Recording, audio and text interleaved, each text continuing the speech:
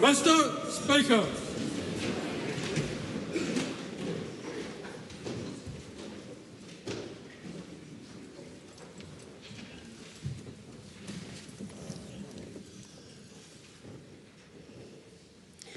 Almighty God, we give thanks for the blessings which have been bestowed on us. Laying aside all personal interests, we acknowledge the King and pray for guidance in our deliberations, that we may conduct the affairs of this House with wisdom, justice, mercy and humility, for the welfare and peace of New Zealand.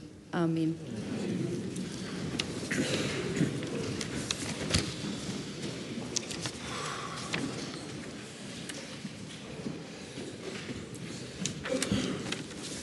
I wish to advise the House that I've received a letter from Benjamin Doyle resigning the list seat in this House with effect at 11:59 p.m. on the 3rd of October 2025. Two petitions have been delivered to the clerk for presentation. Petition of Dave McPherson requesting the House urge the Government to restore the Southerner train as a regular public transport service. Petition of Christopher Ingram requesting the House urge the Ministry of Health to state on its website that anyone republishing, reproducing or referring to its advice about low-risk standard alcohol drinks should do so in full. Those petitions stand referred to the Petitions Committee. Ministers have delivered 5 papers. Government response to the report of the Petitions Committee on the petition of Kevin Scott, 2025 annual report for the Office of Māori Trustee, statements of corporate intent for the New Zealand Institute for Bioeconomy Services Limited, Science Limited, New Zealand Institute for Earth Science Limited, and 2025-26 statements of performance expectations for Fire and Emergency New Zealand. Those papers are published under the authority of the House. 11 Select Committee reports have been delivered for presentation. Report of the Economic Development, Science and Innovation Committee on the briefing on the upcoming reports of the Science System Advisory Group. Report of the Finance and Expenditure Committee on the inquiry into banking competition. Reports of the Justice Committee on the Crimes, Increased Penalties for Slavery Offences Amendment Bill, the Referendums Framework Bill and the Term of Parliament Enabling 4-Year Term Legislation Amendment Bill. Report of the Māori Affairs Committee on the petition of Deborah Chappell. Reports of the Petitions Committee on the petitions of Miriam Denny, Right to Life New Zealand Incorporated, petition of Ross Hall and the petition of Social Justice Aotearoa. Report of the Transport and Infrastructure Committee on the Land Transport Management Time of Use Charging Amendment Bill. The bills are set down for second reading. The briefings and inquiry are set down for consideration. The clerk's been informed of the introduction of 3 bills. Taxation, Annual Rates for 2025-26, Compliance Simplification and Remedial Matters Bill, Introduction. Defence Workforce Amendment Bill, Introduction. Local Government, Auckland Council, Transport Governance Amendment Bill, Introduction. Those bills are set down for first reading. Members, I've received a letter from the Honourable Jan Tinetti seeking to debate Under Standing Order 399, comments by the Minister for Workplace Relations and Safety on appointments to the Employment Relations Authority. This is a particular case of recent occurrence for which there is ministerial responsibility. However, I do not think it reaches the level that warrants setting aside the business of the House today. The application is declined. Excuse me. I've also received a letter from the Honourable Barbara Edmonds seeking to debate under Standing Order 399 the resignation of the Chair of the Reserve Bank. This is a particular case of recent occurrence for which there is ministerial responsibility. Not all resignations are debated, and it is unusual to debate the resignation of someone who is not a minister. This matter is one that would be better explored through questions to the Minister rather than through an urgent debate. I'm not convinced that it requires the immediate attention of the House. The application is declined. Come now to oral questions. First, the name of Ryan Hamilton.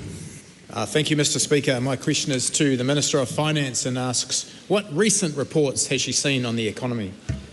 The Honourable Nicola Willis. Mr. Speaker, I saw an interesting report from Westpac recently comparing the economic outlooks of New Zealand and Australia. A bit of healthy rivalry is a feature of the Trans-Tasman relationship. So I was pleased to see Westpac, which operates on both sides of the ditch, saying that economic growth in New Zealand is set to outpace Australia over the next few years. Westpac is forecasting annual GDP growth in New Zealand to accelerate to 2.4% by the end of the year and 3.1% by the end of 2026. That is higher growth than the bank is forecasting for Australia. And when Westpac looks at per capita, that is per person growth, the difference between the two countries is even greater.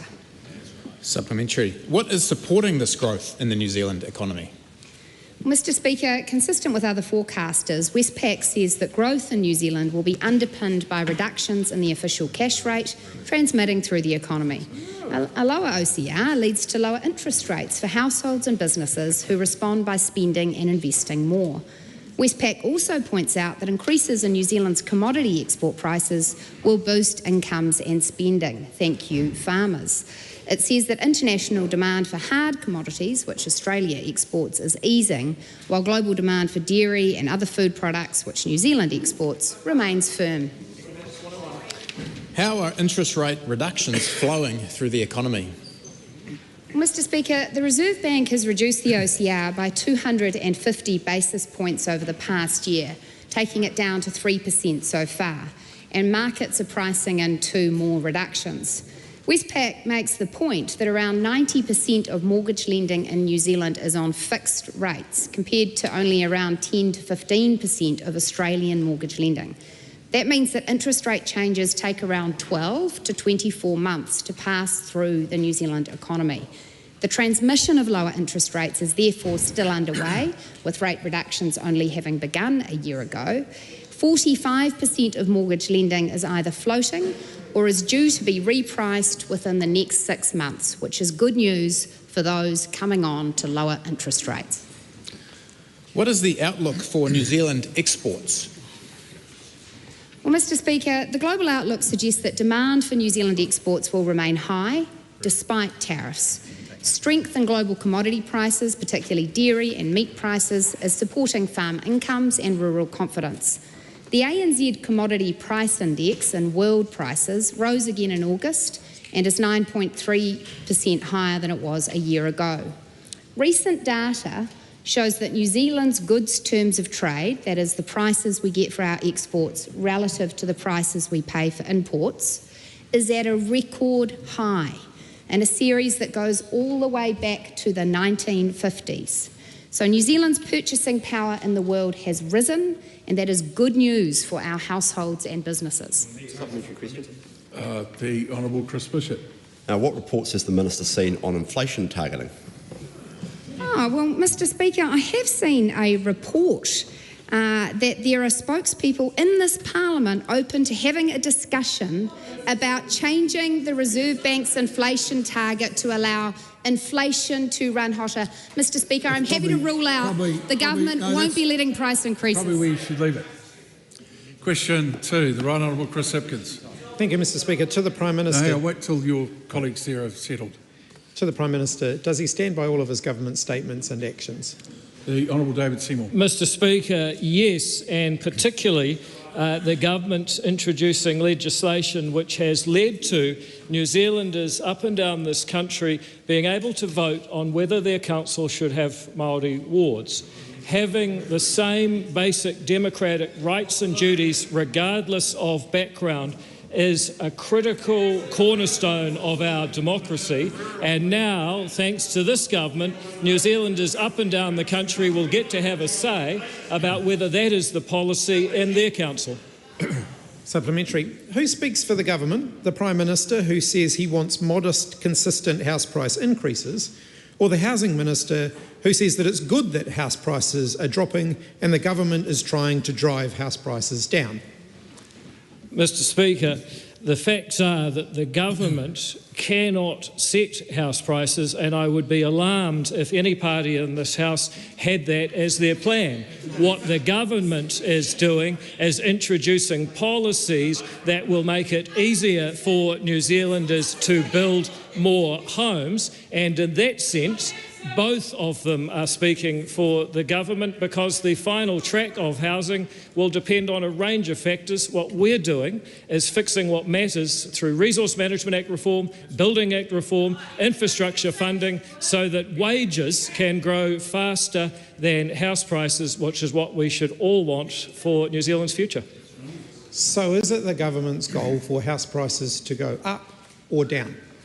Mr. Speaker, we seem to be having a communication or comprehension problem on behalf of the Leader of the Opposition. My previous answer clearly stated that the government's goal is to make it easier to build a home. We're doing Resource Management Act reform, wonderful work by Chris Bishop and Simon Court. We are doing Building Act reform, wonderful work by Chris Penk, the Minister for Building and Housing. And we are doing infrastructure funding and finance reform across a range of portfolios. Now, what that means is that it is easier and more affordable to build a home, and that means the next generation has ladders of opportunity to be part of a property-owning democracy, something that got further and further into the distance under the previous government's housing inflation. Order, Mr Speaker. I don't think anyone will be any the wiser as to whether or not the government's position is that house prices should go up or down as a result of that answer. Well, I'm happy to repeat the question if the member has a comprehension problem with it. No, you can ask us. Problem's all yours, buddy. When I'm speaking, no one else is. You can most certainly use your supplementaries to ask another question if you wish, but you can't ask me to judge the quality of a question. That's never been the case. Supplementary. Was Chris Bishop wrong when he said, quote, the government is trying to drive house prices down, end quote? Mr Speaker, no, he was not, because, as I have explained and will now explain for the third time, I suspect the rest of New Zealand's got it, but for the benefit of the Leader of the Opposition, many of the policies that the government is introducing are policies that will increase the supply elasticity of housing, and that will, other things being equal, make it more affordable. However, it is also true that as New Zealand's economy grows under the policy of this government, as New Zealanders become wealthier, as they bid higher prices for housing, they may well end up pushing prices up. So was Christopher Luxon wrong when he said, quote, or that the government wants, quote, modest, consistent house price increases? Mr Speaker, it reminds me of when I used to tutor Econ 101. Let me explain to the Leader of the Opposition. On the one hand, we want New Zealanders to be wealthier, we want our population to grow, we want people to be bidding to raise house prices, and on the other hand, we want to make it easier to build them. Both of us want economic growth, less red tape, less regulation, and I just wish that the Leader for the Opposition would get on board. Well, supplementary. So who speaks for the government on housing intensification? David Seymour, who says that Auckland Council's plan will bring significant change to the character of New Zealand's oldest suburb, or Chris Bishop, who's called criticism of the plan frankly nuts? Mr Speaker, I also have heard Chris Bishop say that local MP should advocate for the interests of their constituents, and it is certainly true that the plan will change the character of the city. That is absolutely true. So I guess once again, despite this member's attempts to divide us, we're both right. So is the government's position that therefore housing intensification and more deregulation around building more houses, except in Epsom? Mr Speaker, well, that's not true at all. For example, the Epsom electorate contains the Mount Eden train station, where I expect and support there will be a lot more people living to take advantage of that upgrade in infrastructure. On the other hand, there are parts of the Epsom electorate, indeed parts of Auckland and every city, which have very old infrastructure that is crumbling, in some cases leaking sewage into the sea, and it would be foolhardy to intensify in those areas. And that's one reason why this government has reversed the previous government's policy of allowing three-storey houses on any section, including floodplains, because the previous government did some dumb stuff, but that was among the stupidest. A supplementary question, Mr Speaker. Is his government committed to meeting New Zealand's emissions targets under the Paris Agreement? Mr Speaker, yes we are, but this government also is a conscientious and collegial coalition of three parties who actually have a mind of their own. And on that topic, I just wonder when the Leader of the Opposition will tell the world what he thinks about someone saying that black, Asian and Indian New Zealanders should not participate in our democracy. Yeah. I'm sure most people will make the judgment that you might just have. The question... A point of order, the Honourable Chris Hipkins. Mr. Speaker, how is the acting Prime Minister reflecting on my character and making a misrepresentation about something that I have or haven't said in any way relevant to the question or acceptable within the House? Well, now that you raise it, that's not acceptable, but it is in the nature of debate. I don't think it would be fair to require it to be withdrawn or other such in the circumstance. Because if you think about the nature of the questioning, it was along those lines where you... Speaker? No, hang on a minute. I'm still speaking. You were, in your questioning the integrity and veracity of statements made by the Honourable David Seymour compared to anybody else. So it's not unreasonable that there is a comparison put back. Standing orders, I don't have it in front of me. Not standing orders, speakers' rulings are full of, has a number of comments in it. If a political question is asked, expect a political answer. I think that's not unreasonable. Point of order. What in particular did you find political about a question that said, is his government committed to meeting New Zealand's emissions targets under the Paris Agreement? Because that was the question. No, that is quite right. And it's the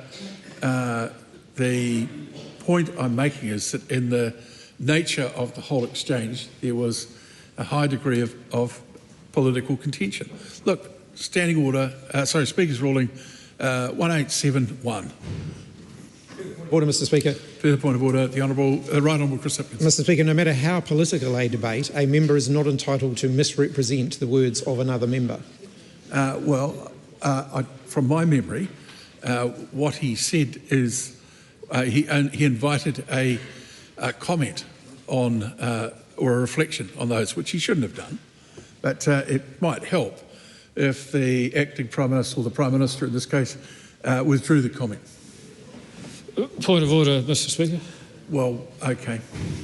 My answer simply held up a mirror to the Leader of the Opposition's questions. If he doesn't like what he sees, then perhaps he should change the questions he answers. That's your opinion. But for the sake of this country being able to get on with question time, I'll withdraw the comment. Thank you. And the question number 3 now, Dr. Panjit Palmer. Thank you, Mr. Speaker. Mr. Speaker, my question is to the acting Prime Minister. Does he stand by all of the government statements and actions? Yes, Mr. Speaker. The Honourable David Seymour. Mr. Speaker, yes, absolutely and enthusiastically, particularly those actions that this government is taking to cut wasteful spending, to cut red tape and enable New Zealanders to build their lives, their families, their firms and their farms in this country so that we can all live a more prosperous life and overcome those challenges that we face. Supplementary. What changes are being made to resource management law? Mr. Speaker, this country is a beautiful place and, in my view, the best in the world to live, but we have made it too hard for too long to build a place to live. And that's why this government is replacing the resource management laws with laws that don't say a council has the right to say no all the time and anyone else they ask. It says that New Zealanders have the right to develop their property as they please so long as they don't harm the enjoyment of others' property. Mr. Speaker, that is a wonderful principle. It is a step change in land use development and it will allow the next generation to be able to build their futures just as their grandparents were able to do and give each of us of any background a brighter future in New Zealand. Supplementary, Mr. Speaker. How will the government's changes to our health and safety laws help small businesses? Mr. Speaker, this country was built on a number 8 wire, can-do, Sir Edmund Hillary, Kiwi attitude, and yet too often we find ourselves fearful of the very government that we pay to enforce the laws. And that's why I'm very proud to have this government amending the approach to health and safety away from having lots of fear and not enough safety, retooling WorkSafe in such a way that it is there to guide and help people actually achieve safety as much as it is there to punish people. And Brooke van Velden is to be commended for going out and listening and making substantial changes that make people's lives better. Supplementary, Mr. Speaker. How is the government making it easier for overseas investors to invest in New Zealand businesses and help them grow? Mr. Speaker, this country has a long history of welcoming our friends around the world to share their money and their ideas, investing together in New Zealand's future. However, for too long, we made it too hard for those people to come and join in New Zealand's economic success. It's not because they didn't want to, it's because we tied them up in too much bureaucracy and red tape. I'm proud that we have halved the time for overseas investment consents under this government, and I'm proud that legislative changes before the House at the moment will see even greater improvements in the time taken for people to get consent to bring their money and their ideas here. Supplementary, Mr. Speaker. Why is the government simplifying our anti-money laundering legislation? Oh, Mr. Speaker, this is another example where, in the rush to satisfy obligations imposed by overseas powers, we have hamstrung New Zealanders with red tape on things as simple as trying to open a bank account for a child. This government is simplifying anti-money laundering laws so that people can spend more time doing things that are productive, providing for themselves and their families, and less time tied up in red tape. Supplementary, Mr. Speaker. How is the government's regulatory standards bill going to help raise the standard of lawmaking in New Zealand? Oh, Mr. Speaker, for a long time, governments have made various attempts at improving the quality of regulation and ensuring that there is a voice for the regulated, that people's property rights are respected, and that laws are made for the public interest rather than for short-term political advantage by certain politicians. The Regulatory Standards Bill will ensure that people's rights are set out clearly in the law so that the public are better able to judge the quality of the laws being made, and that is a welcome maturation in our constitutional settings in New Zealand. Question 4, Dan Bedwar. Thank you, Mr. Speaker. To the Minister of Transport, what announcements has he made regarding Auckland transport governance? Mr. Speaker. The Honourable Chris Bishop. Last week, the government announced Minister of Auckland, Seymour Brown, and His Worship, Wayne Brown, will be delivering on our promise to restore local democracy to Auckland. Responsibility for most transport functions in Auckland will shift from Auckland Transport to Auckland Council, including all policy and planning work. The Council will become the road controlling authority and deliver transport capital projects while maintaining transport infrastructure. This is the case in every other council around the country, apart from in Auckland, and we are now bringing Auckland into line with every other council. Supplementary. How does this change restore local democracy in Auckland? Well, Mr. Speaker, local democracy in Auckland is very important. Right now, Auckland has raised their transport concerns with local councillors, local board members, or even the mayor. That's instinctively who New Zealanders think are responsible for their local roads, but the levers Auckland Council has to effect change are very little. Auckland Council does not have direct control over its transport system currently, nor is it a road controlling authority. We are making Auckland Council directly responsible for local roads again, so that when Aucklanders raise concerns with their elected local representatives, they actually have levers to do something about it. Supplementary question. What about future planning for Auckland's transport system? Mr. Speaker, the changes will establish an Auckland Regional Transport Committee comprising an equal share of Auckland Council members and ministerial appointees alongside an independent chair. It will prepare a 30-year transport plan for Auckland, building on the previous Auckland Transport Alignment project from the last national government to steer investment and shape the future of transport in Auckland. It's critical to get central and local government aligned, and I'm really confident this plan will do just that. Supplementary question. What reaction has he seen to this announcement? Well, Mr. Speaker, there has been widespread support from many Aucklanders. I quote proud Aucklander Seymour Brown. For too long, Auckland Transport has not listened to Aucklanders. I want to thank Mayor Brown and Seymour Brown for their hard work on these campaigns.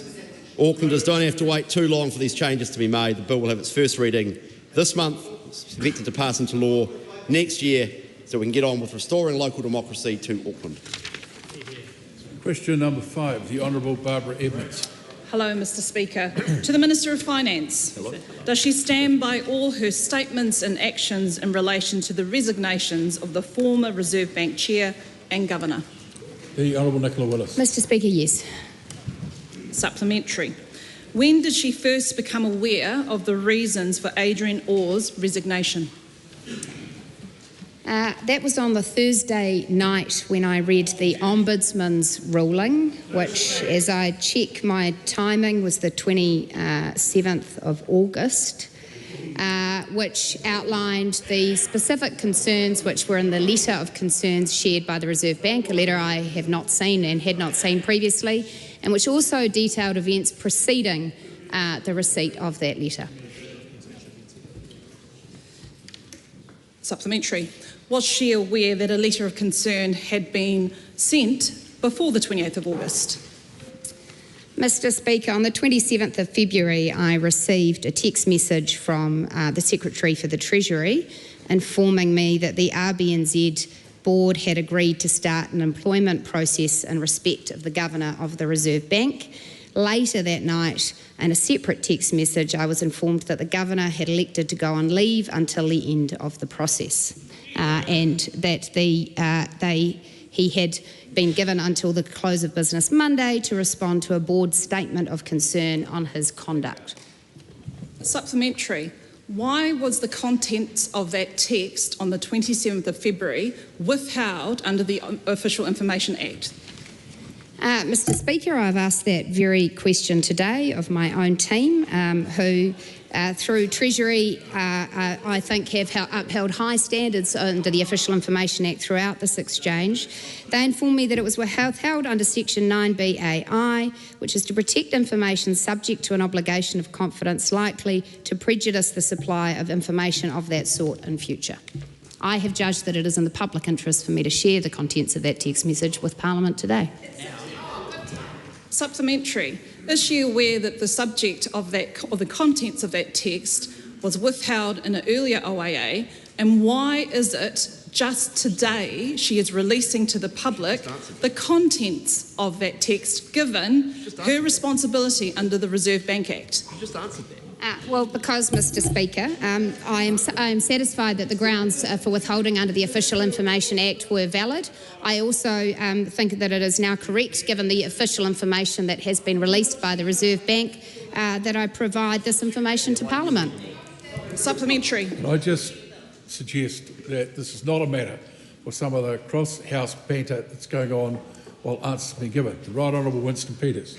Can I ask the Minister, as she heard the song, who wants yesterday's paper, who wants yesterday's news, is she getting on with the future management of the Reserve Bank? A very good question indeed. I look forward to welcoming a new Governor of the Reserve Bank very soon.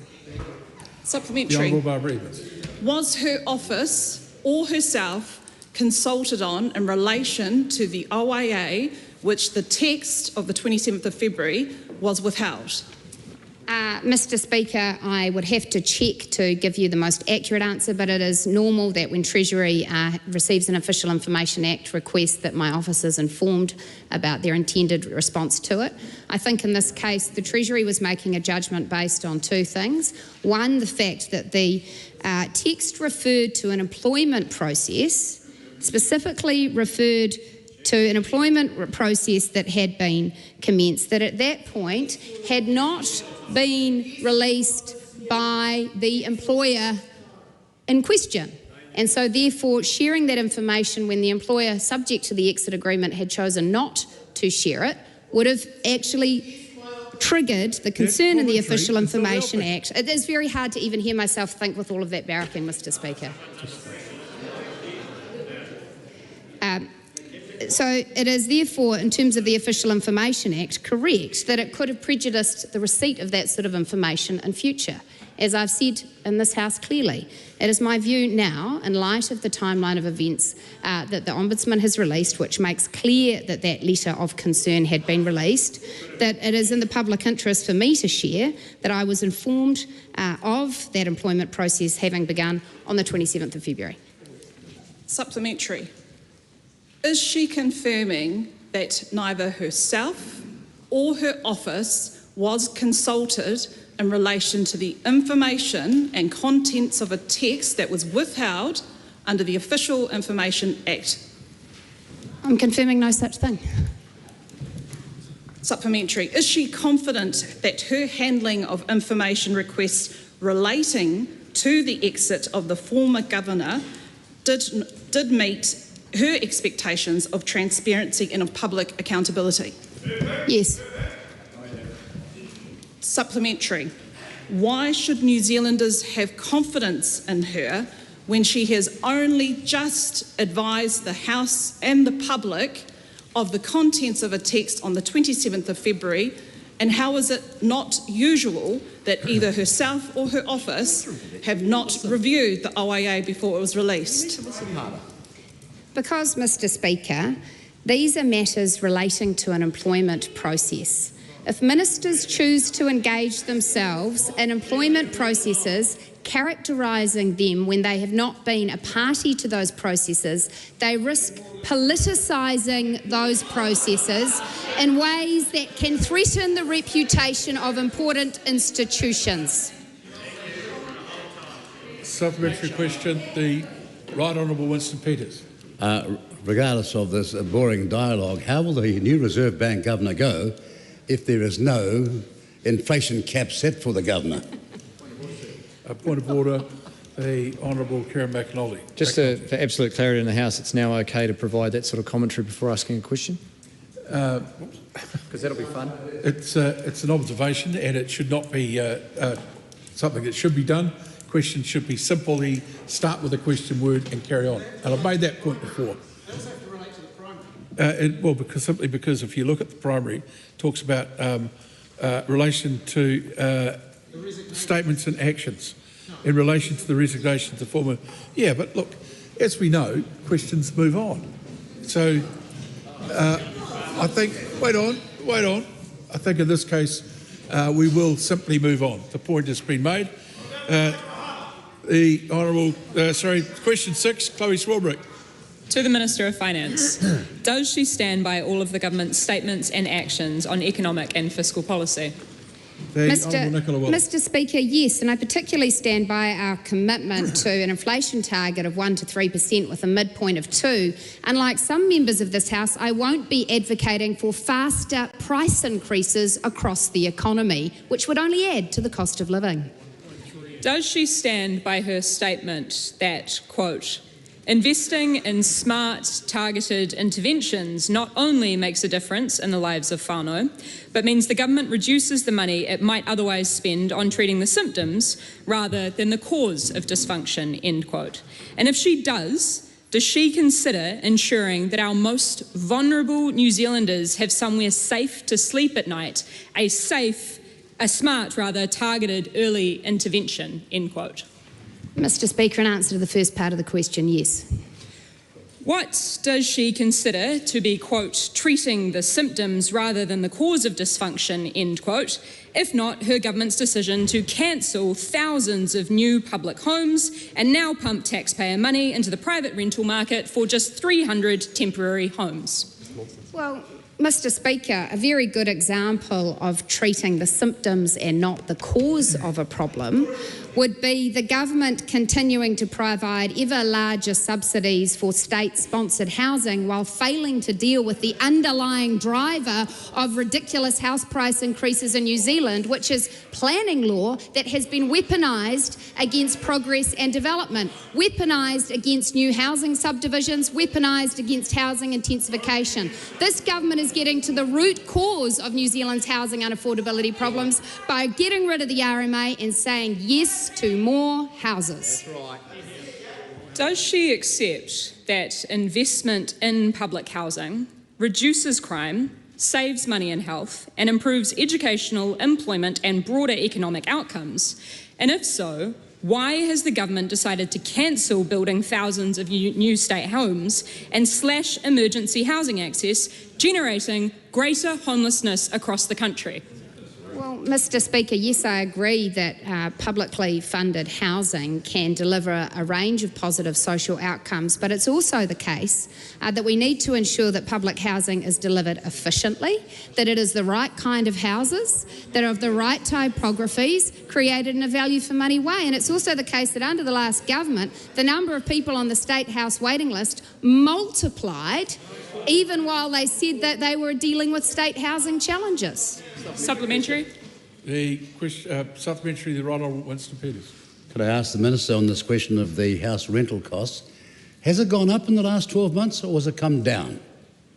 Well, Mr. Speaker, I understand that in fact rent increases are the lowest they've been in some years. In fact, according to a measure I read yesterday, rents have actually declined, which I would have thought the member for Auckland Central, who used to claim she stood for renters, would be welcoming and even celebrating.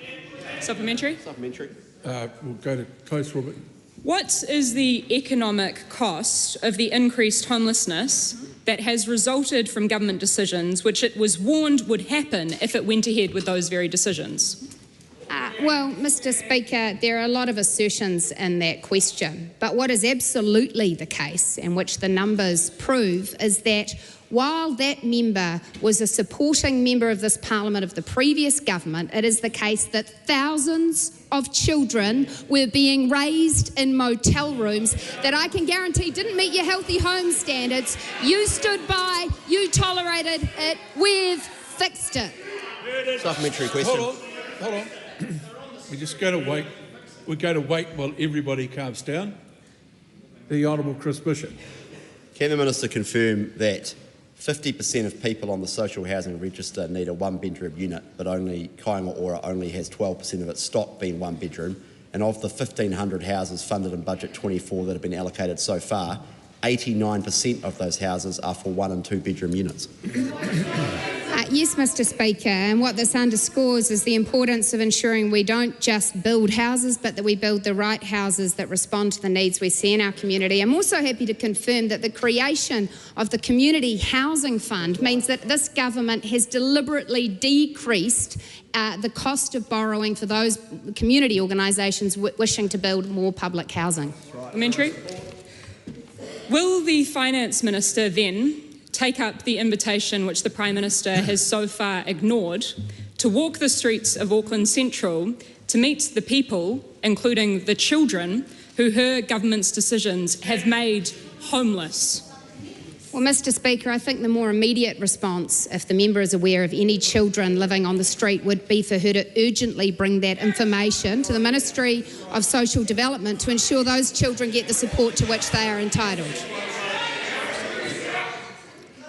The Right Honourable Winston Peters. If the Prime Minister does take up the invitation, could he possibly warn the Prime Minister that if he does, he'll have to face all those orange cones that the Green Party and others have put on the main street of central Auckland in her electorate? Yeah, no, that's it's not a question for the Minister of Finance. Dr. Vanessa Winnett, question number 7. Just wait for the House for a moment. Thank you, Mr. Speaker. My question is to the Minister of Health and asks, what recent announcements has he made about improved access to elective procedures for patients? Mr. Speaker. Honourable Seymour Brown. Mr. Speaker, good news. The government has exceeded its first elective boost target, delivering 16,005 additional procedures by the 30th of June. That is 51.3% more than planned, meaning thousands more New Zealanders have received life-changing surgeries such as hip and knee replacements, cataract operations sooner. Our initiative has reduced pressure on waitlists and, most importantly, helped Kiwis get the care they need when they need it. Supplementary. What impact has the elective boost had on waitlists? Well, Mr. Speaker, since the boost began, the total elective treatment waitlist has dropped by 9%, and the number of people waiting more than 4 months has fallen by 22%. These improvements are being felt across the country, with 4,766 procedures being carried out in the northern region, 5,051 in the mid-central, 2,961 in central, and 3,227 procedures in the South Island. We acknowledge that too many New Zealanders have been waiting too long for the care that they need, and that's why we're continuing to put patients first and deliver for them. Supplementary. Who has benefited from the elective boost so far? Well, Mr Speaker, Kiwis from all walks of life have benefited from our elective boost. We've seen 638 hip surgeries, 751 knee surgeries and 5,058 cataract surgeries carried out. Behind each one of those numbers is a New Zealander whose quality of life has been improved, whether it's a tradie who can get back to work, a nana being able to see her grandchildren clearly again, or a child finally getting their tonsils removed. This government is focused on patients and delivering the outcomes that New Zealanders expect. Supplementary. What is the next step in the government's plan to improve access to elective procedures? Well, Mr Speaker, this is just the beginning, and the next phase is already underway with a target of an additional 21,000 elective procedures over the coming year. We're making the health system work smarter using both public hospitals and private providers in a coordinated national effort. New Zealanders don't care who is delivering the service, they just want it done, and they want it done quickly. That is the approach this government is taking, and it's delivering results. Question 8, the Honourable Dr Aotearoa. Thank you, Mr Speaker. My question is to the Minister of Health. Does he stand by his statement, we want to get value for money for the taxpayer for surgeries outsourced to private hospitals? And if so, how is Health New Zealand achieving value for money? The Honourable Seymour Brown. Mr Speaker, to the first part of that question, in the context it was made, yes. As I've said before, working with private providers means we can deliver more hip operations, knee replacements and cataract surgeries, helping to reduce wait lists. I'm advised that Health New Zealand operated a competitive RFP process across the private hospitals for planned care treatment in 2024. It is now preparing to renew the panel agreements from 26 with nationally standardised terms and conditions while maintaining a competitive market. This process has given Health New Zealand insights and prices from all providers for a wide range of procedures. Health New Zealand used this information and its own internal costings to negotiate the optimal price for each location and each treatment. And as a result of the boost, the total wait list has fallen by 9% and the number of people waiting more than 4 months has dropped by 22%, a great result for patients. Supplementary, will he release the price Health New Zealand pays for outsourcing surgeries to private providers? Well, Mr Speaker, as I announced back in March, the Health New Zealand had allocated approximately $50 million as part of the elective boost to deliver an extra 10,500 procedures by the middle of the year. And of course, they delivered more than that, which is great news for patients. Point of order, Mr Speaker. Point of order, Dr Farrell.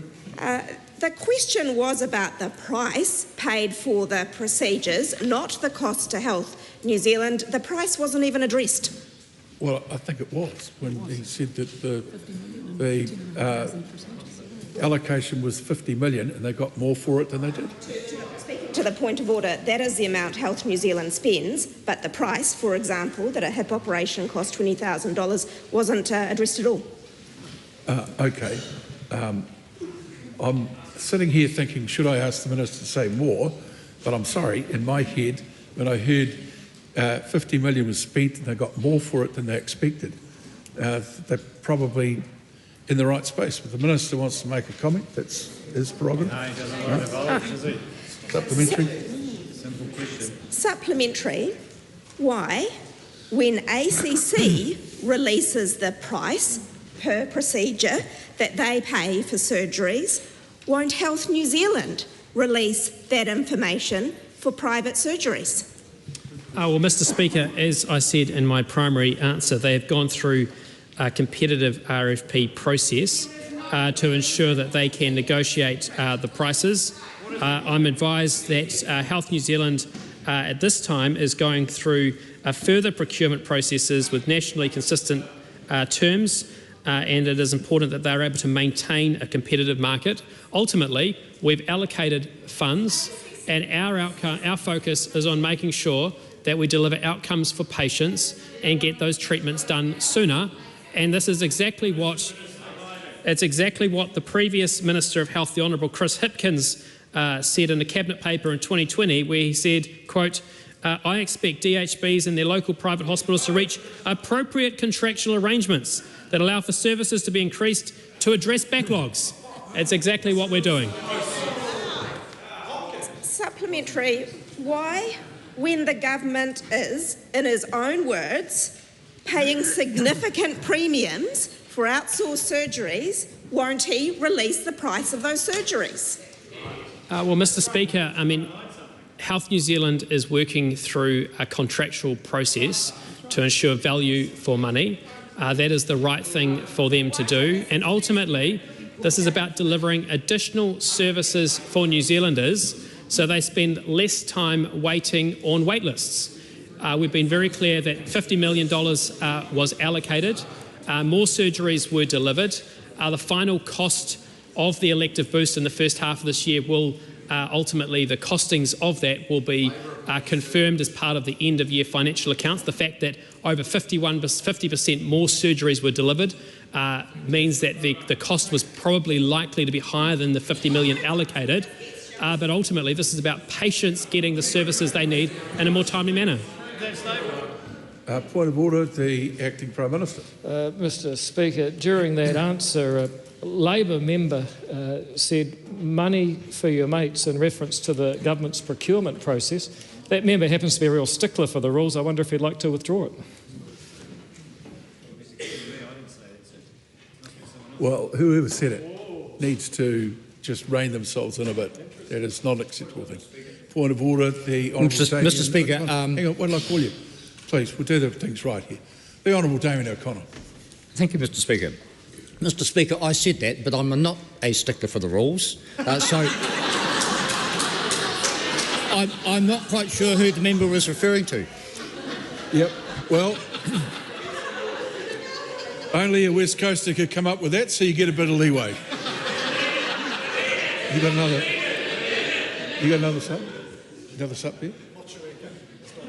Question number 9, Lima Nakli. Just give the House a moment. Thank you, Mr. Speaker. My question is to the Minister for Trade and Investment and asks, what recent progress has the government made in unlocking new opportunities for New Zealand exporters in the United Arab Emirates? Mr. Speaker, Tom McClay. Mr. Speaker, on the 28th of August, the New Zealand-United Arab Emirates Comprehensive Economic Partnership Agreement officially entered into force just 7 months after signature. It's New Zealand's fastest ever negotiated agreement, negotiated in just on 4 months, and is one of New Zealand's highest quality agreements on entry into force. It's a part of the government's plan to back Kiwi exporters, create more jobs and to increase wages. Supplementary. What specific market access improvements does the United Arab Emirates deal deliver for New Zealand exporters, especially for the primary sector? Well, Mr. Speaker, the UAE is a key hub in the Gulf region, with two-way trade valued at just under $1.5 billion annually. 98.5% of New Zealand's exports to the UAE will now enter duty-free, rising to 99% within 3 years. Key goods, including dairy, red meat, apples, kiwi fruit, seafood, forestry products and honey, they're all duty-free now. The agreement also includes significant commitments to support New Zealand's professional services, including education, gaming, film and engineering industries. Supplementary. How will the United Arab Emirates deal improve New Zealand's global competitiveness? Well, Mr. Speaker, New Zealand's a trading nation and we don't get rich only selling to ourselves. So the agreement positions New Zealand to compete with the best in the world. It secures preferential access for New Zealand exporters across competitive sectors vital to our economy and in areas that our exporters have had to compete against others with in the UAE. It also strengthens supply chain with a vital trading partner and introduces provisions on sustainable development, intellectual property and labour that reflect New Zealand's high standards. This is a trade deal that delivers for hard-working New Zealanders and means our exporters can do better in a market that will return more money to the pockets of Kiwis. Supplementary. How does this United Arab Emirates deal align with the government's trade and investment strategy? Well, Mr. Speaker, the UAE trade deal is an important next step in our strategy to reduce trade barriers and offer new opportunities to New Zealand exporters. The deal unlocks a $500 billion US economy that's growing and diversifying rapidly. Mr. Speaker, the UAE imports 90% of its food, creating strong new opportunities for New Zealand's world-class food producers and, of course, therefore, our farmers. With this agreement and the conclusion of the GCC deal last October, the government is focused on growing the economy, unlocking key markets, increasing export returns, and again, Mr. Speaker, creating jobs, higher-paying jobs for New Zealanders. Question number 10, Debbie Nauru-Wapaka. Tēnā koe te pika. My question is to the acting Prime Minister. Does he stand by all his government statements and actions? Mr. Speaker. The acting Prime Minister. Yes, absolutely. I'd particularly like to reference this government's reintroduction of charter schools, Aotearoa, in the far north, Te Rito, in South Auckland, Tipene, and now in Kaikohe, potentially Northland College, schools where communities are adopting the charter school Aotearoa model. They are enabling students from all backgrounds, but in many cases Māori students, to be empowered to navigate the 21st century with the skills and education that all of us require to do that. I note that in the past the Members' Party has been a staunch supporter of the charter school concepts, and I hope that she will reaffirm that. Parliamentary. Will the Prime Minister call for the safe passage of the global swimmer flotilla, a fleet of boats carrying delegations from all around the world, including New Zealanders, delivering humanitarian aid to Gaza? Mr. Speaker, we are focused on the well-being of people in New Zealand primarily. There is a huge amount of suffering of people right here in this country that we are focused on alleviating. I find it strange that a party is so focused on a symbolic statement that it would like to see the government made. I would have thought their priorities would be a little closer to home. Point of order. A point of order, Debbie Nauru-Wapaka. New Zealand has a UN membership duty to protect its own citizens abroad. That squarely sits within this government's responsibility. That question should be asked and answered squarely for all New Zealanders who want to know what you're doing to protect New Zealanders that are on the flotilla. Well, that might be the response that the member wants, but the question was answered when the acting Prime Minister said that primarily the focus is on people suffering in this country. Supplementary. A point of order, the Right Honourable Winston Peters. Speaker, with respect, the question is bordering on the requisite to rule it out, because we have put out official statements in the interest of New Zealanders safely against the entry to Gaza, the possible human damage that will result from it, and also on joining flotillas for the same purpose. This government has put out numerous statements for people not to do that, and you've got somebody here today in the question time demanding that we do just that. Well, the question was, with all due respect, what is being done, and perhaps that was an answer the acting Prime Minister might have given, but I think the intervention is most useful in that regard. Debbie Nauru-Wapaka, please contain your question to just ask your question. Does he accept that failing to demand safe humanitarian corridors puts New Zealand delivering aid at risk? Hang on. Sorry, can I hear that question again? Does he accept that failing to demand safe humanitarian corridors puts New Zealanders delivering humanitarian aid to Gaza at risk? Well, look, I don't know that the Prime Minister can have responsibility for that. With all due respect, if there's no answer available for that. Supplementary. Does the Prime Minister believe that the government has an obligation to protect New Zealand citizens abroad? Mr. Speaker, yes, the New Zealand government does its best to protect New Zealand citizens abroad, but often the way the New Zealand government does that is warning them not to go to dangerous places. And the reason for that is that the New Zealand government does not have the power to influence the safety of every person on the planet, agile and effective as the New Zealand Defence Force may be. But there's something in this line of questioning that the member really believes that the New Zealand government making a demand will make people on the other side of the world safe. Now, when we live in a country where a child is killed on average every 5 weeks, I would have thought it would be time to return to the real and the practical rather than the symbolic and the theatrical.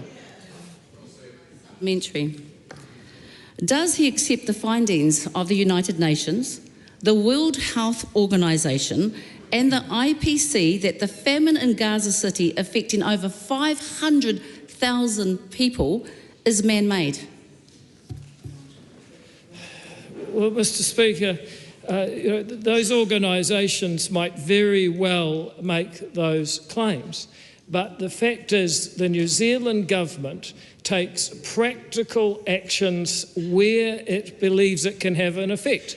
That includes devoting, if memory serves, $37 million of taxpayer money in aid to that part of the world. That includes sanctioning 2 Israeli ministers that we believe have said things that they certainly should not have said. That includes criticising and calling for the immediate release of all hostages by Hamas. If the minister believes the most important thing we can do is talk about whether an organisation's statement is correct or not, then I don't think she is living in the real world. Supplementary. Just wait. All right. Has the government sought assurances from Israel that humanitarian workers will be protected?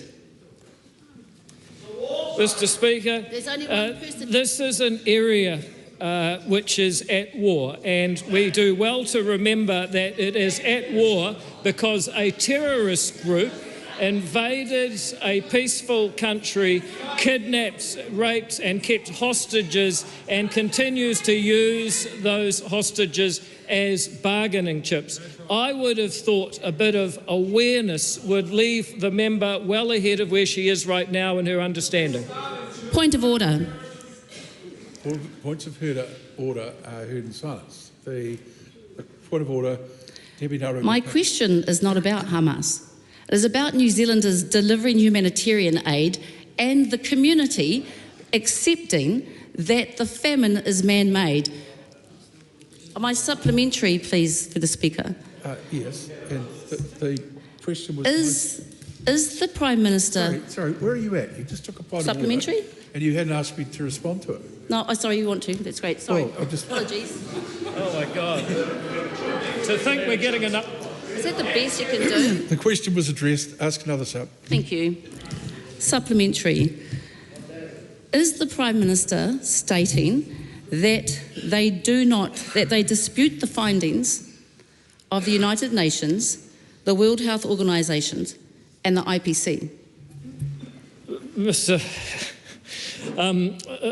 Speaker, what I'm saying is that the government does not have responsibility for, as the member said just a second ago, what the community thinks. Now, there are some societies where the government does take responsibility for what the community thinks, but I don't want to live in one of those societies. Question number 11, the Honourable Ginny Anderson. Aotearoa When the House is quite quiet.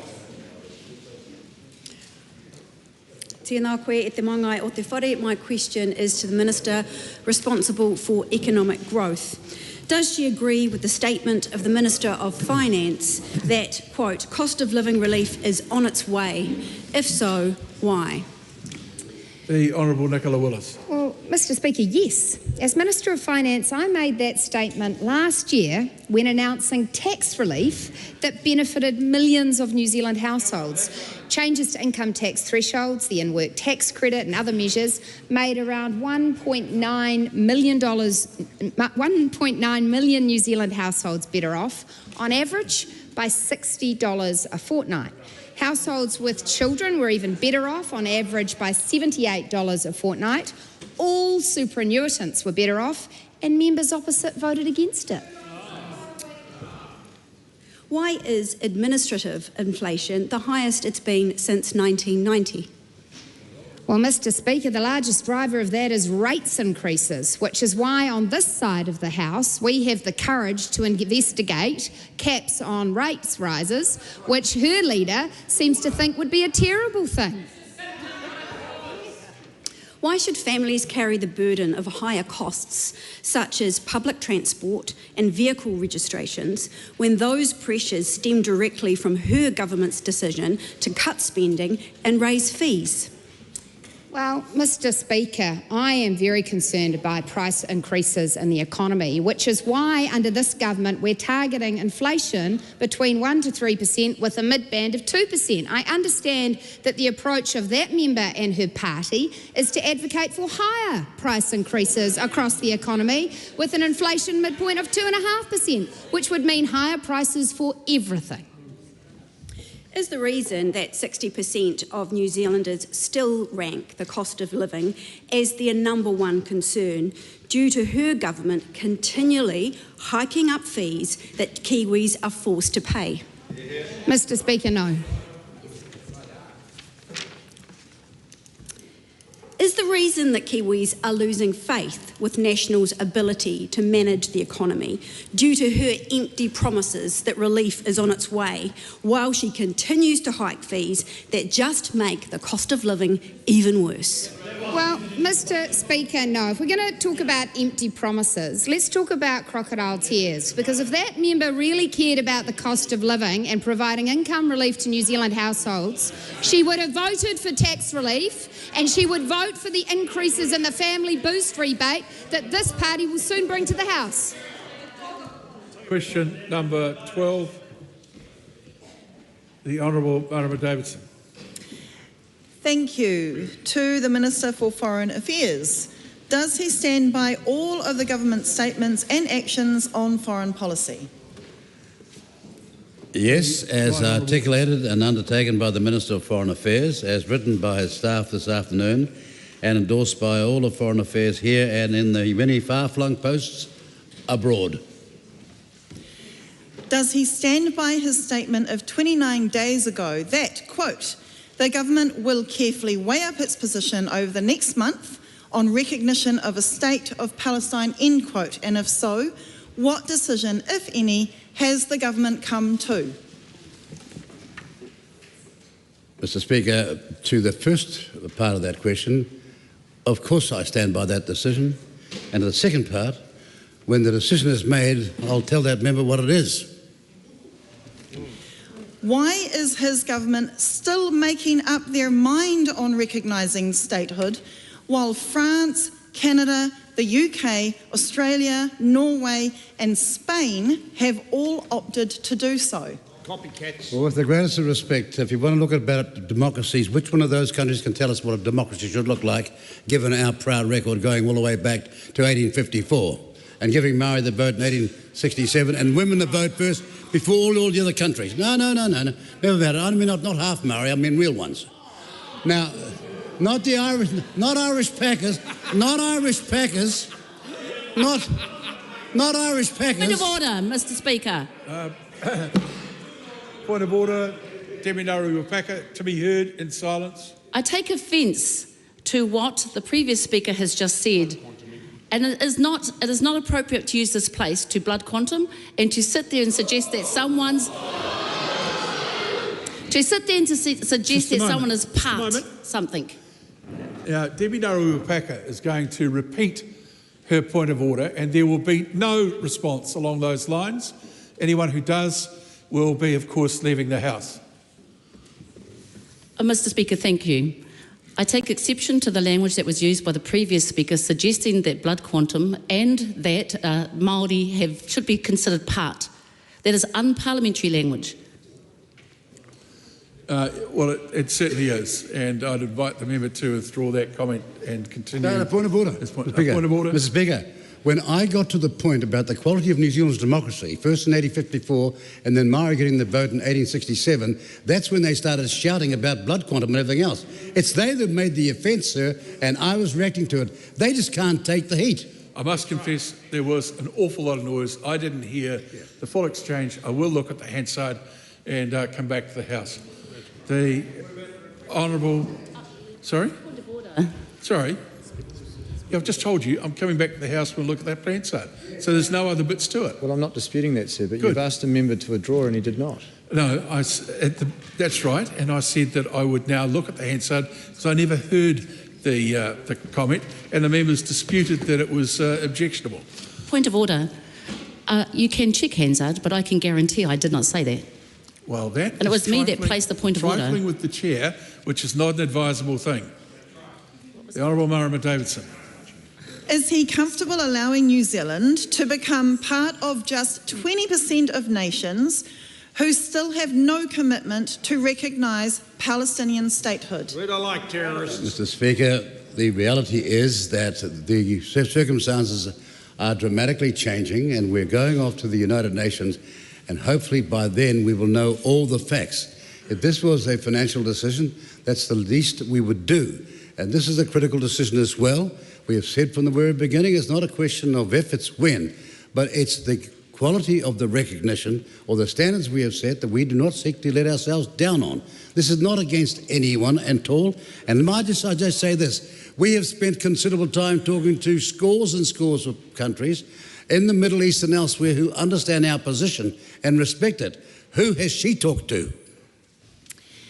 Is he concerned that every day the international community delays recognition of a Palestinian statehood, a two-state solution becomes further out of reach as Israel continues building illegal settlements without consequence? Speculation. This is the kind of illogical thinking that should be.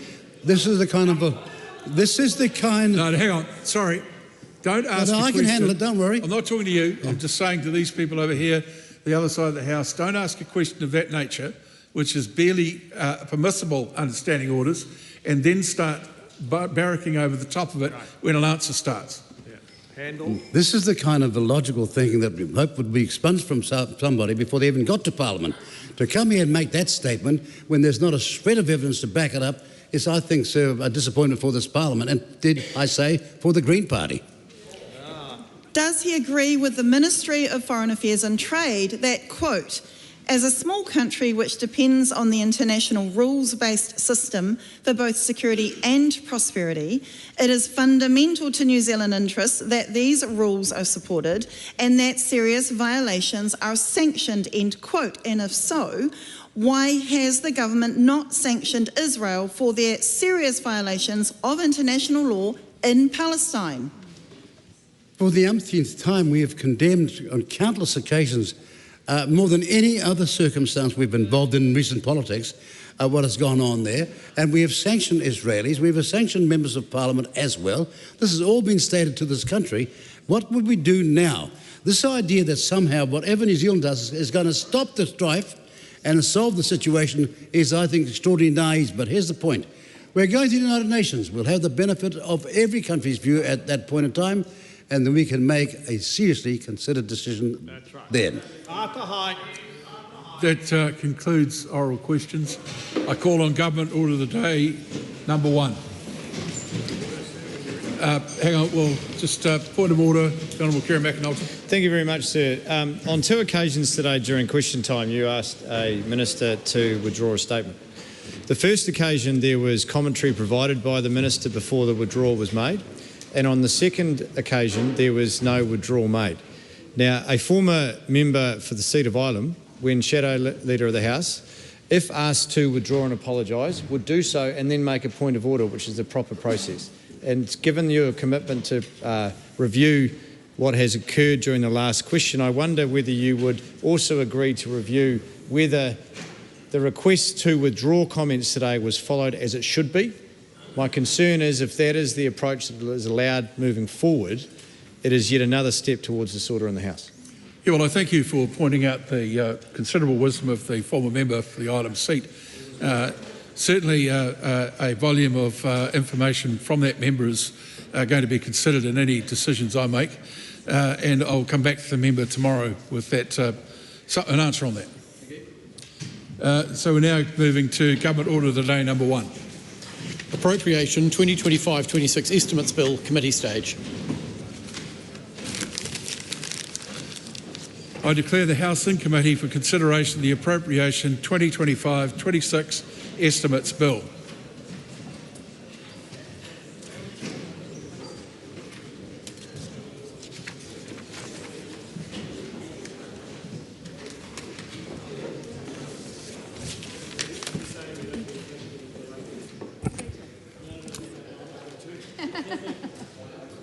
Well then, there's no Jones, and I'm all alone. I think I'll survive, guys.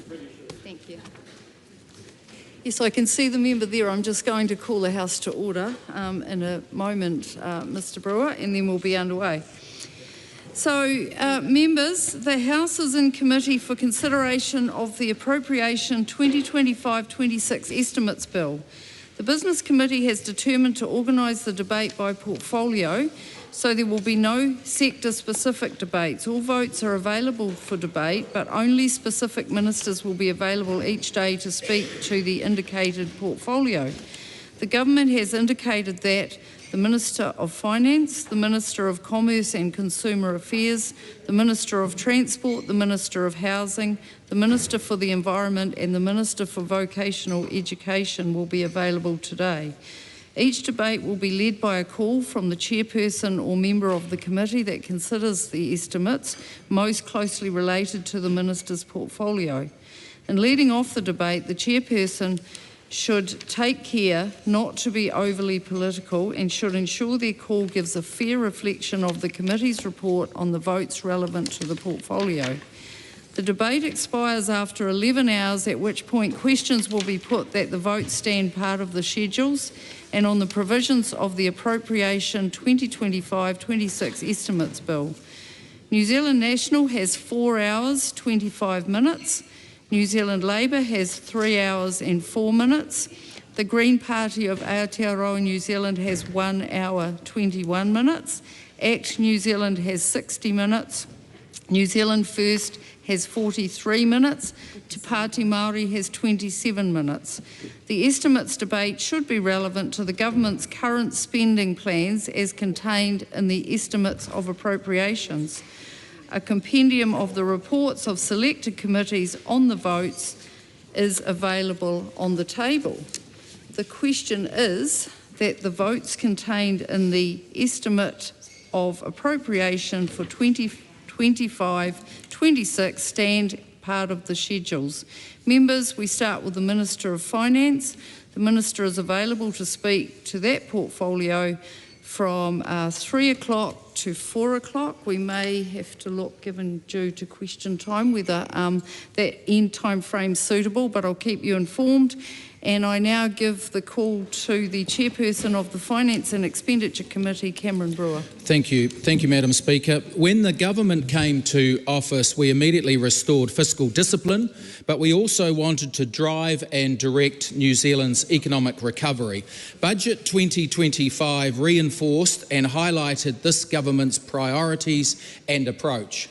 On Budget Day, the Finance Minister's announcement of Investment Boost got a quick and positive response out there in small business New Zealand. Investment Boost lets businesses deduct 20% of the cost of a new asset off their taxable income on top of depreciation, designed to have both an instant and sustainable hit. In fact, Treasury and Inland Revenue advised at the time that Investment Boost would contribute to GDP growth, wages and capital stock over time. Secondly, significant KiwiSaver changes. Budget 2025 saw the default rate up over time from 3 to 4%. The government contribution for those earning over $180,000 was taken away, and the popular extension of contributions was entrenched for 16 and 17-year-olds. A third highlight for me, Madam Chair, was in education. The largest boost in a generation for learning support, meaning more teacher aid hours, learning support coordinators across years 1 and 8, and an overhaul of the OARS funding system. Our higher needs kids will finally get the support they need. Budget 2025, Madam Chair, backs investment, builds savings, and puts support where it matters most. My question, Madam Chair, is to the Minister of Finance and asks, what evidence on the ground has she seen that investment boost is indeed making a difference to Kiwi businesses and the wider New Zealand economy? Honourable, point of order, Tangi Aotearoa. Thank you, Madam Chair. I didn't want to interrupt the member. Thank you for your earlier comment about the time. I know that it would be helpful for members on this side of the House to get an indication whether the Minister was going to go through till the full hour or not. Yes, actually, and I was just going to announce that as I called the Minister up to speak, and we're looking at about 4:12 instead of 4 o'clock. Thank you. Honourable Nicola Willis. Well, Madam Chair, I'm pleased to share with the House that I receive anecdotal feedback on the impact of investment boost on a weekly basis, most recently actually for the MP for Otaki, Tim Costley, who shared with me via text message a small business owner in his community who had felt confident enough to replace their work vehicle as a result of the investment boost policy. But I do want to make clear to the House, investment boost is not a short-term measure. It is a long-term initiative to get more investment from Kiwi businesses, which of course happens over many years, not just weeks or months. And right now firms are facing uncertainty, so some of them will have muted investment intentions, but that will change as the economy picks up. And the investment boost policy is intended to encourage levels of capital investment which will lead to greater future productivity and greater wage rises. I was also in Australia last week where I spoke with a range of Australian businesses who were very interested indeed in New Zealand's investment boost policy, and in the words of the AFR, who reported on our policies, New Zealand's Minister for Finance and Economic Growth has stolen a march on Australia by offering a tax break for companies investing across the Tasman. And that, Madam Chair, is just another confirmation that this is a very good policy indeed. Honourable Barbara Edmonds. Thank you, Madam Chair. Despite all the introductory comments by the chair of the committee, which I understood was meant to be non-political and actually a really good opportunity to go through the actual report, I do want to question the Minister to begin with around some of the responses that she had to that member, because actually we have a different view around budget and the backdrop of budget. Budget 2025 is that thousands of businesses have shut down, tens of thousands of people have lost their jobs, and people are skipping doctor's visits because they can't actually afford it. So the Minister said that she has received a lot of anecdotal data around the support for investment boost, including from one further up the line about 30 minutes away from here. I want to hear from the Minister whether she's actually received any data around the actual uptake of investment boost to date. And if so, can the Minister please share that with the House? Honourable Nicola Willis. Madam Chair, as I previously communicated to that member, we have not received data because it is very difficult for IRD to disaggregate what investment is a consequence of investment boost and what isn't. At the end of the year, of course, we will be able to see how many claims have been made for the investment boost policy. And I just hope that the member's not changing her tune, because I'm looking at an article from the 27th of May in which Barbara Edmonds says the government's investment boost is good for business. Supplementary.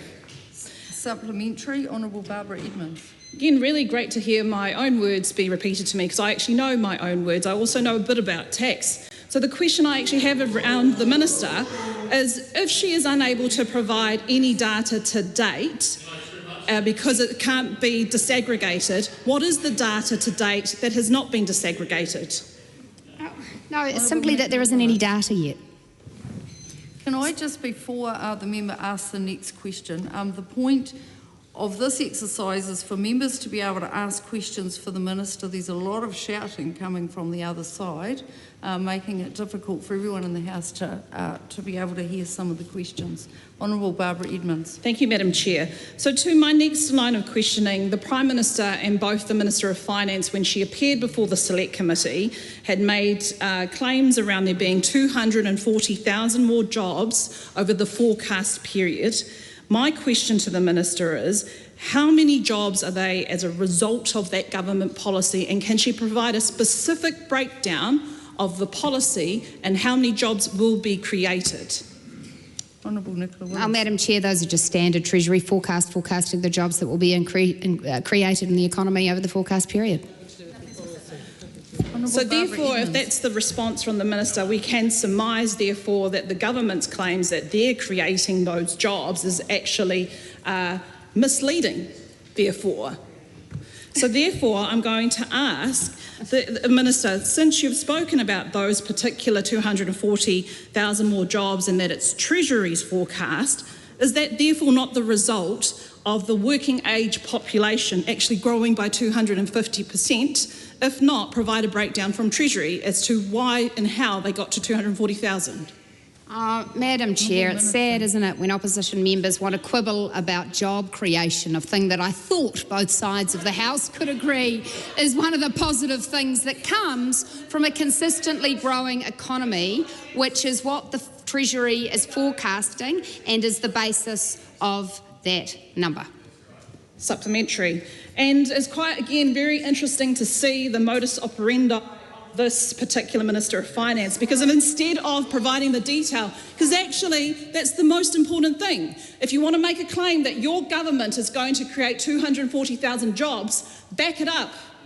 And so therefore, when I am asking the question to provide the backup, to provide the breakdown, because actually my response is that's only because of population growth, the Minister can only spin around and then basically push it back, or what we say projection, onto the opposition for even asking that question in the first place. That is our job. So therefore, Minister, the question is, the number of people in work has dropped by 36,000 since you took office. Why should Kiwis feel confident about job growth when the number of people in work gets worse and worse? Well, Madam Chair, that member may take economic growth for granted. I don't. Particularly when I think about what it would happen if we had a Labour Te Pāti Māori Green Party government that was targeting higher inflation, higher interest rates and lower growth. There would be less job creation under that policy mix.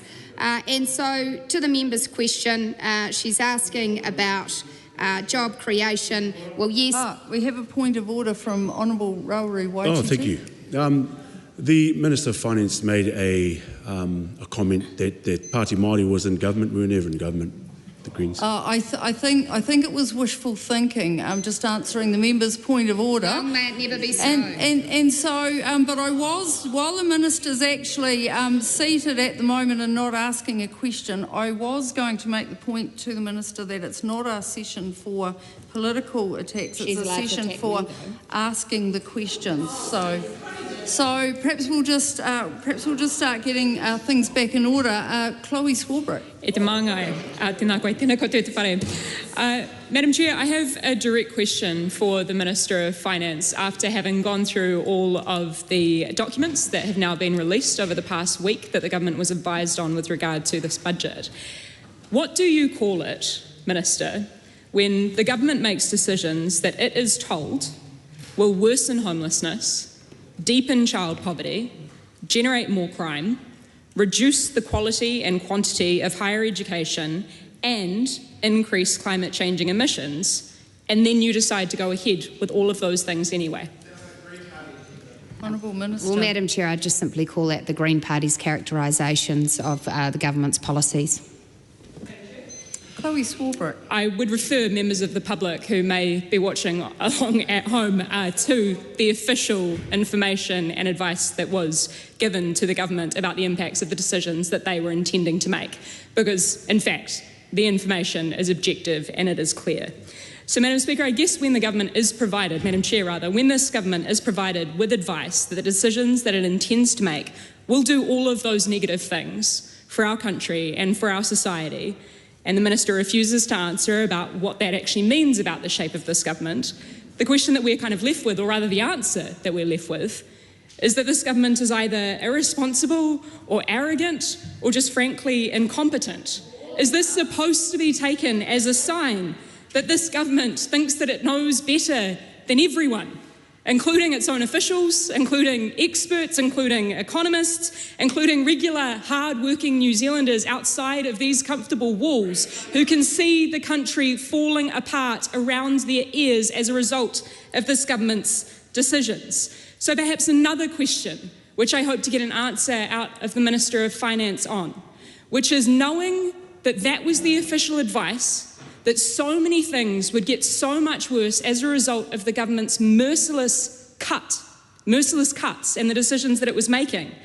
What analysis, if any, did she decide to undertake, perhaps with her social investment hat on the costs in the long term of all of these cuts to social service provision? Madam Speaker, I reject the member's characterisation.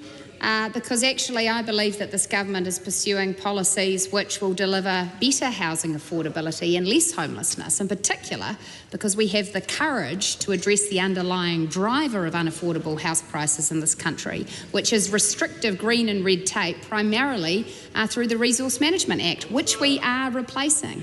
Also because we are advancing the fast-track regime, which will see subdivisions that member would say no to go ahead, meaning more housing supply for the country. I reject the characterisation that we're increasing emissions when we have presented a thoughtful emission reduction plan which shows us achieving our zero carbon targets over that emission period.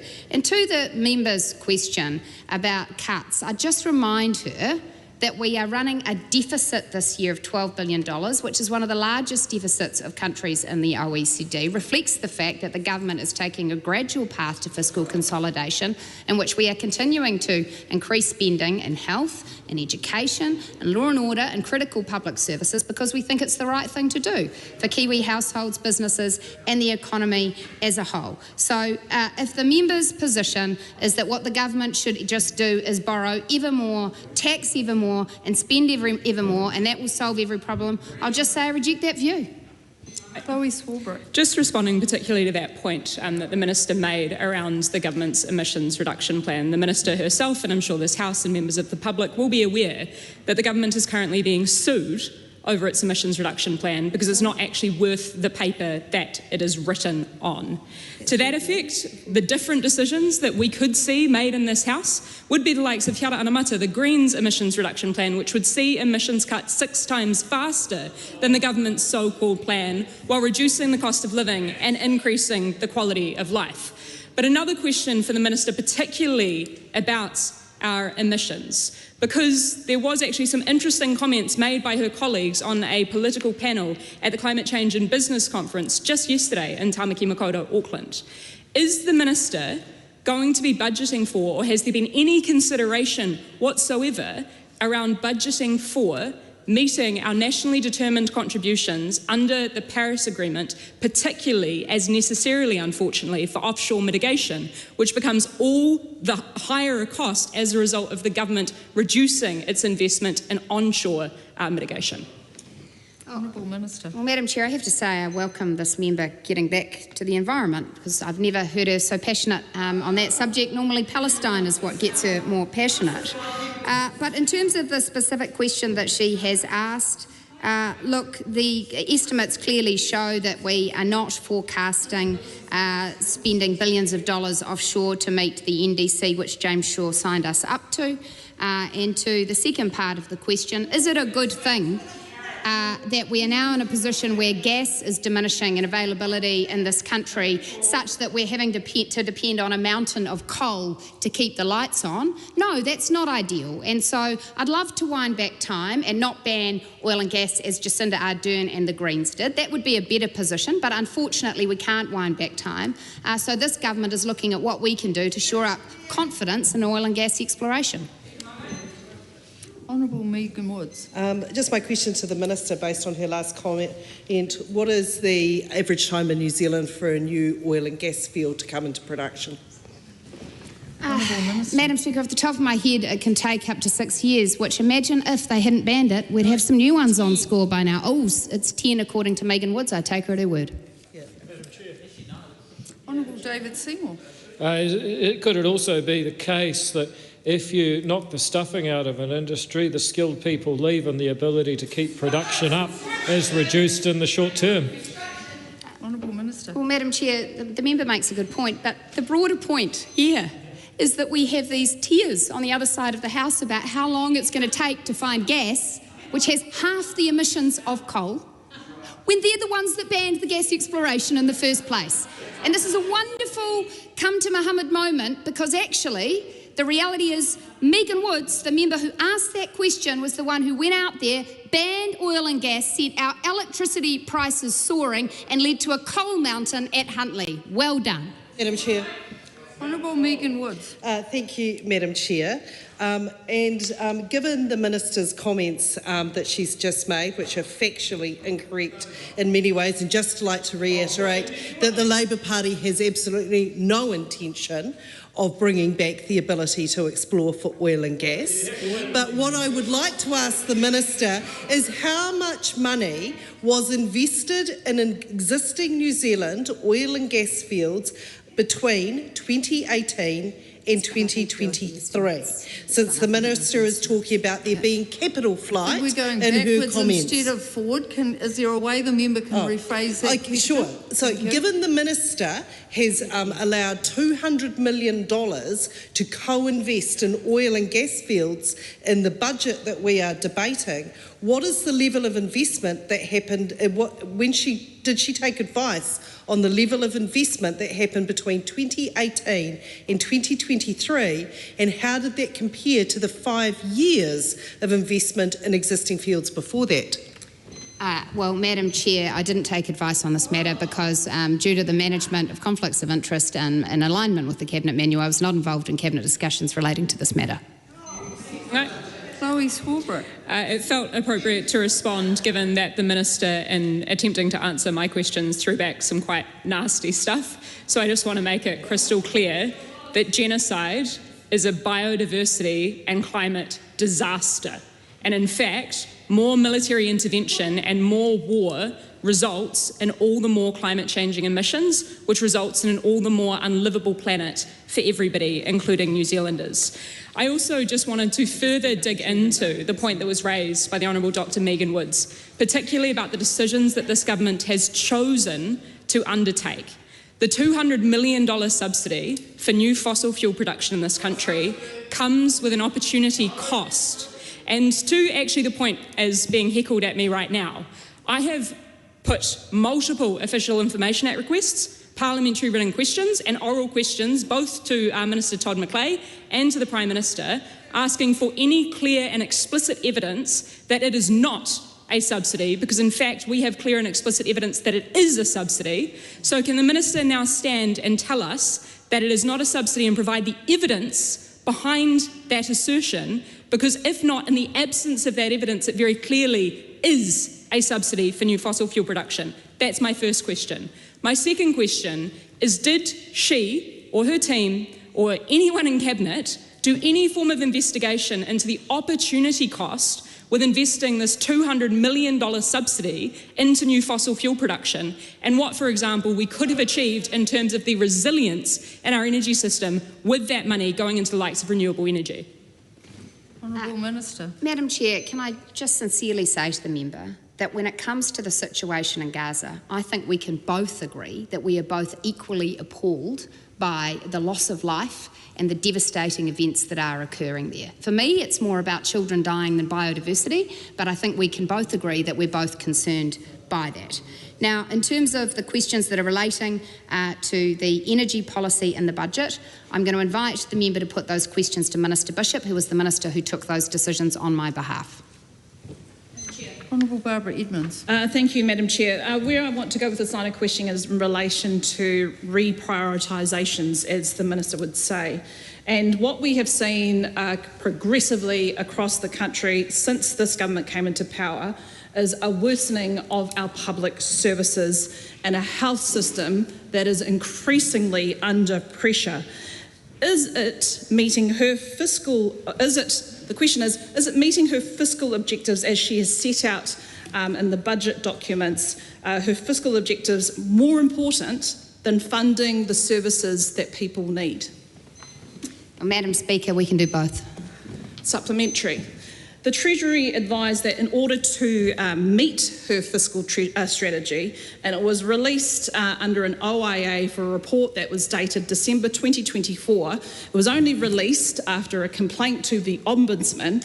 That advice said that in order for the Minister to meet her fiscal strategy, it will require constraining expenditure growth that will require, quote, significant structural changes to how these services are funded and delivered.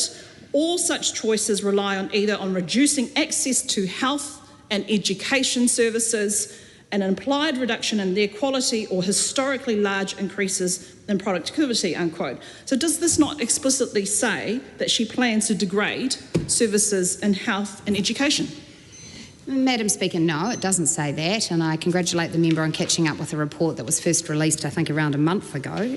But what that report does is it looks 15 years ahead. What we set out very clearly in the forecasts, which this budget debate relates to, is that over the next 4 years, the government will achieve its fiscal strategy by getting government spending as a proportion of GDP down, getting the debt curve bending down, getting us back to surplus, and all the while increasing funding for health and education. We've left more than enough headroom over the next few budgets to increase spending for health and education, and I'm quite happy to commit to that, member, that for so long as I am Finance Minister, there will be more funding for health and education. So the hopeless scaremongering and the latter discovery of an OIA doesn't make any of that untrue.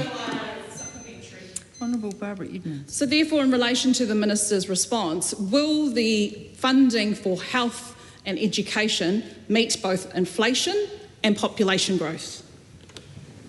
Well, Madam Speaker, I want to first acknowledge that Chris Bishop is in the House, and both Megan Woods and Chloe Spallbrook put questions around oil and gas, which I think he will be happy to address, and it's appropriate that he probably does so at the appropriate juncture. And in terms of funding for health and education, I'd note that health funding that we have provided at this budget increases health spending as a proportion of GDP, and I understand goes beyond demographic pressures. And in terms of education, of course, that relates not just to the overall population, but demographics and the age group of those going to school. Honourable Barbara Edmonds. So therefore, a summary of the Minister's response, is it correct, therefore, she is not committing to increasing health funding by inflation and age demographics? Madam Chair, no, that is not correct. I'm saying that there are different ways of measuring that, and I'm not going to be held to the member's way of measuring it. She's the one who'd measure inflation by making it go higher.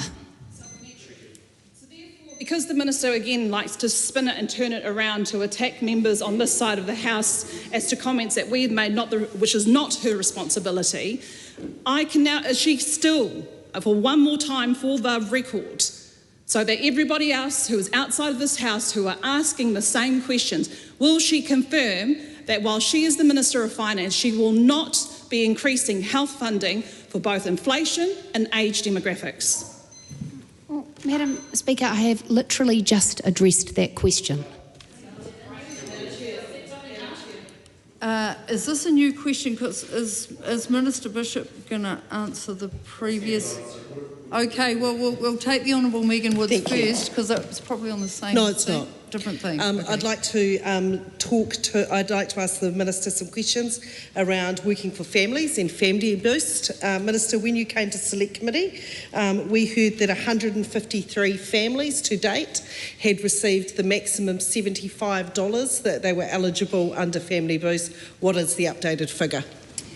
Madam Chair, I can confirm that every family who has applied for Family Boost has got the full entitlement to which they are entitled, and which was based on the campaign commitments made by the National Party during the campaign. Madam Chair, I asked the Minister what the updated number was. We heard at Select Committee 153 families had received that number. What is the number as of today? Well, Madam Chair, the member misses the point. I missed the characterisation in her question, which is that the full entitlement is as she characterises it. Actually, the policy has always been very clear, Barbara Edmonds, that The amount of rebate depends on how much people spend on childcare fees each fortnight. So they have to spend $300 a week to get the maximum fortnight, and they have to earn under the maximum minimum income threshold. And so all families who meet those criteria have indeed got a rebate of $250. So the member's question is misleading, and that it's claiming that it's only a full rebate if it is that amount, when in fact we were always clear that the rebate related to how much had been spent on childcare fees and the income level, and IRD have worked tirelessly to ensure that people get the correct rebate according to their circumstances. Can I just clarify, because I'm not sure that the member asked about the full rebate. So, how many? Speaking to your point, Madam Chair, not off our time, the member in the chair, you're absolutely correct. I wasn't asking about the elusive $250 family.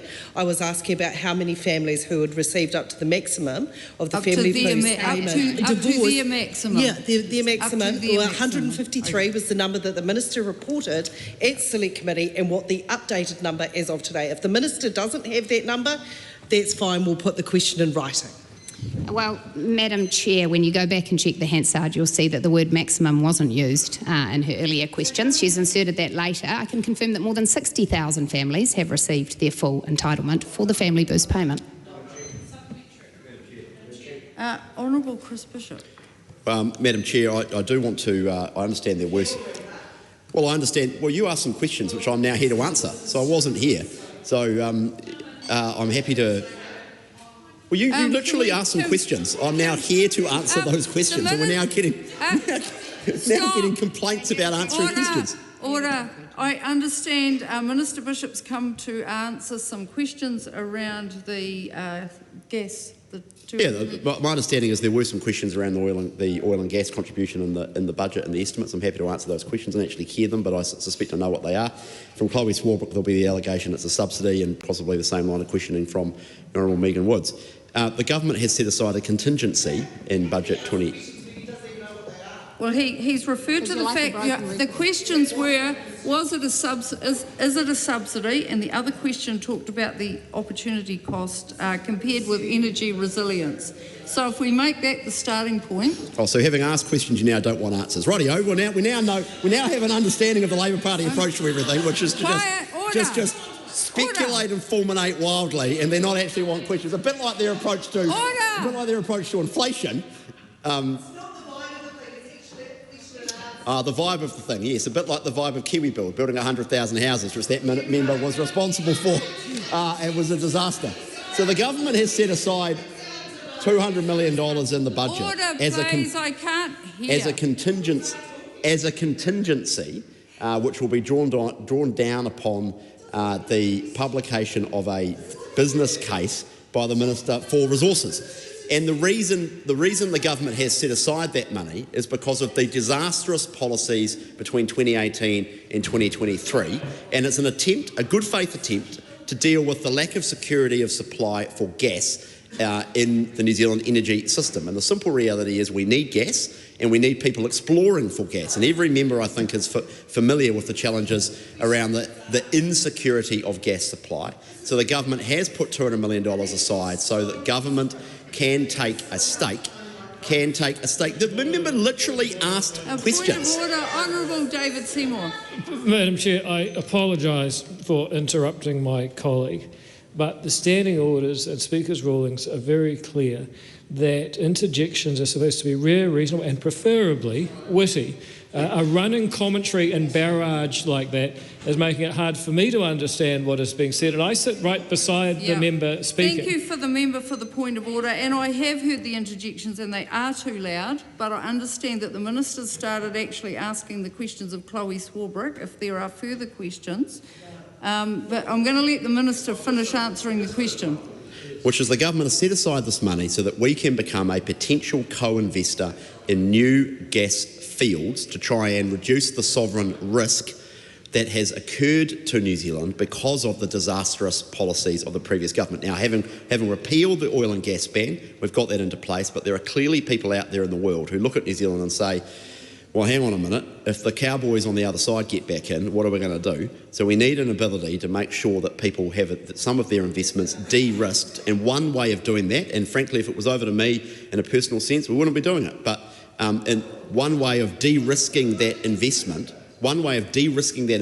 is for the Crown to take a stake in oil and gas fields being the major focus, obviously, that being the cause of concern. And so we are working our way through that between the Minister of Resources and myself as Associate Minister of Finance. And when we have announcements to make, we will do that. It is not a subsidy, and it cannot be a subsidy if the government has a commercial stake in a field. Well, you're wrong about that with respect. It's just an investment. Chloe Swarbrick. I'm really glad that the Minister is here and now engaging directly with this, because I would like to know and to understand what specific advice he has actually had with regard to the Agreement on Climate Change, Trade and Sustainability with regard to its definition of a subsidy. So this is what I have been trying to get answers to over a series of months in direct questions to the Trade Minister, to the Prime Minister, in Official Information Act requests and in parliamentary written questions, just to understand what the evidential basis is that allows the Minister to make those assertions that this is not a subsidy. Because the World Trade Organization defines a subsidy effectively as a form of investment, whether that be co-investment or just taxpayer money being used and put into something that the private sector would not do by itself. By that definition, this is a subsidy, and I would like to ask the Minister, I know that he's been dismissing, as many other ministers in this Cabinet have been, the advice that we commissioned because we have been unable to get access to anything that this government has used to make its decision, whether he has engaged in or looked at the independent King's Council advice that we commissioned in order to get some clarity around this definition of subsidy. Sure, happy to address that. It's a good question from the member. As the member, I think, well knows, the government doesn't release privileged legal advice as a matter of course, so we won't be doing that. But let me just reason it for the member in this way. The government owns 51% of Meridian Energy. It's a listed company, but the government owns 51% of it. Meridian investing in a new wind farm, that is not a subsidy. That is just an investment. So if the government sets up a separate company on the Crown balance sheet as a Schedule 4 company, for example, or through another vehicle that's owned by the Crown, and the Crown takes a stake in a gas field, say a 10% stake with a co-investment from a range of private sector partners, that is not a subsidy. That's just an investment. It's the same way as Meridian investing in a wind farm, or Genesis investing in a particular type of power station, or Kanoa investing in a range of infrastructure investments through the Regional Infrastructure Fund up and down the country. For example, the Crown investing in something is not a subsidy. It's just an investment. And I know the member doesn't like gas, but she needs to divorce her views on gas from the basic maths and basic economics. Just further to that point, if I may, Madam Chair, I just want to be crystal clear with the Minister that this is not a matter of my personal opinion. This is about the definition of what is considered a fossil fuel subsidy under the Agreement on Climate Change, Trade and Sustainability. So all of my personal opinions about the need for us to act with pace to address the climate crisis aside, this is about very literally the words in a trade agreement which this government championed signing after 5 years of negotiation with a press release from Minister Todd McClay in November of last year. And in the advice that we have received, because again, we are yet to get any insight into the evidentiary basis on which the government is standing and consistently declaring this is not a subsidy, well, the information that we have is that this is a subsidy per Article 4.32B1 because, firstly, the financial contribution, that being the subsidy under the definition of the Agreement on Climate Change, Trade and Sustainability, is firstly primarily targeting the exploration, extraction, refining and processing of a fossil fuel, which the Minister would not disagree with, and secondly, because it will reduce the costs of such activities or increases the revenue retained by the co-investors who are the actors engaged therein. Based on those two premises, on those principles, this meets the definition of a subsidy under the Agreement on Climate Change, Trade and Sustainability. So I'd just really like to understand how the Minister can consistently say the opposite when he has not addressed the definition in the ACCTS. Well, I don't have a huge amount more to add to what I've already said, which is respectfully, I appreciate the members engaging in this in good faith, and it is a complicated issue, but respectfully, the government via an investment vehicle that is owned by the Crown, investing in a new gas field alongside private sector co-investment is just an investment. It would be different if the government was going along and saying, we are going to pay you money in order to do something. Not doing that. It's a co-investment on commercial terms. And that's the way, I mean, it's subject to detailed design, and we haven't yet drawn down the contingency, so I caveat my remarks by saying that, and Minister Jones is leading on this alongside me, working hard on that. But that's not the intention of the policy design, and therefore it is not a subsidy. The government remains really confident in its view that it is not. And I know the member has legal advice to the contrary, but respectfully we disagree. Rawiri Waititi. Thank you, Madam Chair. And I take a call on this particular issue. I want to talk about funding to Māori. And we've seen Māori statistics really deteriorate under this particular government. We've got mortality rates, and I heard about health, but specifically in Māori health. And the closure of the Māori Health Authority has been detrimental in regards to Māori mortality rates here have increased from 7 age between non-Māori and Māori, 7 years, to 8.5. We've also, lowering the cancer screening, all of those types of things. That particular funding going into Māori health has really affected the 20% of the population here in Aotearoa that I'm talking about. And so you've got a $110 million cut to Māori development, which only now receives 0.2% of the total budget. 0.2%. How are we supposed to improve Māori lives here in Aotearoa and a commitment to Te Tiriti Waitangi if it's only getting 0.2% of the total budget? That's a Māori development. If we make up 20% of the population, no wonder the Māori stats are dire. No wonder they're dire. Not only that, Māori unemployment is double that of non-Māori here in Aotearoa. Is there on 10%? Māori unemployment rates. So I want to know what here in this, and we've spoken about, we've discussed the different changes and the different issues facing Māori within the Finance and Expenditure Committee, but I want to ask, what are the settings that this government is doing that were set in the last government that is going to improve the lives of Māori, whether it be health, whether it be across vote Māori? Because the problem is you've wound back, you've even to two budgets demonstrating 757 million reduction in Māori funding. Because if anything, we've seen the need for support increase in our communities. The stats don't lie. Unemployment has increased. The mortality rates have increased. And that is all due to the rewinding and the taking of budgets that were specific to improving Māori lives, to live with some integrity, to live with some dignity. But this government continues to wind back many of the legislative stuff that was worked hard for in the last government with the pressure from opposition, the Te Pāti Māori in opposition. We'll make up 20%, and again, we'd receive at least 40 billion if we were on 20%. We're not asking for everybody else's share, we just want our bit to be able to improve the lives of Māori so we don't see the increase of these statistics. Health statistics, mortality statistics, justice statistics. We need to be able to have solutions that are by Māori, for Māori, to Māori.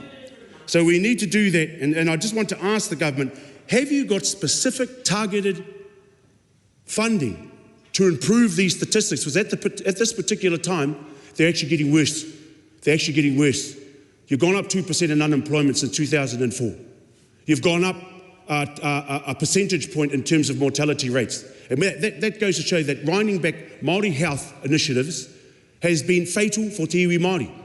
So I want to know whether this government and you as the Minister for Finance are going to have these fiscal settings to ensure that Māori can live with dignity and with some hope. But unfortunately, the current situation is that you rewind all of those solutions that were put in place to ensure that we can live with some dignity. So I just want to ask that question, what are your settings? What are you going to do to improve the statistics, because they're getting worse? Honourable Minister. Well, Madam Chair, I would hope that the member and I can agree that we share an aspiration to see all Māori doing better in New Zealand. Whether that is Māori children in our education system, who I wish to see achieving far higher rates of numeracy and literacy achievement, which is being delivered through our structured literacy and numeracy program, whether that's more support for children with additional learning needs in our schools, which is being supported through our record boost to learning support in this budget, whether that is people in the health system who I wish to see are getting more timely elective surgery, better treatment in the emergency room, which is being delivered by funding uplifts in the health system and clear targets for the achievement of those things. In this budget, there are many initiatives which will lead to better outcomes for Māori. The investment boost policy will be taken up by many Māori-led businesses who will make investments that will make their businesses more productive for the future. The KiwiSaver policy will ensure that more Māori have greater savings in retirement and that more KiwiSaver funds are available to be deployed into New Zealand investments. And so, Madam Chair, the answer to the members' questions is yes, this budget is absolutely about delivering better outcomes for Māori alongside all New Zealanders. Honourable Ginny Anderson. Questions around jobs and economic growth in that space. According to the quarterly business employment data, there's been no job growth since she took office. Just wondering if she's got any idea why there are 10,560 fewer jobs in the past 3 months. Honourable Minister. Well, Madam Chair, I'm very happy to take the member back to the pre-election fiscal update, which forecast what unemployment would be at this time in the economy under the settings left by the last government. And I'm happy to confirm that those numbers are higher than what has occurred under this government. Madam Speaker. Thank you. Specifically, what is her plan for the 19,842 more 15 to 24-year-olds who no longer are in work? Is there any specific plan for that demographic, which seems to be disproportionately represented in the unemployment statistics that have been coming out month on month? I would also like to highlight that there have been 15 consecutive months now where jobs have fallen every quarter, and that is 5 quarters now. But my question is specific to the 19,842 more young people who no longer have work. Well, Madam Chair, it's of concern to this government to see any young person unemployed and on a benefit, because it's our view that every young person who cannot find a job should take up the state's generous provision of taxpayer-funded education that is available to them in the tertiary education system. When it comes to those aged 15, 16, 17, they should be at school. And when they are older, they are able to enter state-subsidised tertiary education of a range of different types, and that's why in this budget we've advanced a policy for 18 and 19-year-olds where we've said, look, actually we'd prefer that young people were either in work, training or education, and if they're not, then we actually want their parents ensuring that they take up those options. So that is why we have put forward a policy to ensure that 18 and 19-year-olds don't automatically get a job seeker benefit, but that their circumstances are tested against the income of their parents. Madam Speaker.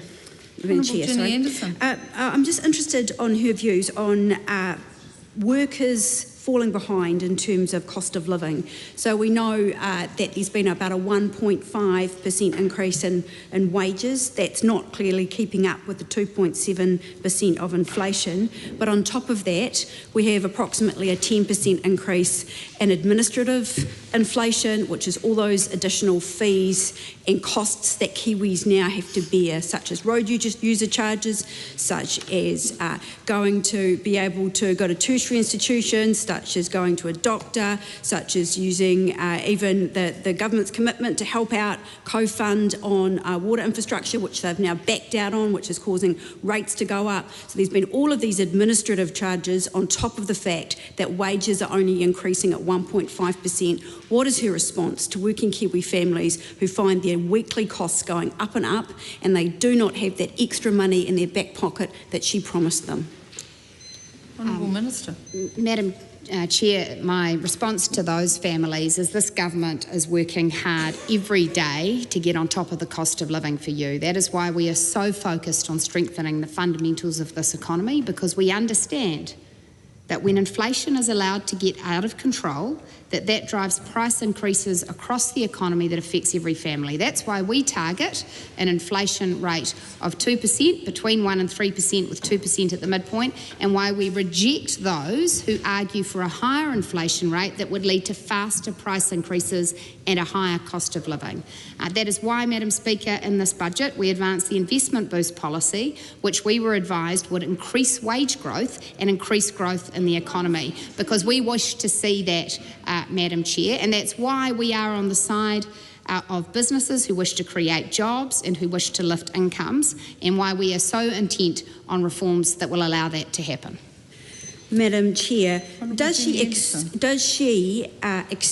that administered inflation last month hitting 10.8% has been done under her watch, under her government? We have seen increases to road user charges, to all of those weekly fees that come into Kiwis' bank accounts.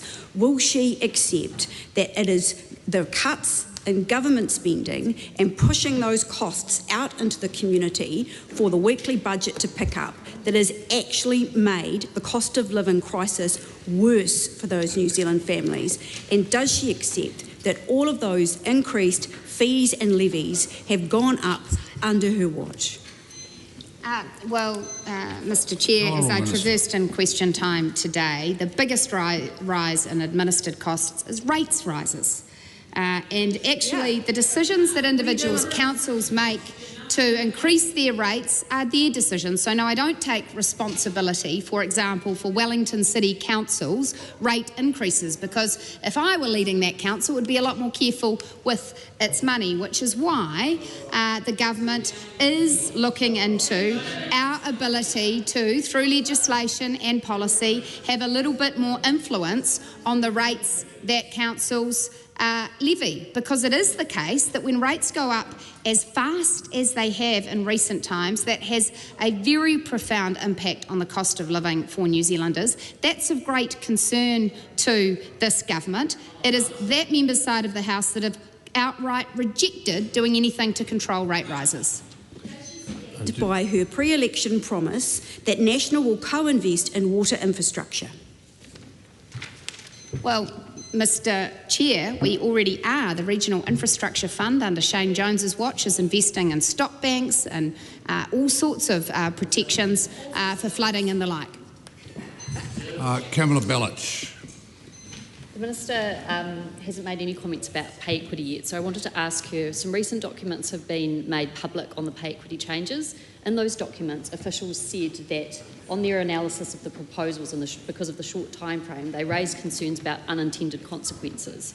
Today we've only seen one union raise a pay equity claim. I want to ask her, was that an unintended consequence or an intended consequence, given that David Seymour has said that these pay equity changes saved her budget? Well, Mr. Chair, we fully expect and expected that there will be claims made under the new pay equity regime, and such was the completeness of that expectation that I in this budget have put aside funds and contingency needed to address future claims. How much money has she put aside in contingency to address future claims? Well, Mr. Chair, I would hope that that member would be informed enough to know that revealing that quantum would prejudice the Crown's negotiating position. The Honourable Mark Patterson. Minister, I note in one of your early answers you referenced the increase to the KiwiSaver contributions that you brought in during the budget 25. I've heard some other supportive commentary around that during the week and taking that even further, but could you give us your thinking behind why it's important that we grow our savings pool in this country? Well, thank you, Mr. Chair, for the question. That's right. This budget supports a lift to 8% for KiwiSaver contributions from employers and employees, and I'm aware that the leader of the member's own party has advocated for that to go further in future. It is the case that when people contribute more to their KiwiSaver fund, that accumulates massively over time and can afford them a higher living standard in retirement. It's also the case that countries that have private pension schemes of that sort have more capital available to be deployed in those economies. And in New Zealand's case, with around 30% of KiwiSaver funds currently invested here in New Zealand, growing pools of KiwiSaver savings means that there could be more options in future for New Zealand-based investment and New Zealand-based jobs, growth, industry and activity, and I think that's a very good thing. Honourable Barbara Edmonds. Thank you, Mr Chair. Just a quick question to the Minister. On page 5 of Vote Finance, the actual report from the Select Committee, it quotes that the Minister said she was advised on the 24th of February by the Secretary to the Treasury that employment discussions had commenced between Adrian Orr and the Reserve Bank. Does she stand by those statements? Mr Chair, that doesn't relate to the estimates debate, so I haven't come with the appropriate material to respond to that question. Mr Chair, Ingrid Leary. just some quick back and forths, if I may, Mr Chair. Does she accept that the cost pressures of the mental health sector are likely to be the same, whether directly funded through Health New Zealand or in the funded sector? If so, how? Sorry, can the member repeat the question? Does she accept that the cost pressures of the mental health sector are likely to be the same, whether they are funded directly through Health New Zealand or whether they are funded as the funded sector? And if so, how does she justify that there could be a difference in those cost pressures? Well, it is simply the case, Mr Chair, that when the government negotiates contracts with service providers, all sorts of factors go into the final price that the government pays. Would she then expect that there would be modelling to be able to show and evidence what the difference in the cost pressures would be to justify the difference in uplifts? Well, look, I think, Mr Chair, that these questions relate more specifically to Vote Health, which the member in this estimates debate will have the opportunity to address with the appropriate minister. But what I'd say is that it's been the practice of successive governments that we don't reveal information that would prejudice the Crown's commercial position. Mr Chair. Ingrid Leary. Would it be her expectation that the Minister in charge would have access to that modelling? And Mr Chair, I say these comments because we do have burned out mental health sectors, and we have people going to Australia. We have pay equity claims that have been cut on 33 sectors, including mental health. So it's important to understand what level of evidence and modelling the Minister would find acceptable when approving the budgets from the Health Minister. Well, Mr Chair, I don't know what modelling the member is referring to. What I can say is that the overall funding uplift we provided for health was based on Treasury modelling about demographics and inflation. That was the modelling that informed Labor's commitments in their fiscal plan prior to the election. We exceeded those commitments and built on them further in this budget, so we increased them even further, that despite the fact that forecast inflation is lower than was expected. The Honourable Barbara Edmonds. To the Minister's response in relation to my question whether she stands by her statement that she was advised on the 24th of February by the Secretary to the Treasury that employment discussions had commenced between Adrian Orr and the Reserve Bank Board. The Minister said she was, I just want to confirm from the Minister, is that she's not prepared to answer that question, or she has not prepared to answer that question, given that this is in page 5 of the Select Committee report. So again, I'll ask the question, does she stand by that statement? Look, Mr Chair, it's simply that I want to give an accurate answer. The members put the question on notice and I'm happy to address it when I can do so accurately. Mr Chair. Kamala Belich. Does the Minister have any plans to address the pay for care and support workers, given that she cancelled their claim and made it unable for them to raise another claim until 2026, given that many of them are on the minimum wage now during a cost of living crisis?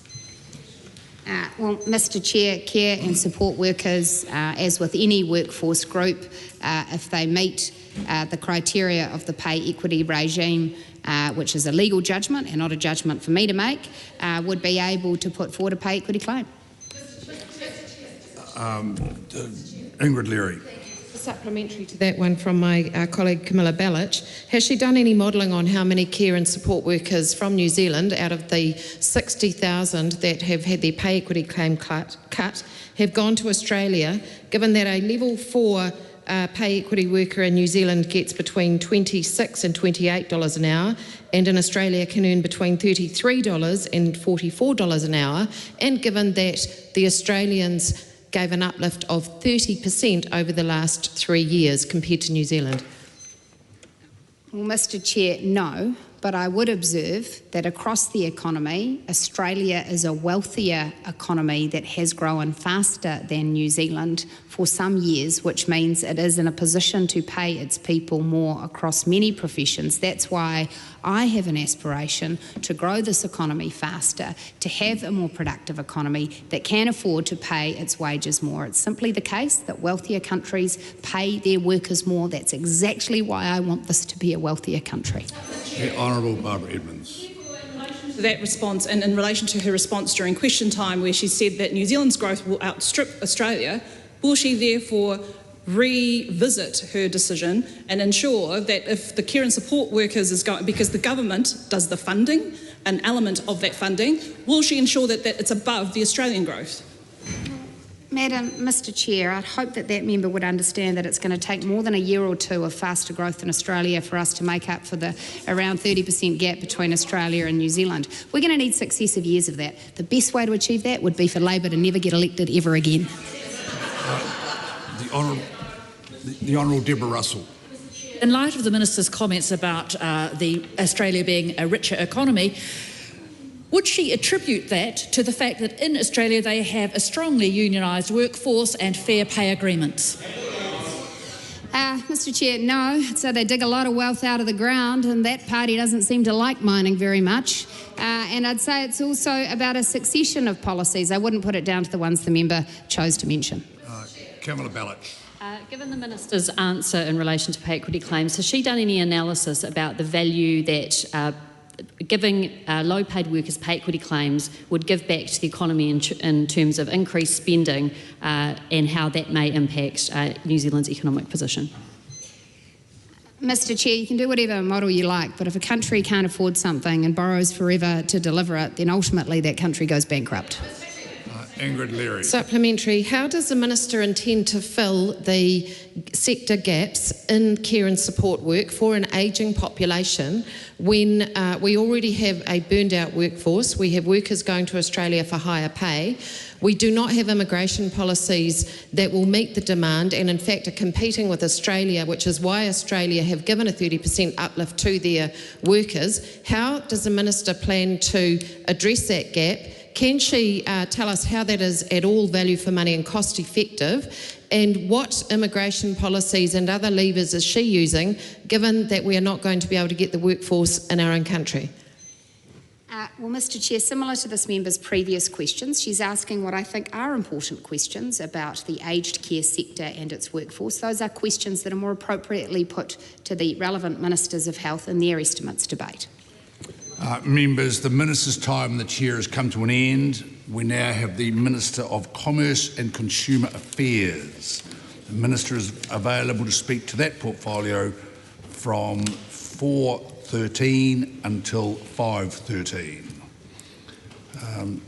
Dr. Pamjit Parmar, but we'll just wait until the Minister is ensconced in his seat before we start our timing. Thank you, Minister. Thank you. Dr. Pamjit Parmar. Mr. Chair. Mr. Chair, as the Chair of the Economic Development, Science and Innovation Select Committee, it's a pleasure to take the House through the hearing that we held with the Minister of Commerce and Consumer Affairs, the Honourable Scott Simpson, and MBIE. Mr. Chair, what I'll do is I'll just go through the main points that we discussed in the Select Committee.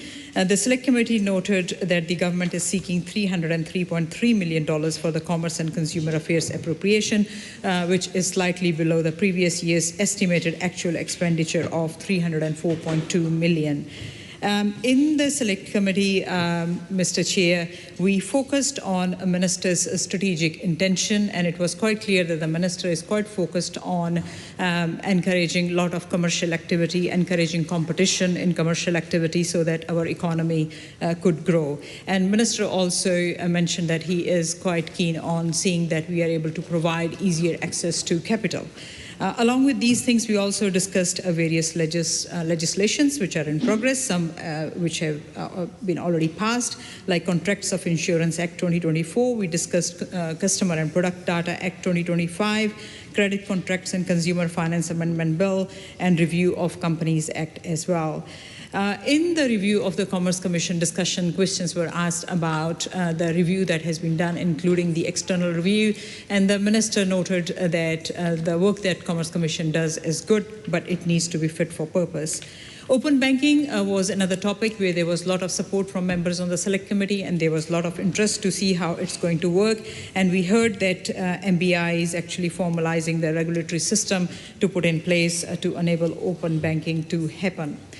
Charging fees for access to customer data was an issue that came up, and we noted in the committee that that process is still under consideration.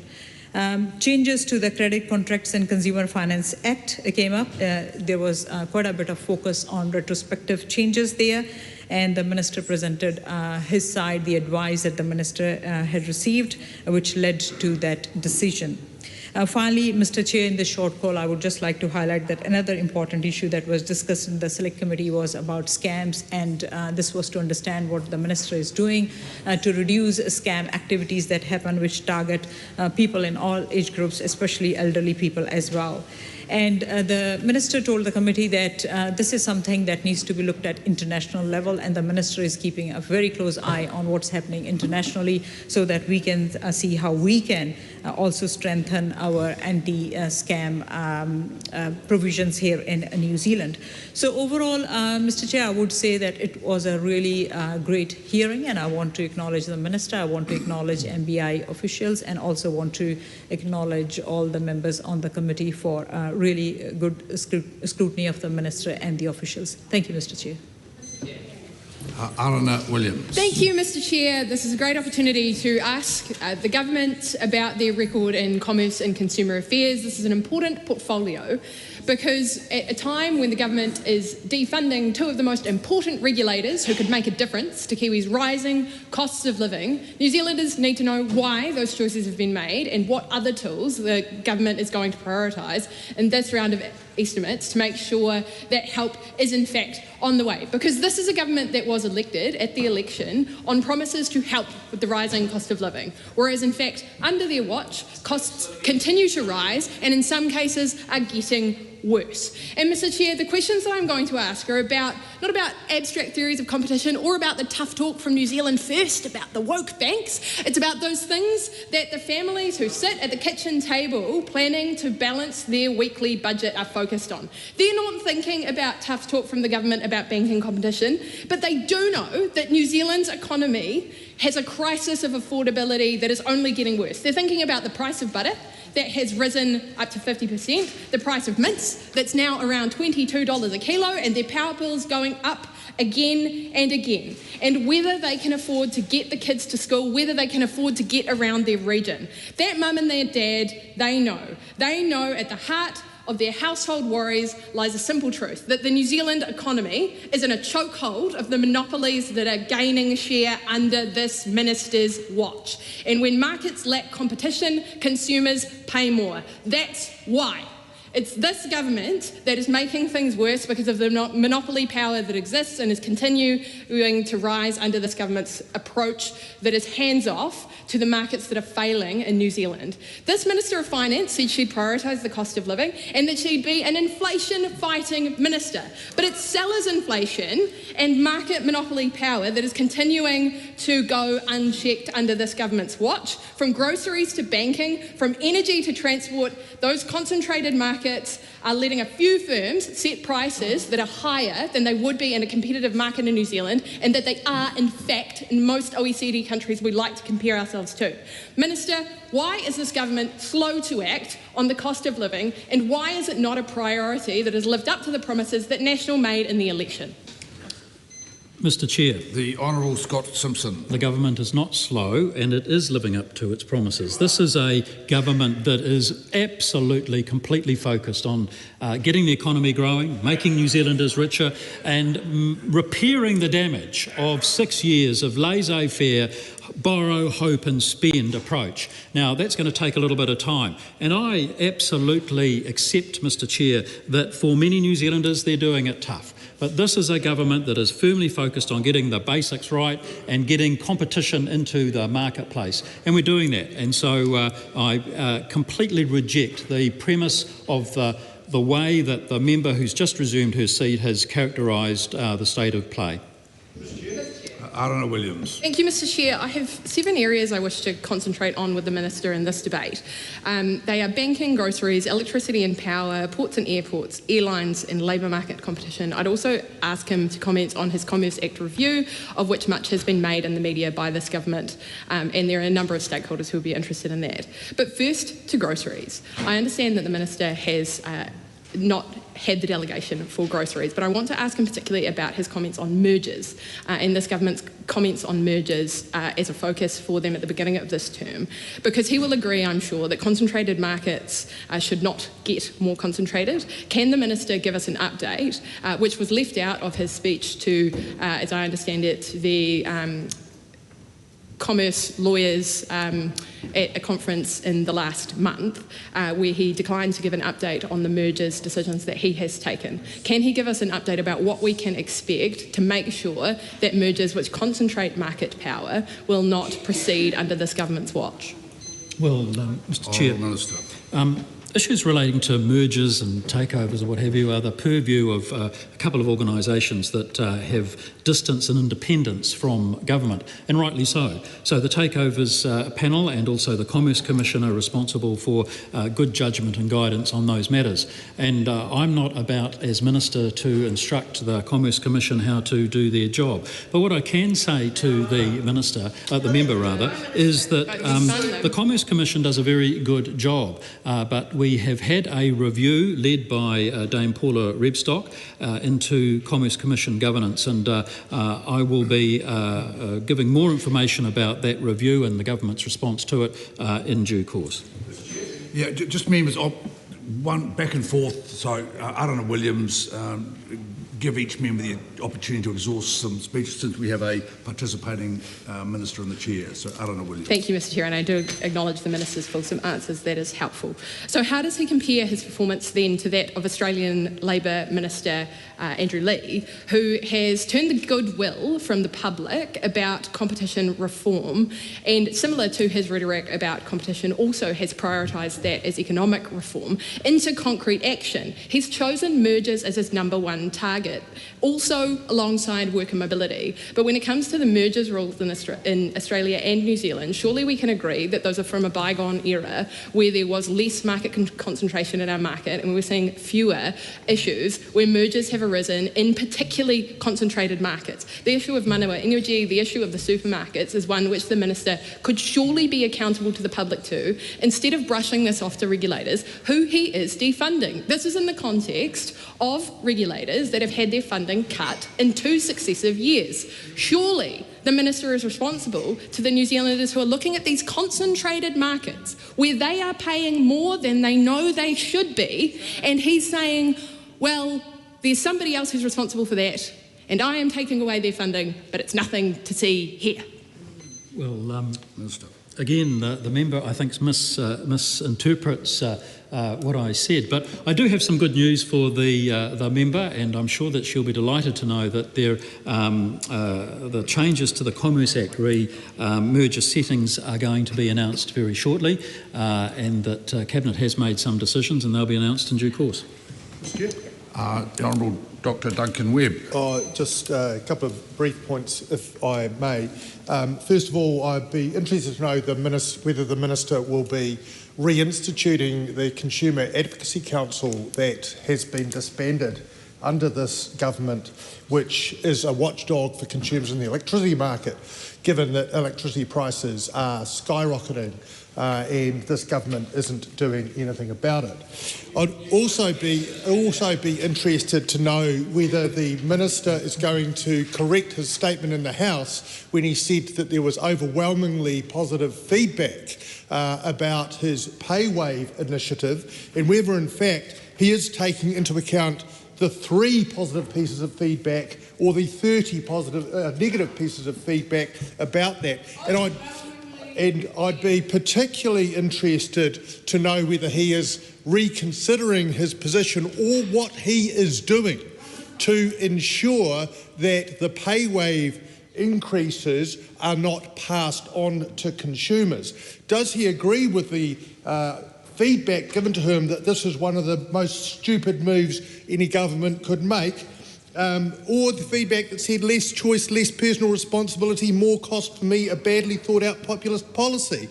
The point being that many consumers that he said were positive are in fact concerned that this current government initiative will see pay wave fees pushed into the price of goods that all consumers will have to bear, and in fact it will be the opposite of transparent pricing. It will hide pay wave fees in prices.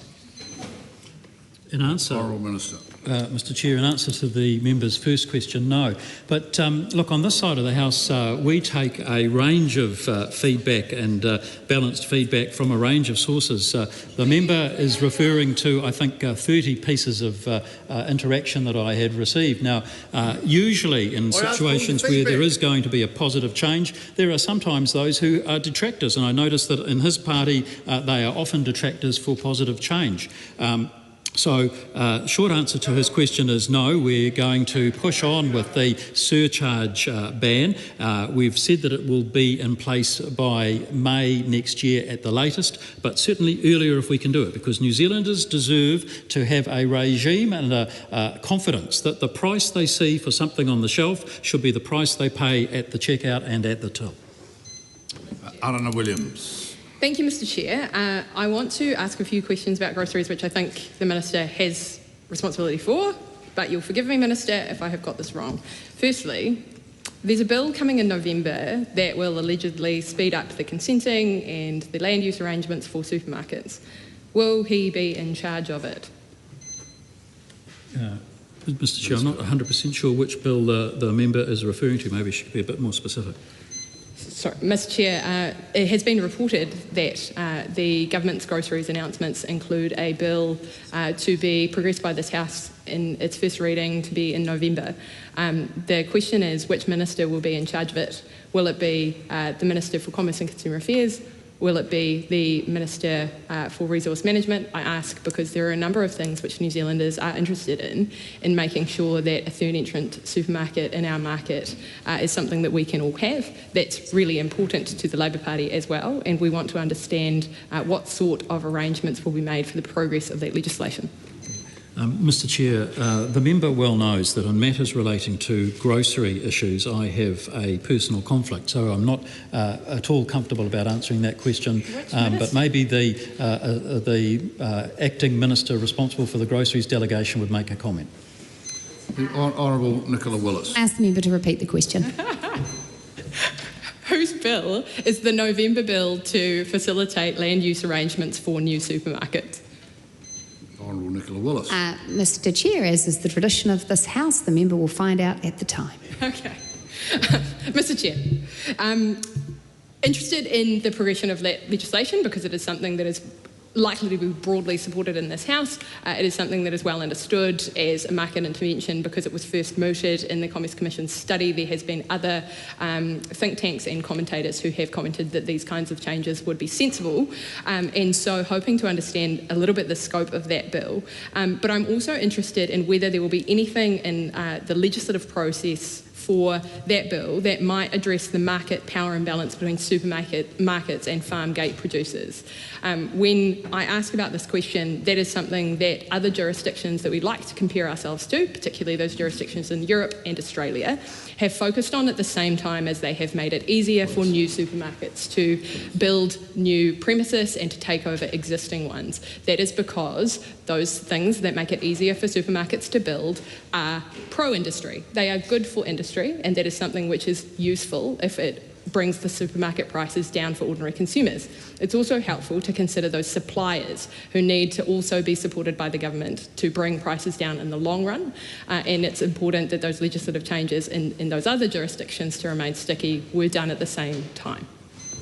The Honourable Nicola Willis. Mr Chair, I welcome the member's newfound support for the Fast Track Act, which is the act that enables this, as I agree with you, important amendment to fast-track more supermarket competition. So the way that the amendment bill will work is that it will take the existing Fast Track Act and it will make an amendment to make explicitly clear that where someone is seeking consent and permissions across a range of legislation to open a new supermarket or to undertake a development which would have the effect of increasing regional or national competition, that supermarket would be able to be referred through the fast track regime. A couple of things about that.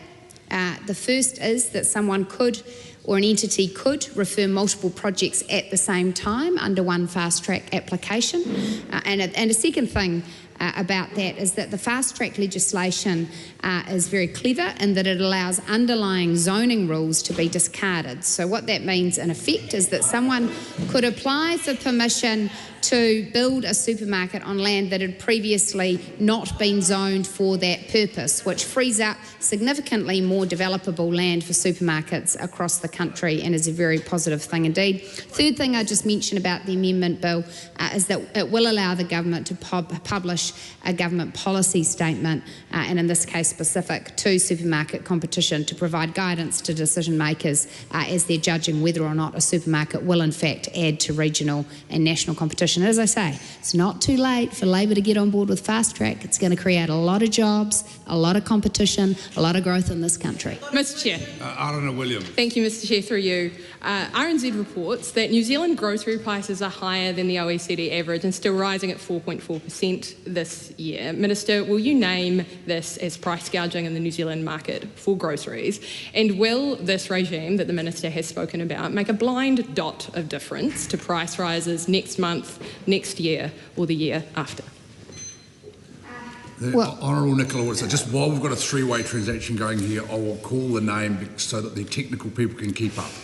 Fair enough, Honourable Mr Chair. Willis. Mr Chair, look, a couple of points there, which is simply to say that we do watch food price inflation across the economy carefully, and while it's no longer in the double-digit percentage increases that it was under the member's party in government, we have noted that it has tracked a little higher. In terms of whether or not what we describe supermarket margins as, whether describing it as price gouging will make a blind bit of difference to a single New Zealander is a fair question. What I have focused on in my role as Associate Minister in this area, not associate, acting in this area, is the fact that we have had a series of incidents which make clear that there has been misleading pricing from supermarkets in which they have either undertaken misleading promotions or the price that a consumer pays at the checkout is different from that advertised to them in the aisle. And I can confirm that I am taking advice on amendments to the Fair Trading Act to ensure that going forward there are better incentives for supermarkets to sort that out. It is never acceptable to price New Zealanders in a way that is misleading. Mr Chair.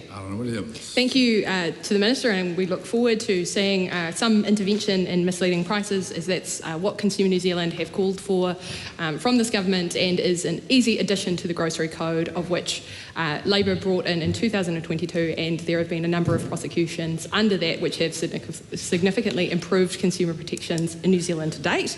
But I want to ask the Minister, In light of a number of producers who are New Zealand based, they're regional family owned companies, because of pricing dynamics which are going on in New Zealand's grocery sector at the moment, they are facing closures. There are in fact 3 cheese producers who have either closed or are looking at closures because of conduct with the supermarkets, and recently reporting on Pick's peanut butter from Nelson, saying that the supermarkets were so bad to deal with that he had to seek overseas investment in his company to grow.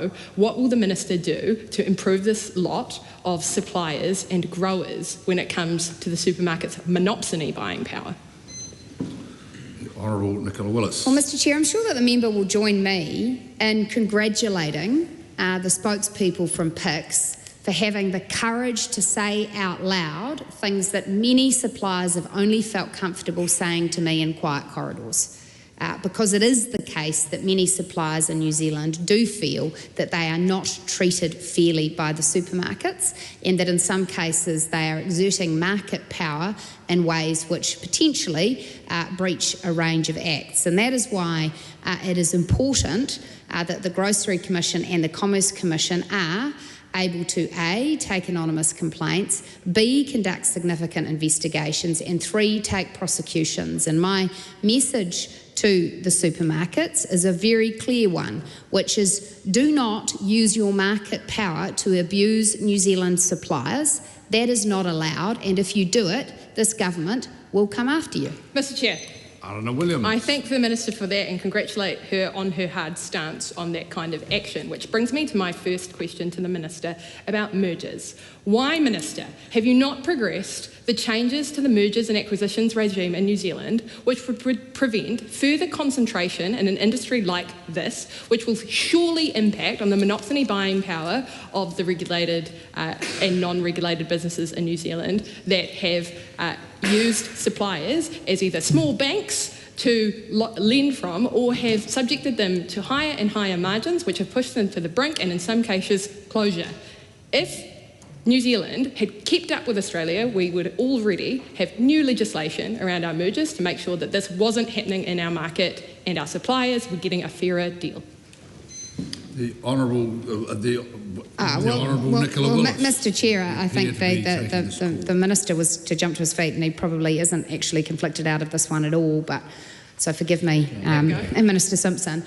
We'll just call it an over-ranking, shall we? Unlike the previous member's government, this government does have both the willpower, the intelligence and the commitment to address this issue of mergers in the Commerce Act, which your party and your government left unaddressed. And I can confirm for the member that the Minister of Commerce has made an awful lot of progress in this area, and she should await future announcements. Mr Chair. Arana Williams. Then let's talk about the rule of law. Sorry, which? The rule of law. Let's move to questions about the banking sector, which the Minister is clearly responsible for and has the delegation for, even though he was not able to answer those simple questions on his mergers announcement and the speech that he gave in August, which parked those mergers decisions that he has taken. Why is the Minister still progressing a bill to forgive the debts owed by ANZ and ASB to their customers when this has been met with significant public disapproval and protest at the National Party conference, and is clearly something that most New Zealanders do not want to see? Has he had any advice in what are 20 confidential briefings to him, 20 I think out of the 50 in the month of July, that gave him any confidence whatsoever that New Zealand's reputation as a country which honours its institutions and follows the rule of law will not be damaged by the actions that he has taken here for 2 large Australian banks to forgive them their debts that are currently legally owed to thousands of New Zealanders?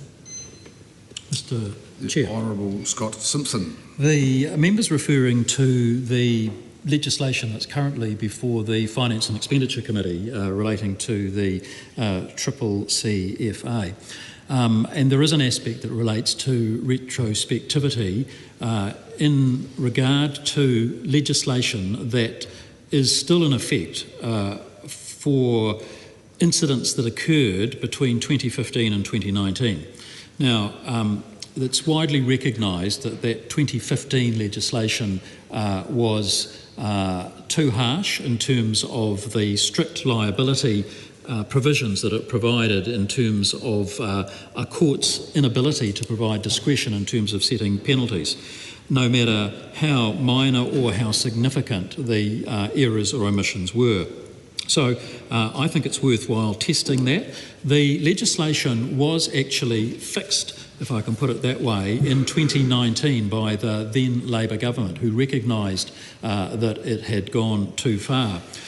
So the proposal that is currently before the Finance and Expenditure Committee seeks to ensure that the law currently from 2019 until today's present date is the same for the period between 2015 and 2019. Now, what the member fails to point out in her question is that there is no suggestion that the current litigation needs to be changed or dropped or is somehow letting the players, the banks, off. What is actually happening is that this piece of legislation is designed to give the courts an ability to come to a fair and equitable decision. And I think it's right and proper that our courts should have that discretion. I think it's right and proper that our courts should be the right arbiters of what is a fair and equitable penalty should a case have occurred that warrants litigation. So that's the reason for it, that's the rationale for it, but I'm very much looking forward to the response from the Finance and Expenditure Select Committee and then progressing it and making further decisions in due course. Arana Williams. Is the Minister considering an amendment to make that clear? Sorry, can the member just repeat the question? It's a bit hard to... Is the Minister considering an amendment to make that clear? Well, as I said to the member just a minute ago, I'm looking forward to seeing what the Select Committee has to say. And then, as is the process and the procedure in this House, we'll make decisions based on the Select Committee report back. Williams. Mr. Chair, in light of that kumbaya happy answer for all of members of this House getting to have a say on that important legislation, can I ask him, the inquiry into banking competition outlined a number of things which have broad cross-partisan support in this House, and I want him to give us an indication of what he would prioritise as areas for reform that are those things which are broadly agreed on to increase competition from the banking inquiry. Mr. Chair. The Honourable Minister. So the banking inquiry that was presented from the Finance and Expenditure Committee has just been recently received back. A number of recommendations. We have yet to make final decisions on those recommendations, but what I can tell the member is that back in December of 2024, this government accepted all of the Commerce Commission's recommendations made in terms of competition and their market study into personal banking and banking services. So the member should just bide her time a little bit longer, but progress is coming and the banks are aware that change is coming and those recommendations from the Commerce Commission will be adopted, and we'll consider very seriously the suggestions made by the Finance and Expenditure Committee. Arana Williams. Thank you, Mr. Chair. The consumer data rights implementation will make a big difference in banking, particularly around open banking, but that has been slow and encumbered by the governance arrangements of Payments New Zealand broadly. I think that would be a fair characterisation, although invite the Minister to comment on that. When can New Zealanders expect to see a sort of proliferation of services, of apps that allow New Zealanders to switch easily and to bring down the costs of personal banking services because of those consumer data rights? Mr. Chair. Minister. Well, the member's referring to what is commonly known, colloquially known as open banking. And we passed the legislation, the framework legislation, customer data legislation in March of this year. The legislation itself provides a framework, a platform from which to create bespoke regulatory regimes for certain sectors of the economy. We've made it very clear that the first sector will be banking. That's partly why it's called open banking. Those regulations are due to be promulgated very soon, and the intention is that open banking, in terms of what is commonly known as open banking, should be available from early December this year. Now, I'm not sure exactly how many new fintech entities will be up and running by that period of time, but I am excited by the prospect of the indications that we've had, the positive indications. So early December, and then we've made it very clear that the second sector of the economy that we want to open up to under that piece of legislation is electricity, and then the member might like to make bids on what the third sector should be after that, but let's see how we go. I'm very excited by the prospect of it, and I think it will bring a range of new transactional and informational opportunities for New Zealanders that, unless people have lived overseas or maybe travelled overseas and maybe seen some of this stuff operating in other jurisdictions, they won't yet be aware or familiar with the exciting opportunities that are actually coming to us very soon. Mr. Chair, I want to get the Minister's steer on this.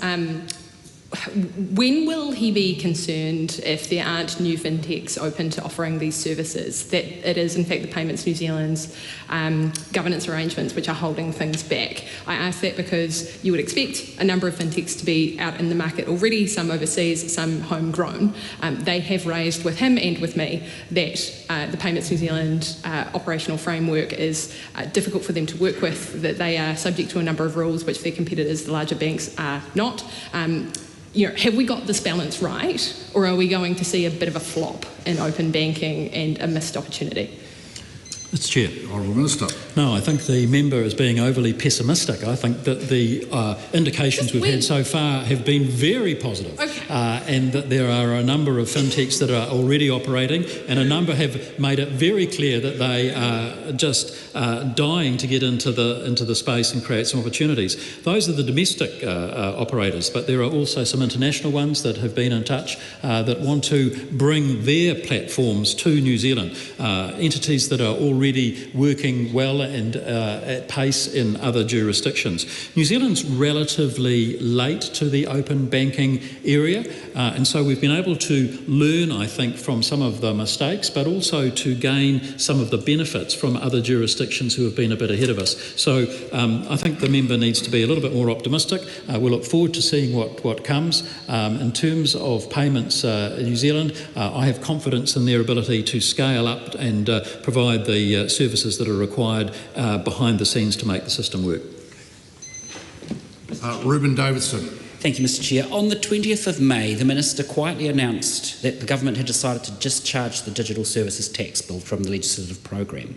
As a result of taking this action, the forecast revenues from the introduction of a digital services tax no longer meet the criteria for inclusion in the Crown accounts. Reporting states that financial statements filed by tech firms including Google, Facebook and Amazon show how they're moving their local profits to tax havens like Ireland, allowing them to declare little or no taxable revenue in New Zealand.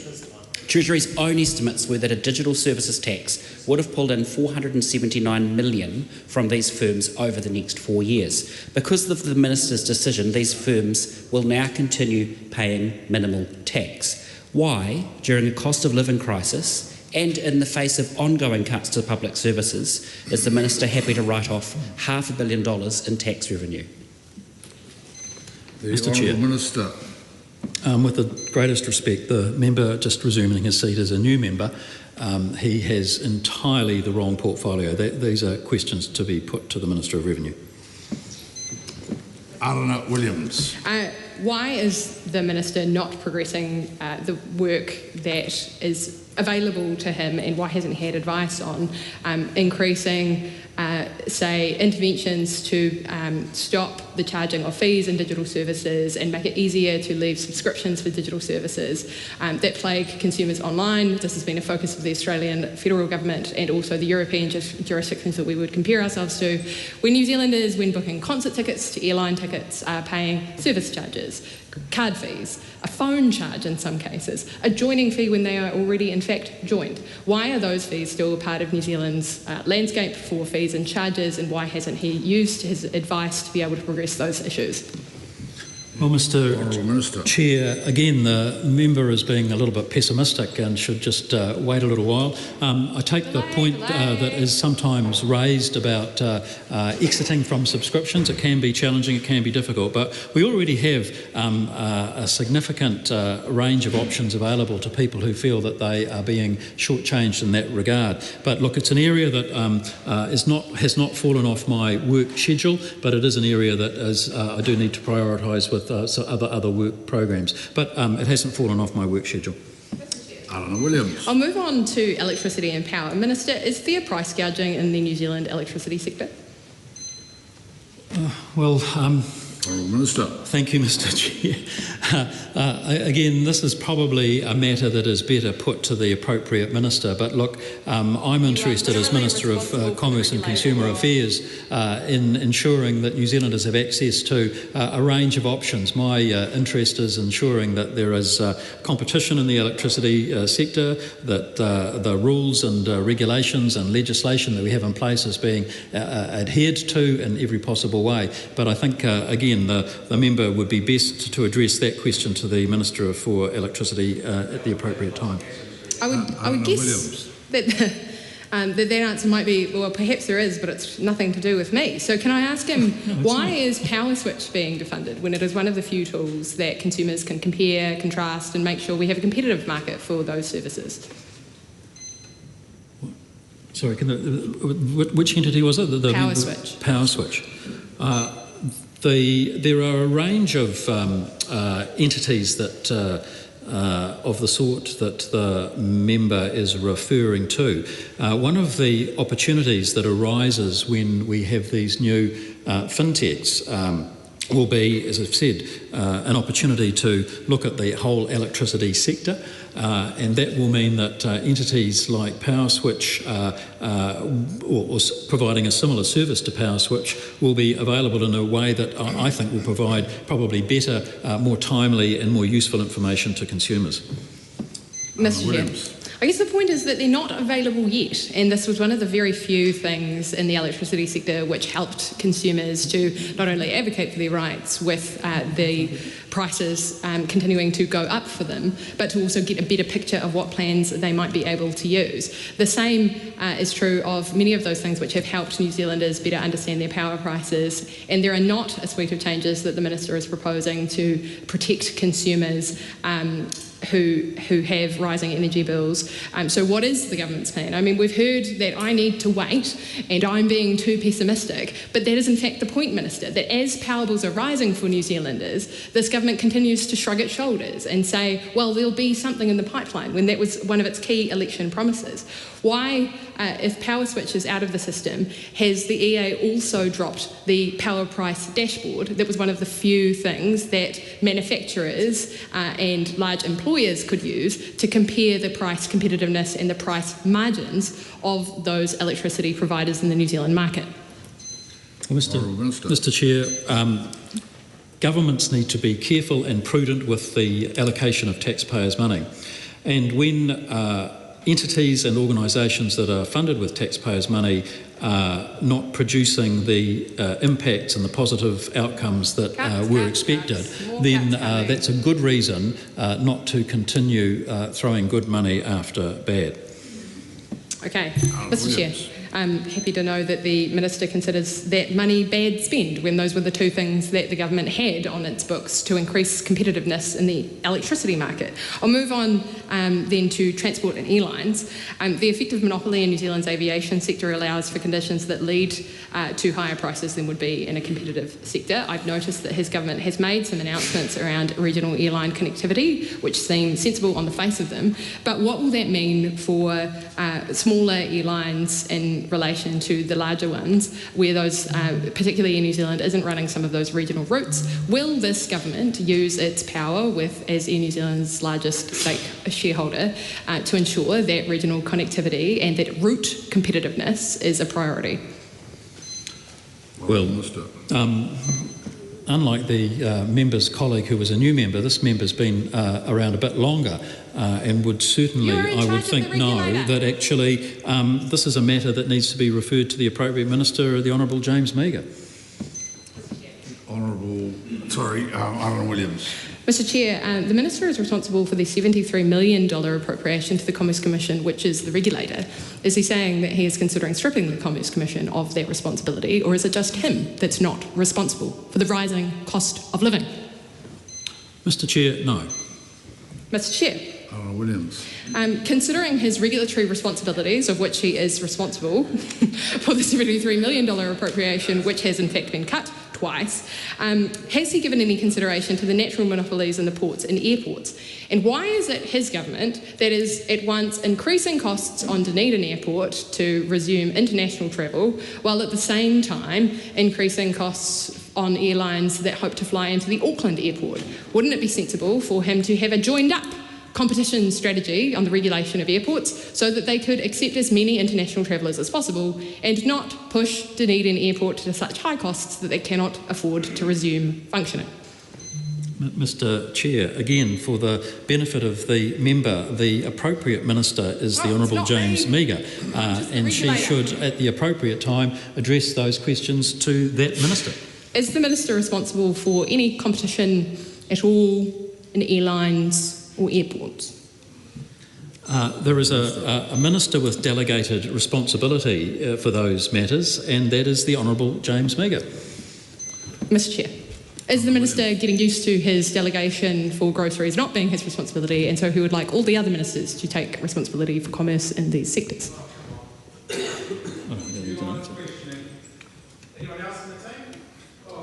Mr Chair. Williams.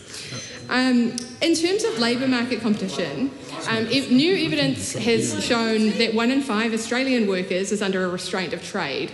It would be useful to have similar data for New Zealand, and yet we don't collect that. Is the Minister interested in labour market restraints that suppress wages and non-compete clauses and similar restraints which are reducing job switching in the current market? Is the Minister going to seek any advice on essentially the monopoly situation that's created by this, reducing dynamism and innovation in the New Zealand economy? This is a debate on the estimates of the Commerce and Consumer Affairs portfolio. The member has asked a series of questions that relate to other portfolios, not the least of which is her last one. The Minister responsible for workplace relations and safety is the Honourable Brooke Van Velden. I might say that because this is a time debate, how the members use their time is a liberal approach from the Chair. Alana Williams. Mr Chair, I am out of time, but I would like to ask the Minister the first question that I asked him. Why have his responses been that there is something always coming in the pipeline? Why did it take 18 months for this government to even request information about what they should do about rising grocery prices? Why is this government slow to act on the cost of living when they said it was a priority at the election? That question was answered the first time the member asked it. There are 3 bills before the Finance and Expenditure Select Committee at the moment designed exactly to help achieve those matters, and more legislation in the pipeline.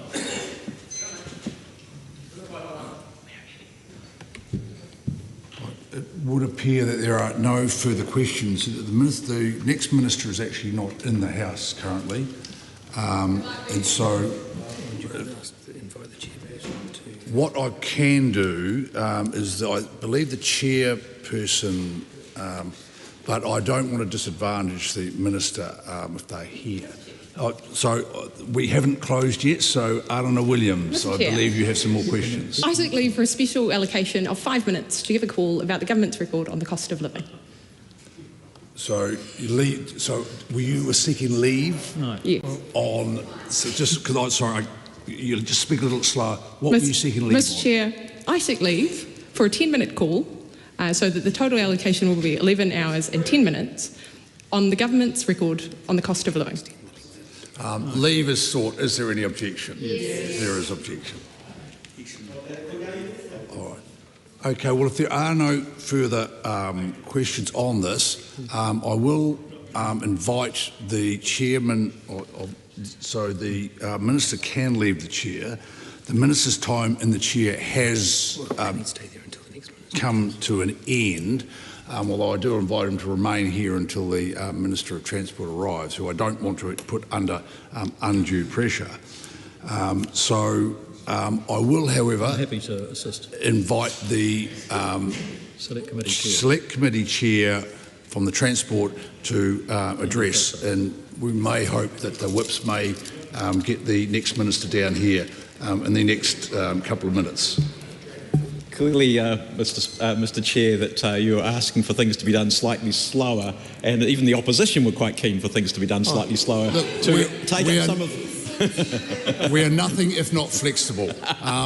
Andy Foster. To await the arrival of the new minister in the chair as opposed to the current minister, because obviously this was expected. Well, if there is no minister and comes to the end of the 5 minutes and he seeks an extension to his call, he is likely to get a very liberal approach. Look, I might have to do that. Look, I just wanted to start off by saying I wanted to thank all of the members of the Transport and Infrastructure Select Committee for the diligent work that was done during the estimates process. And I think it's a committee that works very, very well together. And my Deputy Chair here, Dan Bidwar, is endorsing that. But I think that is the case because what happens, Mr. Chair, is that every member of that committee, regardless of which party they are on, asks good questions. And here is the Minister himself. I shall carry on, Mr. Chair. So I ask good questions, and we ask questions of Mr. Bishop as Minister of Transport, Minister Meagher as Associate Minister in charge of Aviation and the Maritime Sector, and Minister Peters as Minister for Rail. We also spent time, Mr. Chair, with agencies, the Ministry of Transport, NZTA, Kiwi Rail, and a little bit with CAA. I'm not going to go through the scale of vote transport, but I did want to touch on some of the areas which are the most critical ones. And the first one of those we touched on was, and probably this is the area I would ask a question, is the National Land Transport programs. The forecasts over the next 10 years, and our report back shows this, says that over the next 10 years, 2033, 34, 9 years now, show that quote, expenditure intentions far outstrip revenue.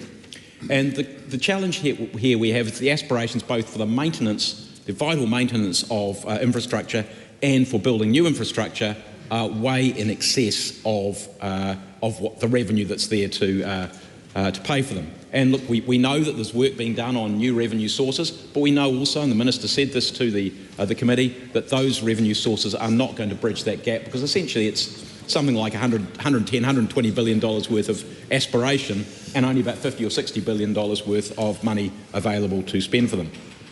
So the question I ask all of us, and I get this question put to me occasionally, is when people say, I want a new road, you say, well, where does that fit in the priority list? Because there are a lot of other people around the country who want a new road. And if we go and promise to everybody, hey, we will build your bright new shiny road, then somebody else misses out. And that's the reality, is we have to prioritise between these things because we don't have enough money to do all of these things. And in the real world, which most parties occupy, money doesn't grow on trees. And I don't think anybody would like us doubling FED or RUC, so we've got to prioritise. We could also do things, Mr. Chair, to get more out of what we've got and get more value for money. And we explored some of those things. PPPs we talked about. We talked about how we build things faster. Because one of the things that is there that we've been doing a lot of work on is the consenting area. Fast track is an example of that. So one of the things that holds back the delivery of infrastructure but also makes it more expensive is the cost of the resource management process. Second part of that, of course, is that we got some derision from the opposition benches about the focus on road cones, traffic management. But in fact, NZTA told us that its costs used to be 9% of its projects overall. You know, we've had a review of the way in which this is done.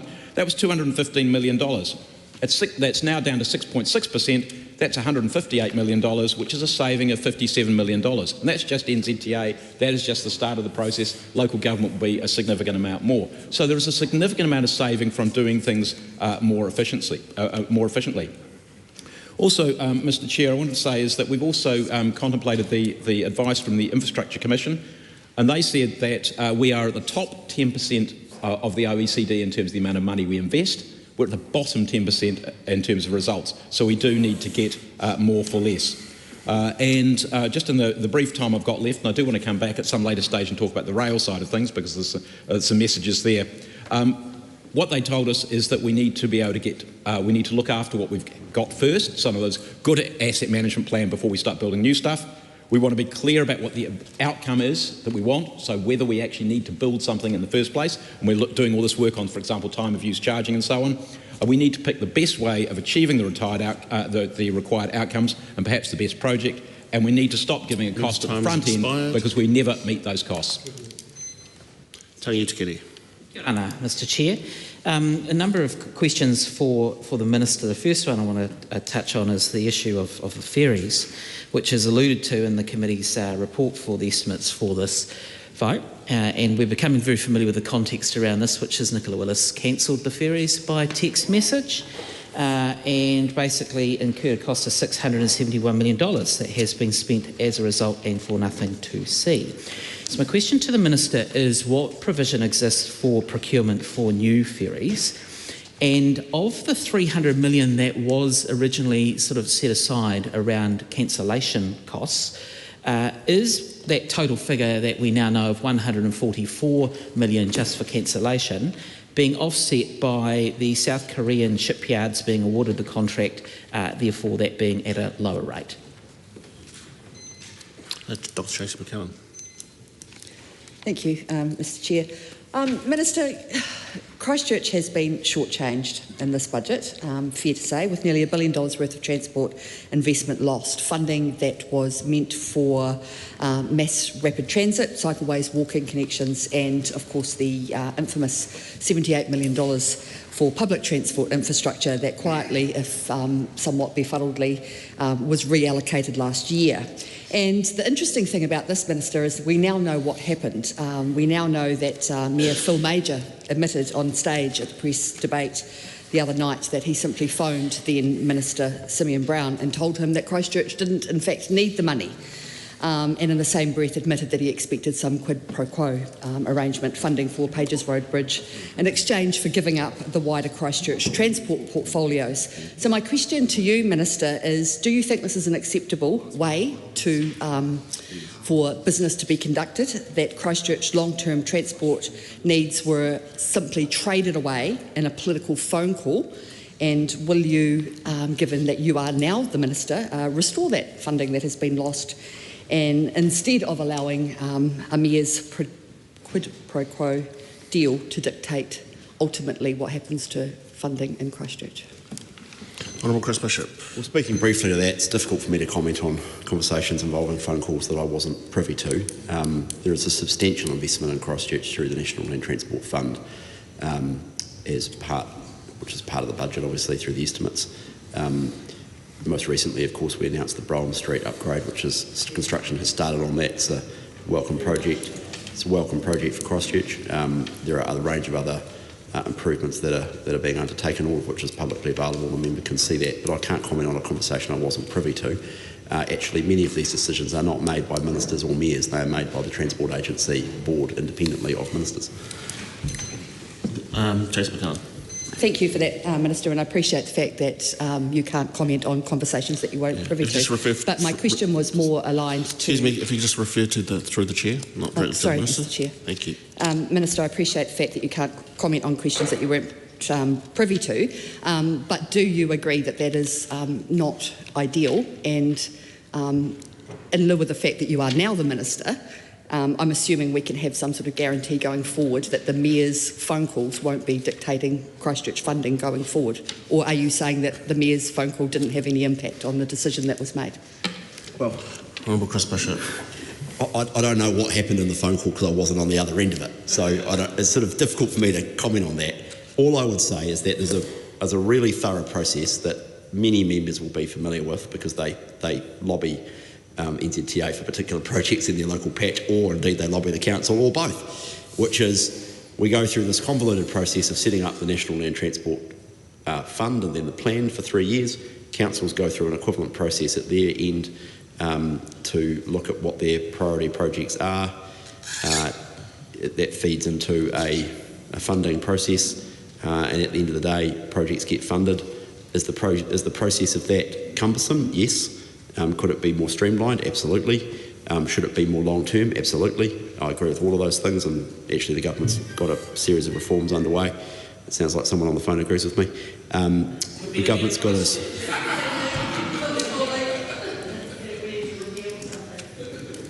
Oh, there's so many jokes I could make about that. I'm just going to let discretion be the better part of valour. I'm in a good mood, Mr. Assistant Speaker. So the system could be better, and we are going to change it over time. But I think people are pretty familiar with it, and decisions are made by officials 99% of the time. Honourable Gillian Tinto. Chair, I have a series of questions for the Minister, which I'm sure he'll be delighted to answer. So in the interests of back and forth, I'll just ask my question and sit down. That's how I'd like to approach it if the Minister is amenable. Fine. The chair of the committee mentioned the gap between spending intentions and revenue, which was highlighted in the NLTP that was released by NZTA earlier. Is the major driver of the spending intentions the list of roads of national and regional significance that are included in the GPS, the most recent GPS? Honourable Chris Bishop. Well, there's a range of funding pressures on the National Land Transport Fund. Fuel tax has not been adjusted since 2019, from memory. In real terms, the fund has decreased.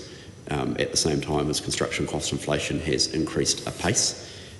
So there's a range of pressures around rail, around public transport, both infrastructure and operating, and also roads and road maintenance. Now, this government has, the GPS places a real emphasis on road maintenance. All of the evidence that I think most members will be familiar with, particularly the Transport and Infrastructure Committee, has indicated that as a country we do maintenance of our infrastructure poorly. Roads would be included within that, and so the GPS signals a very strong focus on looking after what we've got. This is the Pothole Prevention Fund, which is now rolling out really successfully around the country, and I get very positive feedback about the amount of work being done on our state highways and our local roads. But money is fungible, and there are pressures on the fund across a range of different activity classes that I know the member's very familiar with. Does the Minister, is there more money allocated to new capital, especially new state highways, or to road maintenance? Chris Bishop. Well, there's an increase across the NLTP period compared to 2021 to 2024, and the activity classes are all publicly available in terms of the operating ranges that the member will be familiar with. We have placed a real priority on road maintenance, and the member can see all the rest of it for herself. But if the government's serious about prioritising taking care of what we have, why is there so much money being allocated to new projects relative to preserving what we already have? Honourable Chris Bishop. Well, the government came to office with a mandate to build a range of projects around the country, a long-term pipeline of major roading upgrades, also a range of major public transport projects. I'd point the member to the North Western Busway, which we're making good progress on, which will be a transformational project for North West Auckland and indeed the wider Auckland region. We are getting on with the job of the level crossing removal project in Auckland. It is a real frustration to me, frankly, that having started the City Rail Link in 2015 or 16, I know the member campaigned hard for that, acknowledge her mahi in that area, having started that project 10 or so years ago, only now are we beginning to tackle the operational upgrades at a rail level to make sure that we can take advantage of the benefits of the City Rail Link. It baffles me that the last government spent 5 years farting around on a underground, overground, at-grade metro fantasy project, which was going to be both simultaneously an underground rail to the North Shore and going to the airport and down a corridor down Dominion Road. So much time and money and effort and energy was wasted on a fantasy project that would never be built.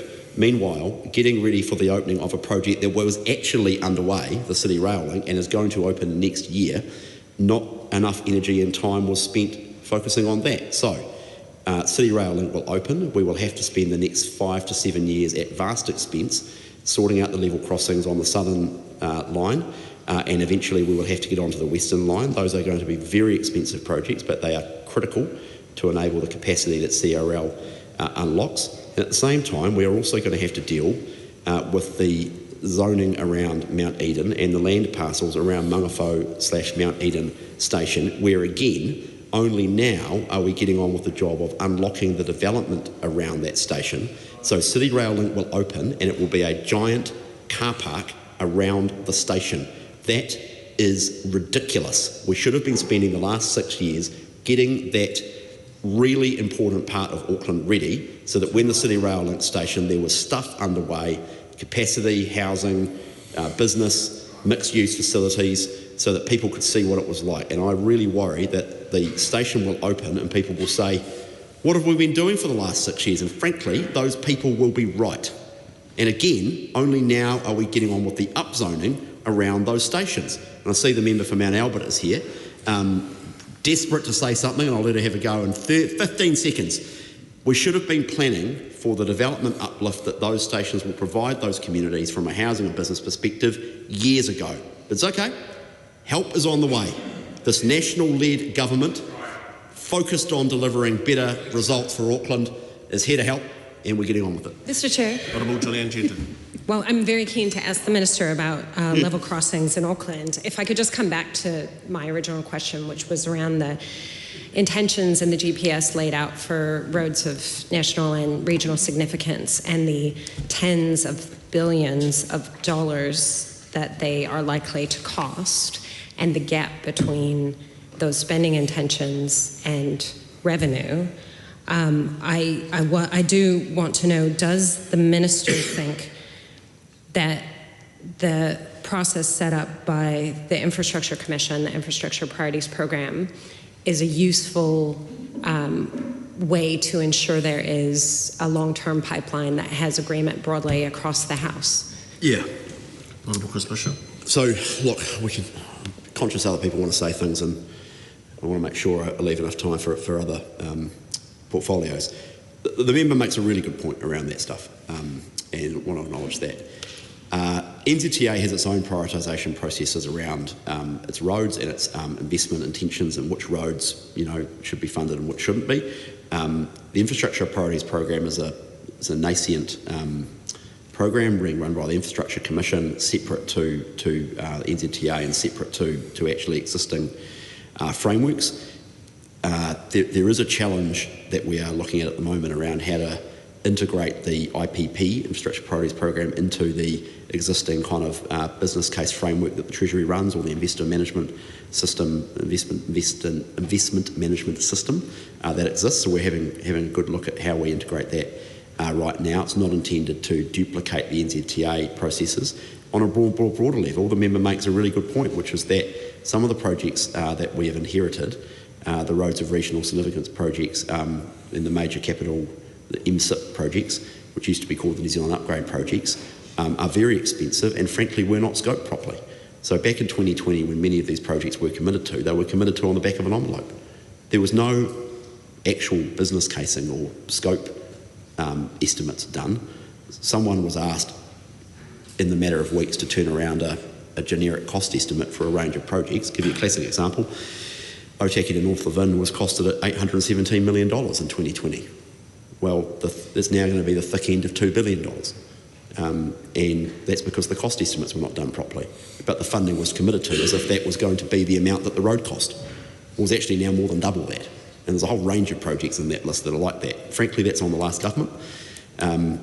We've inherited it. We're grappling with it. I'm determined to drive down the cost of new construction of roads and indeed other infrastructure. Now, there's a whole range of things which we probably don't have time to get into today about how we do that, but the member, the chair of the committee, makes a really good point in his opening remarks to this debate, which is that we're in the top 10% for spend, we're in the bottom 10% for efficiency. So we've got to get better at it as a country. It's not a particularly political point. it affects all of us, because every dollar we can drive to its highest value use is a dollar we can spend, a dollar that drives growth, not a dollar that's been wasted. Mr Chair. Helen White.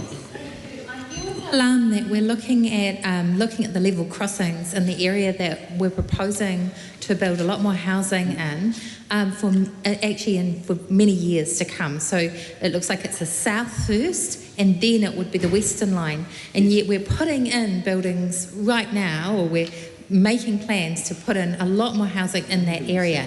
And what I want to know is why would we not do that now? Isn't that an absolutely false economy when we could unlock the ability to build in that area and for people to commute from that area if we deal with the level crossings, which cause congestion and they're also really unsafe?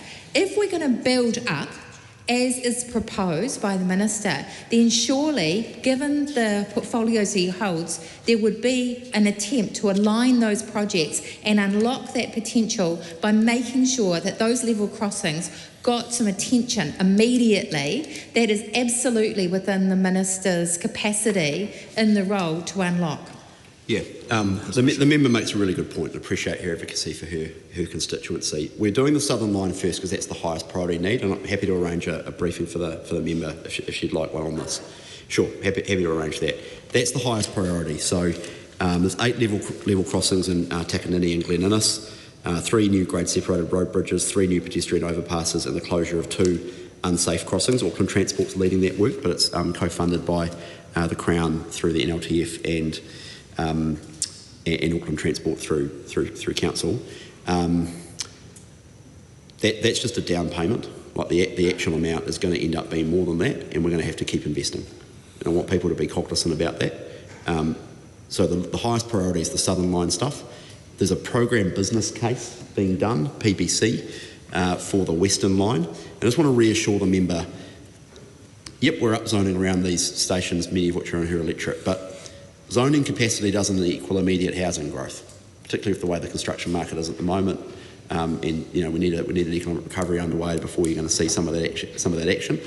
The one thing we can do is unclog the planning system so that when interest rates have fallen to a point and the economic climate is such that people are willing to invest and build some of these stations and build some of these developments, they'll get them away. The last thing you want to have happen at that point is the planning system to say you can't, or the building consent system. So we can do that, and we are doing that. But, there are going to be new apartments and new mixed-use facilities along the Western Line, but it's going to take a long period of time, and it will depend on demand, it will depend on the economy of the day, it will depend on how Aucklanders choose to live their lives. There'll be a whole lot of things that go into that, none of which not all of which the government can control, by the way, and frankly you wouldn't want to control it. So we have time, appreciate what the member's saying, but we have time to sequence up the level crossing work alongside the development of housing and business capacity along the Western Line. Happy to keep the member informed around that. So there's a PBC underway.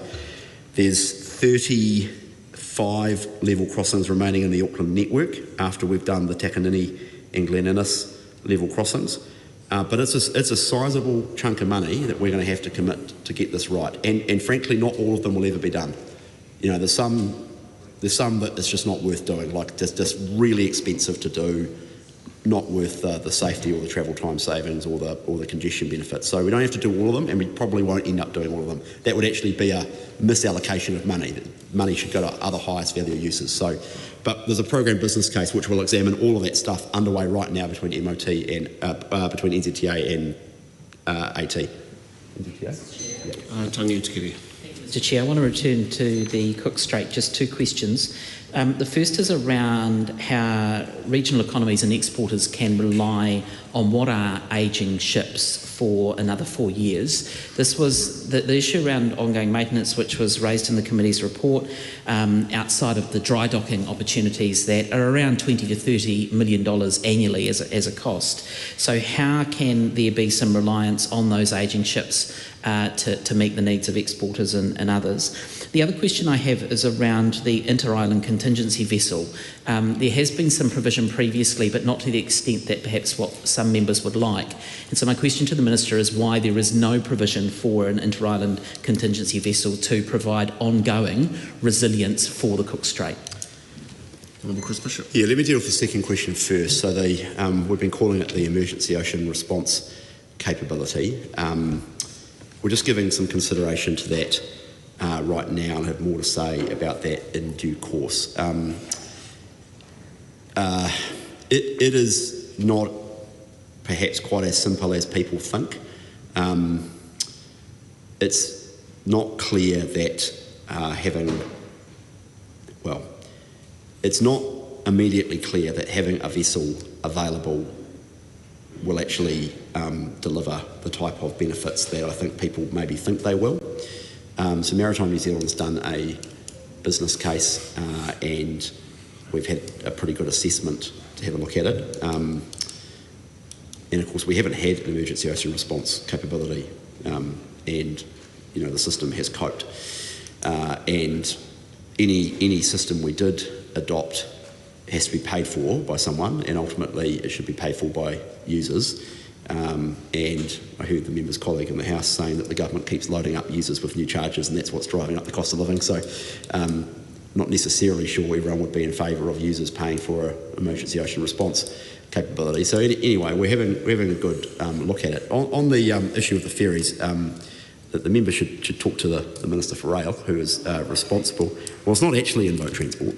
I'm a shareholding minister in Ferry Holdings Limited, but I just direct the member to the public announcements around the ferry procurement recently made by the Minister for Rail, who's been leading that process. Honourable Julianne Genter. Thanks. Going back to the answers from the Minister to my previous questions, and I acknowledge and take on board his critique of some of those highways that were included in the New Zealand upgrade. Even as an associate minister in that government, I authored an op-ed at the time criticising the government for prioritising those. But you can So I was never a fan of those roads. I didn't think they were a good idea, but arguably the same risks apply to the minister's own government's priorities, because as he has acknowledged, there are not business cases for all of the roads of national significance. Those have not and were not thoroughly assessed before they were committed to. What steps is the minister taking to make sure that we're spending money on the highest value projects that are actually going to deliver the outcomes we want? And why haven't those projects been submitted to the Infrastructure Commission's priorities, IPP, if the minister is certain that they are the best value for money and the best investment the country can make? Honourable Chris Bishop. Well, I've dealt with the IPP issue. It's a separate process, and the IPP process is, we're only just done stage 1, and stage 2 is underway now, and it's not a mature process yet. We've still got a way to run, and we've got to work out how it integrates into the rest of the system, creates value and doesn't duplicate. So we're working our way through that, through not vote infrastructure, but my infrastructure portfolio. NZTA's got an investment prioritisation framework through which the member will be well familiar with. She's right that the roads are expensive, and it's important that investment flows to its highest value use, and I'm confident that that is the case at the moment. Honourable Julianne Genter. Thank you. Will the minister, what steps will the minister take to make sure that the next stage of the Northland Expressway, which is Warkworth to Te Hana, is in a good position to be put out to actually start construction? Because my understanding that what we've heard from people in the industry is that they're extremely concerned about that project. Like literally people bidding on the project and the consortium are like, this is bad news, because the government's asked them to accelerate the proposal to be able to sign something before 2026. Is that what he considers to be a good process for delivering a good outcome? Related to that, did the minister read the independent economic advice provided to the Transport and Infrastructure Select Committee on the NZIER report on the Northland Expressway? And finally, given that, as long as I'm up here, Transmission Gully, PPP, obviously it's been announced that there's going to be resurfacing work undertaken. Do we know what the total cost is and who will be paying for those? Is it the NZT? Is it the government that will be covering those costs, or is it the operator of the road who we are currently paying an annual PPP concession to? Is it the government that will pay and taxpayers that will pay for that resurfacing, or is it the operator? Yeah. Oh, and finally, on the Northland Expressway, how will Warkworth to Tehana address the issues of severance at the Brynderwyns, if at all? Which obviously Tehana is south of the Brynderwyns. Chris Bishop. Dealing with those interesting series of issues in reverse order, I'm advised that the settlement that the Crown's entered into over Transmission Gully is paying for the resurfacing. So that, it's been well canvassed, the settlement in relation to that. The issues with that project, I think, have been well canvassed. There's been 2 independent reviews into it. There's been a variety of wild claims made about Transmission Gully over the years, but the point I would just make for Wellingtonians is it's open. It's fantastic. It's been a game changer, and yeah, well, I'm coming to that. On the second one, going in reverse order, I've skimmed the independent economic advice in relation to the NZIER report. On the Northland Expressway, procurement is underway right now for that. The government's view is that this is a game changer project to unlock the north, akin to the Waikato Expressway and the benefits it's provided for the broader Hamilton and Waikato region. It's obviously not all going to be built straight away. It is a long-term project to better connect this rich and vibrant, abundant region to Auckland and Hamilton. It's a long-term project, and we'll get on with it and make progress in due course.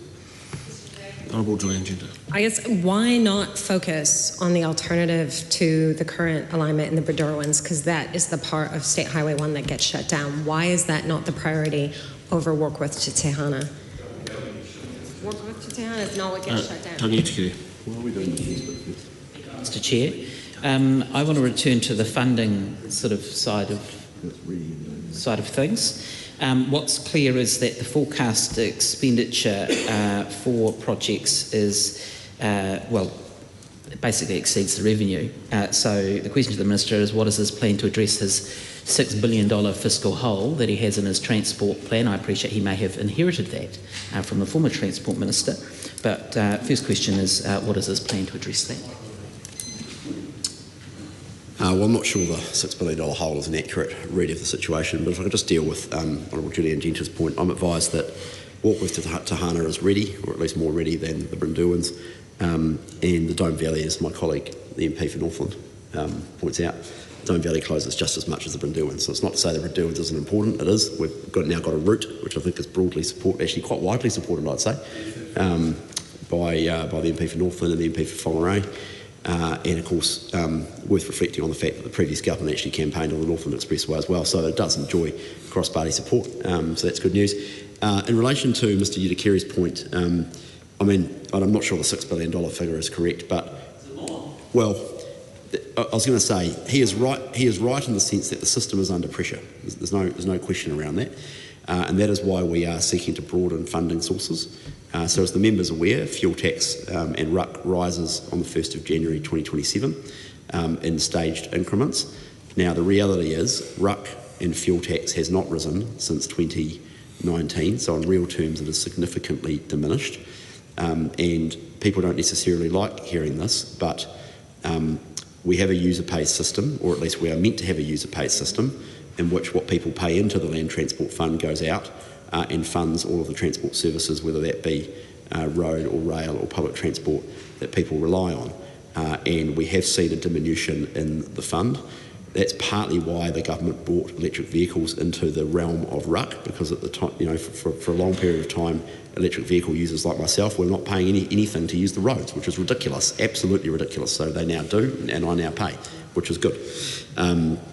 And in time, we've had a discussion around this publicly. In time, we will transition all vehicles to electronic road user charges, which will be a much more efficient way of paying for use of the roads. But we're not there yet. So we are looking at tolling as an alternative revenue source. We are looking at infrastructure funding and financing charges. We're about to change we soon will introduce legislation to allow IFF charges to be levied on landowners next to state highway projects, but also public transport projects.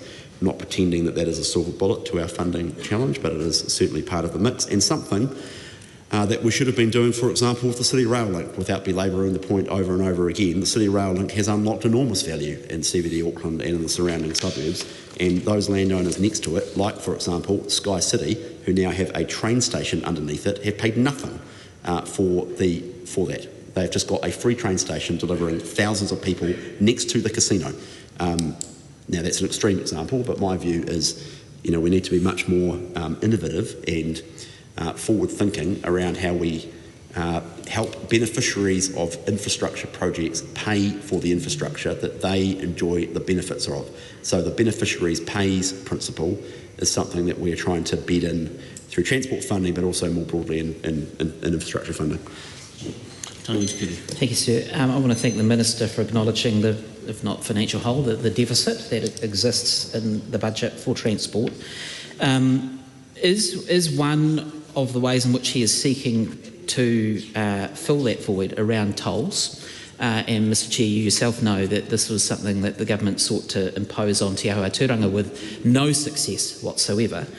Why is the government seeking to potentially toll the Wood End bypass, a particular project that it didn't even talk about tolling? Is it simply because they're wanting to fill the revenue needs that they're in want of? Well, the government's got a well-traversed view when it comes to tolling, which is that all new roads, the starting point will be tolling, and there's a couple of reasons for that. One is it's an additional form of user pays funding, so in the sense that people who use the road pay for it through the toll. They pay for it through fuel tax, but they also pay for it through the use of the roads. And the member seems to think, and he kept repeating this argument during the debate about the Manawatu gorge replacement, the new highway, which is a fantastic road. The member kept saying, well, the road's paid for. Roads are built.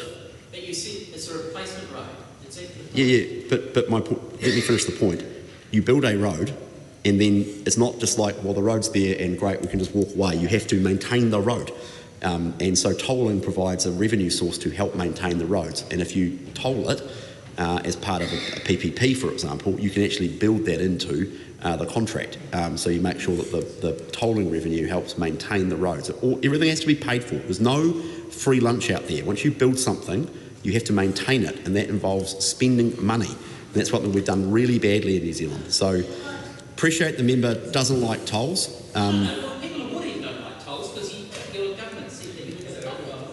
Sure. People don't necessarily. I'll tell you who doesn't. I'll tell you who gets really aggravated about tolls. The people of Tauranga, who currently have 3, and go, well, hang on a minute. And the people of far north, and they say, well, hang on a minute. Why have we got tolls and you don't? Which is fair enough. No. I'm just. Well, the member's colleague has spent quite a bit of time over the last 18 months or so having a go at the government for not taking a more bipartisan approach to infrastructure investment, and trying to build a better system that focuses on evidence. All the evidence when it comes to land transport funding is that tolling can make a difference in terms of bringing projects forward, providing an alternative revenue source, making sure that users pay for the infrastructure that they are the ones who enjoy, and making sure that you can lock in the maintenance. Like, the evidence is just really clear around that, and we've taken, I think, a pretty moderate approach to that. We've said that the starting point for all new roads, where there's an alternative route, will be tolled, and the member now wants to have a swing at that. Well, that's fine, but, he might need to talk to his colleague about taking a more mature and bipartisan approach to these things. Tolling makes sense. Appreciate the people of Wood End won't necessarily want to do it, and there'll be a debate around that. That's why there's consultation underway right now. Actually, some of the feedback I get from the people of Wood End is like, if it brings the project forward, build it, baby, get on with it. I'm prepared to pay $1.25 each way. And clearly there'll be a variety of views either way, but our view is tolling makes sense, and asking people to pay for something that they enjoy the benefits of, I don't think is actually that radical a proposition. I think it's pretty sensible, frankly. Christopher Luxon. Tēnā koe, Mr Chair. While not on this government's list of roads of national significance, State Highway 35 is in fact a significant trunk line for industry, and of course a lifeline for people who need to travel vast distances to access health care. What, if any, plans does this government have for the rebuild or upgrade of State Highway 35? It's quite, well, very briefly, I fully accept the members more familiar with that area of the country than I am. So there is quite a bit of money going in there, particularly as part of the North Island Severe Weather Events recovery. And I know it's not exactly near State Highway 35, but we are replacing the Waikere Gorge, which is much further south, which is an really important connector road. Actually, construction on that starts soon, which is happy days. So there's quite a bit of money going into that whole area through the North Island Weather Event Recovery Fund. So just to clarify, are there any plans for the upgrade or rebuild of State Highway 35? Great news about Waikare Gorge, that's also in Ikaroa Rāwhiti, but I'm asking specifically about State Highway 35. Yes, well, I'm advised that there is still funding there from the recovery from the 2023 events through the trek. In particular, we're doing the Hikawai Bridge, and if the member wants a full briefing about all the work that's underway, really happy to give her one. Just send me a letter and I can give you right back to you. Dr. Tracy McKinnon. Thank you. A couple of quick questions, Minister, on public transport. Yes. Why were the half-price fares and free travel for children scrapped during a cost of living crisis? And do you know, or are you aware, or did you do any analysis, Minister, not Mr. Chair, what analysis was done on the impact of increasing public transport usage? From memory, they were delivered as part of budget savings, part of the savings drive. My general perspective is that ultimately the thing that drives public transport patronage is actually not fares. The thing that drives patronage is reliability and efficiency. And you could make public transport free tomorrow, and it wouldn't necessarily drive an enormous uptake in patronage. What actually drives it is service, and if people know that if the bus turns up on time, they'll take it. Whether or not something is $1 cheaper or something, it doesn't necessarily help. So that's our perspective. There's quite a lot of economic evidence around that, to be honest. Does it make a difference on the margins? Yeah, sure, of course it does. So yeah, that's that perspective there. Honourable Julian Gender. Mr. Chair, is the Minister aware that a number of public transport authorities have had to make cuts to their growth plans and service expansion plans as a result of his government's GPS, which does actually impose some spending constraints on public transport going forward? I acknowledge the Minister will cite like one or two examples, because there's probably like 4 public transport projects that are actually specified in the GPS, and those are being funded, but a lot of other local authorities like Otago Regional Council, Greater Wellington Regional Council, a whole number. If it's not the Northern Busway or the Eastern Busway or the City Rail Link, there's not really much funding capacity for expansion of public transport. What is he doing, if anything, to address that issue and ensure that public transport authorities can plan for growth in public transport services? Will he be amending the GPS, or what other steps might he take to ensure that, aside from the specified big projects, that public transport services can be expanded? Honourable Chris Bishop. Well, the government's made a heavy investment through GPS 2024 in public transport. There's another GPS coming for 2027, obviously. Public transport authorities always have bigger ambitions than necessarily would be the funding case. The member sort of rolls her eyes, but that was true when she was the Associate Minister, and it's true now. Everyone's got a wish list, and part of being a government is you can't fund everything. You've got to prioritise, and there is more money, and there's a range of projects being rolled out, including the national ticketing system. Somewhat. Motu move, that's right, yes. Somewhat benighted project, but we're now making progress, and I can tell the House that on early November it will roll out in Christchurch. You'll be able to tag on and tag off with your Visa card. So Hamish Campbell will be getting on his bus from Ireland to the airport. Well, that's right. And soon it will roll out slightly later than everyone wanted. But this is life around the country. So we're making a heavy investment in the national ticketing system, heavy investment in public transport. And of course, just yesterday, new trains for the Manawatu and the Wairarapa. Yeah, thank you very much. had to sharpen it up a bit over the last couple of years. It was left fairly loose, but anyway, we got on with that. So that'll be great. Now we've got to make sure we drive the patronage growth on the Manawatu train line, because and Mr. Aotearoa can help play a role in that. Encourage people to take the train. We're buying these very expensive new trains for the Manawatu and the Wairarapa. What's that? Well, that's right. Well, I'm looking forward to seeing you coming down on the train. Oh, very good. No, good. No, okay. Well, I'll have you know, I bought my first car when I was 28, and I grew up taking the train to and from school every day, and in Auckland. So anyway, that was in Wellington. Then I moved to Auckland and took the train. Anyway, I don't want to digress. Take up time. I'm convinced I'll take that train. Tangi Tikere. Thank you, Mr. Chair. I want to move from trains to buses, in particular school buses. What funding provision has he advocated for with ministerial colleagues for school buses? This is a real issue for rural communities, Mr. McCallum, a real issue. Actually, I note that the Minister of Education was visiting the Rangitikei electorate just last week. I wonder if she bothered to visit Ashurst, given there's a huge level of concern about this from that community. The question is around what provision has he advocated for, or has he been in receipt of advocacy from colleagues to secure bus services for rural communities? Receiving a lot of correspondence being directed to the Minister of Education. It would have been good to see if she visited them. What advocacy has he been involved in? Well, the reason they're writing to the Minister of Education is that the Minister of Education, through Vote Education, is responsible for it. I don't have any responsibility for school buses.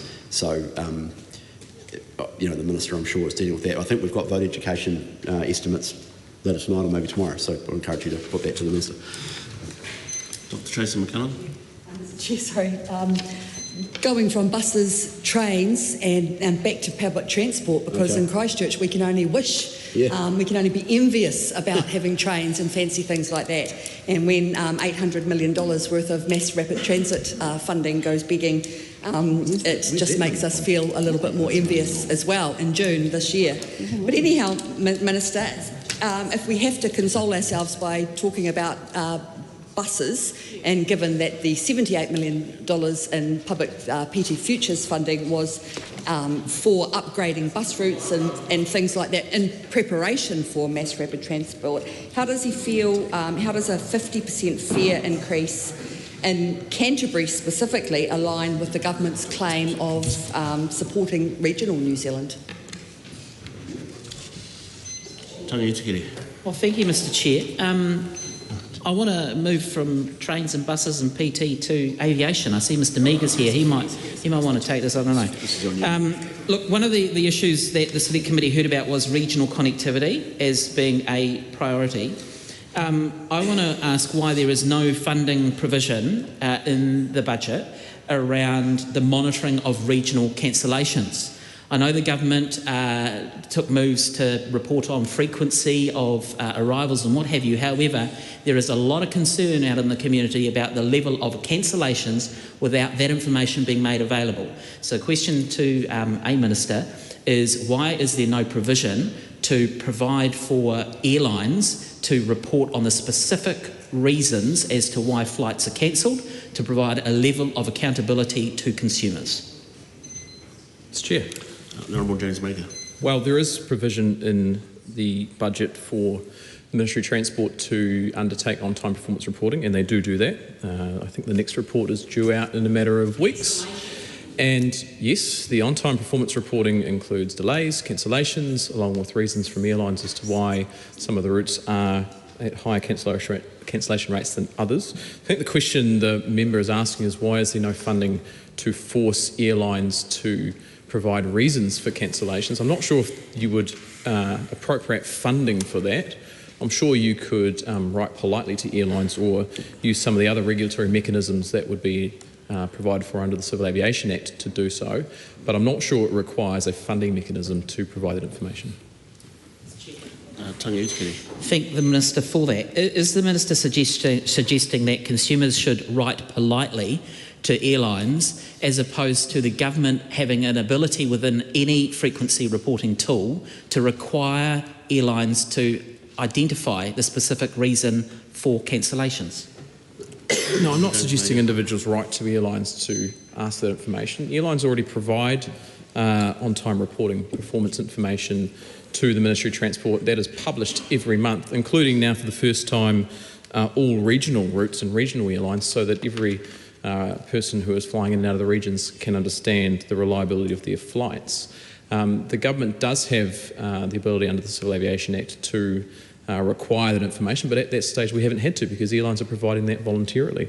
And most airlines, as part of good customer service, will provide the reasons why a flight is cancelled. And in fact, when you get your cancellation or delay notice via email, it will often provide those reasons. Now, yes, it might be that airlines could provide more detail as to that. Some airlines provide an exceptional amount of detail, including the one that flew Trans-Tasman recently and informed the passengers as to why airspace may or may not be open. So sometimes they provide information around why flights are delayed and cancelled, and I'm sure they could do much more of that. The government is very satisfied with the information that's being provided for on-time performance as it is. Dr. Tracy McCallum. Thank you, Mr. Chair. As well as identifying that there's been a 50% increase in fares in the Canterbury region due to the decisions of this government and the impact that that has, particularly on low-income families, does the Minister have any long-term plans to ensure that public transport as a mode of transport remains viable for people all over this country, particularly for low-income families, particularly because of the impacts that that has on productivity and all of the other aspirational things that the government talks about, but at the same time is putting barriers in the way of?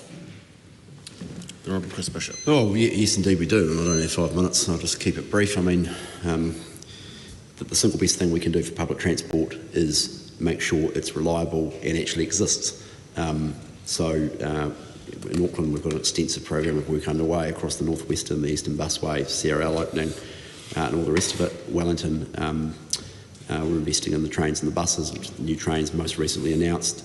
I may say, in relation to both Auckland and Wellington, one major challenge is the overdue renewals that are required on the rail network.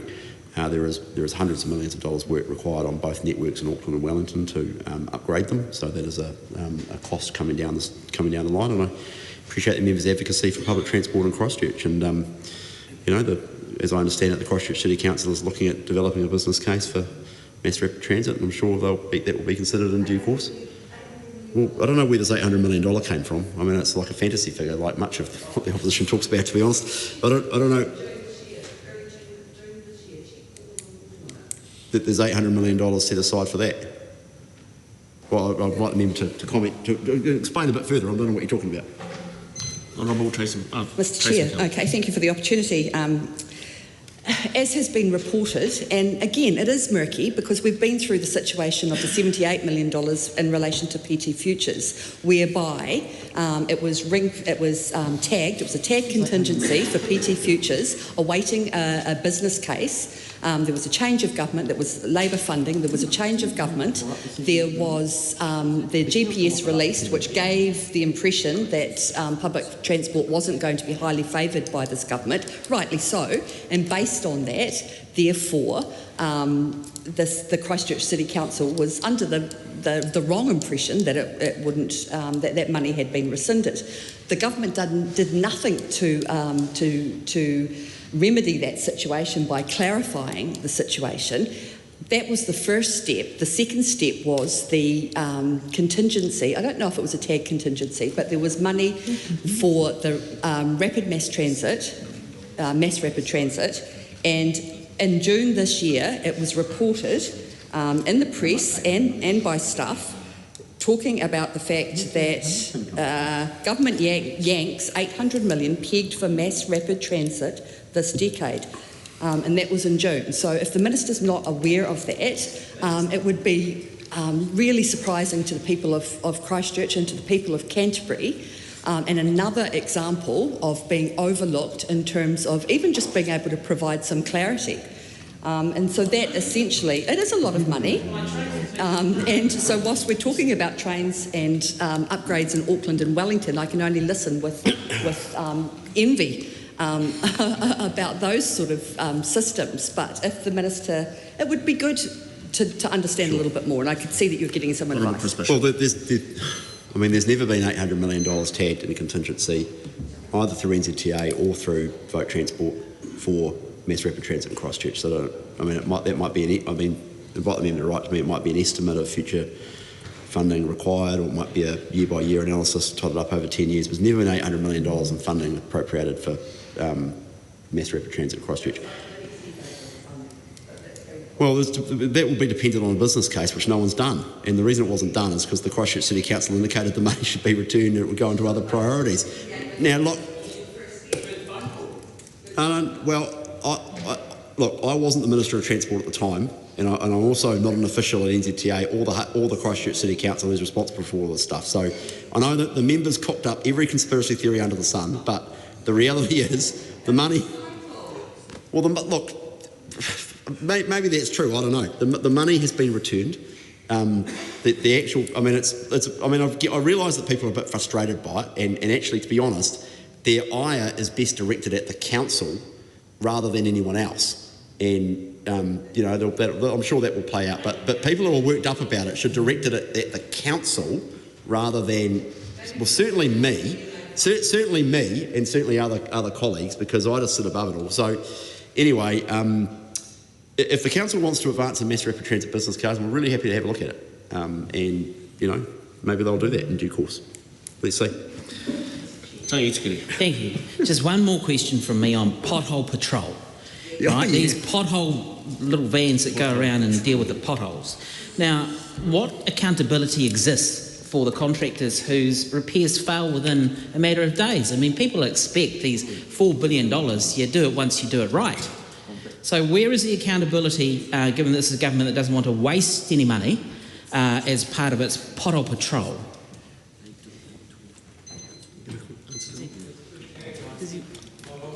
Mr. Chair, thank you. While the Minister checks on that patrol option, it would be good to get a response, because this is a significant amount of money that has been set aside in the billions, and so getting an understanding as to why the public cannot expect, or should not be able to expect, that when the pothole patrol goes out and fixes these potholes, that they're done once and they're done right. Honourable Chris Bishop. Yes, well, I'm reminded that the funding activity class is called the Pothole Prevention Fund, but actually it's a sizable sum of money for state highway renewals and other maintenance, not just all on potholes. Trust me on that one. I mean, there are a lot of potholes in New Zealand, but there aren't that many. I'm advised that there's the ordinary monitoring that goes on through NZTA around repairs and maintenance and all contracts. So we monitor the 24-hour and 48-hour cut-offs as has been widely reported. And it's monitored by the staff at NZTA, and it's reported quarterly. Any more questions from Transport? Members, the time has come for the dinner break. We will resume the debate at 7:30. I think we're done. So, who's after dinner? Oh, it's me. You. Are you after lunch?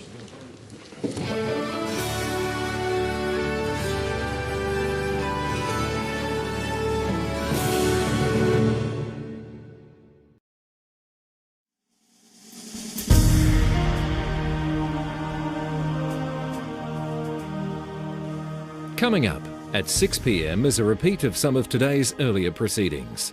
Live coverage from the House of Representatives will resume at 7:30 p.m.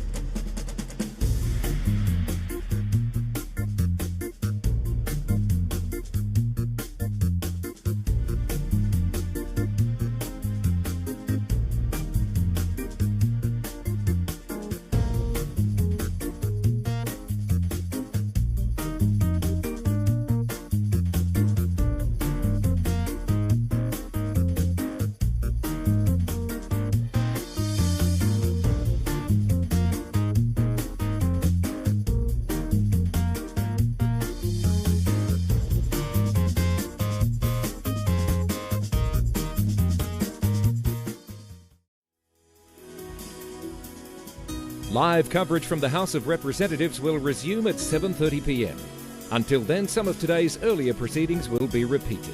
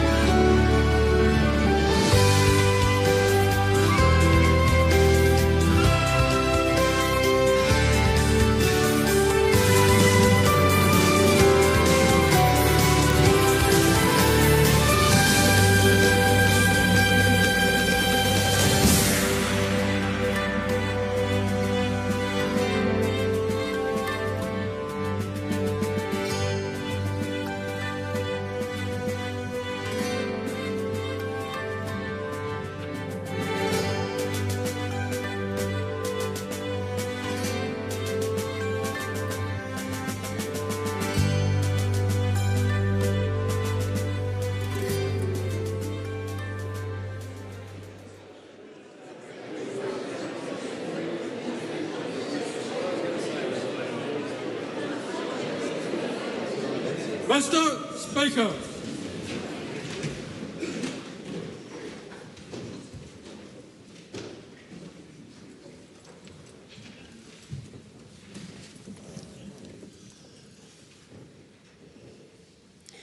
Almighty God, we give thanks for the blessings which have been bestowed on us. Laying aside all personal interests, we acknowledge the King and pray for guidance in our deliberations, that we may conduct the affairs of this House with wisdom, justice, mercy and humility for the welfare and peace of New Zealand.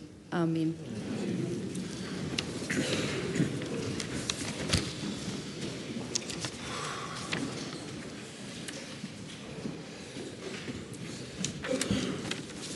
I wish to advise the House that I've received a letter from Benjamin Doyle resigning their list seat in this House with effect at 11:59 p.m. on the 3rd of October 2025. Two petitions have been delivered to the clerk for presentation. Petition of Dave McPherson requesting the House urge the Government to restore the Southerner train as a regular public transport service.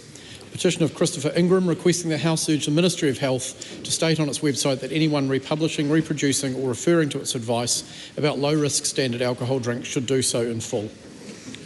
Those petitions stand referred to the Petitions Committee. Ministers have delivered 5 papers. Government response to the report of the Petitions Committee on the petition of Kevin Scott, 2025 annual report for the Office of Māori Trustee, statements of corporate intent for the New Zealand Institute for Bioeconomy Services Limited, Science Limited, New Zealand Institute for Earth Science Limited, and 2025-26 statements of performance expectations for Fire and Emergency New Zealand. Those papers are published under the authority of the House. 11 Select Committee reports have been delivered for presentation. Report of the Economic Development, Science and Innovation Committee on the briefing on the upcoming reports of the Science System Advisory Group. Report of the Finance and Expenditure Committee on the inquiry into banking competition. Reports of the Justice Committee on the Crimes, Increased Penalties for Slavery Offences Amendment Bill, the Referendums Framework Bill and the Term of Parliament Enabling 4-Year Term Legislation Amendment Bill. Report of the Māori Affairs Committee on the petition of Deborah Chappell.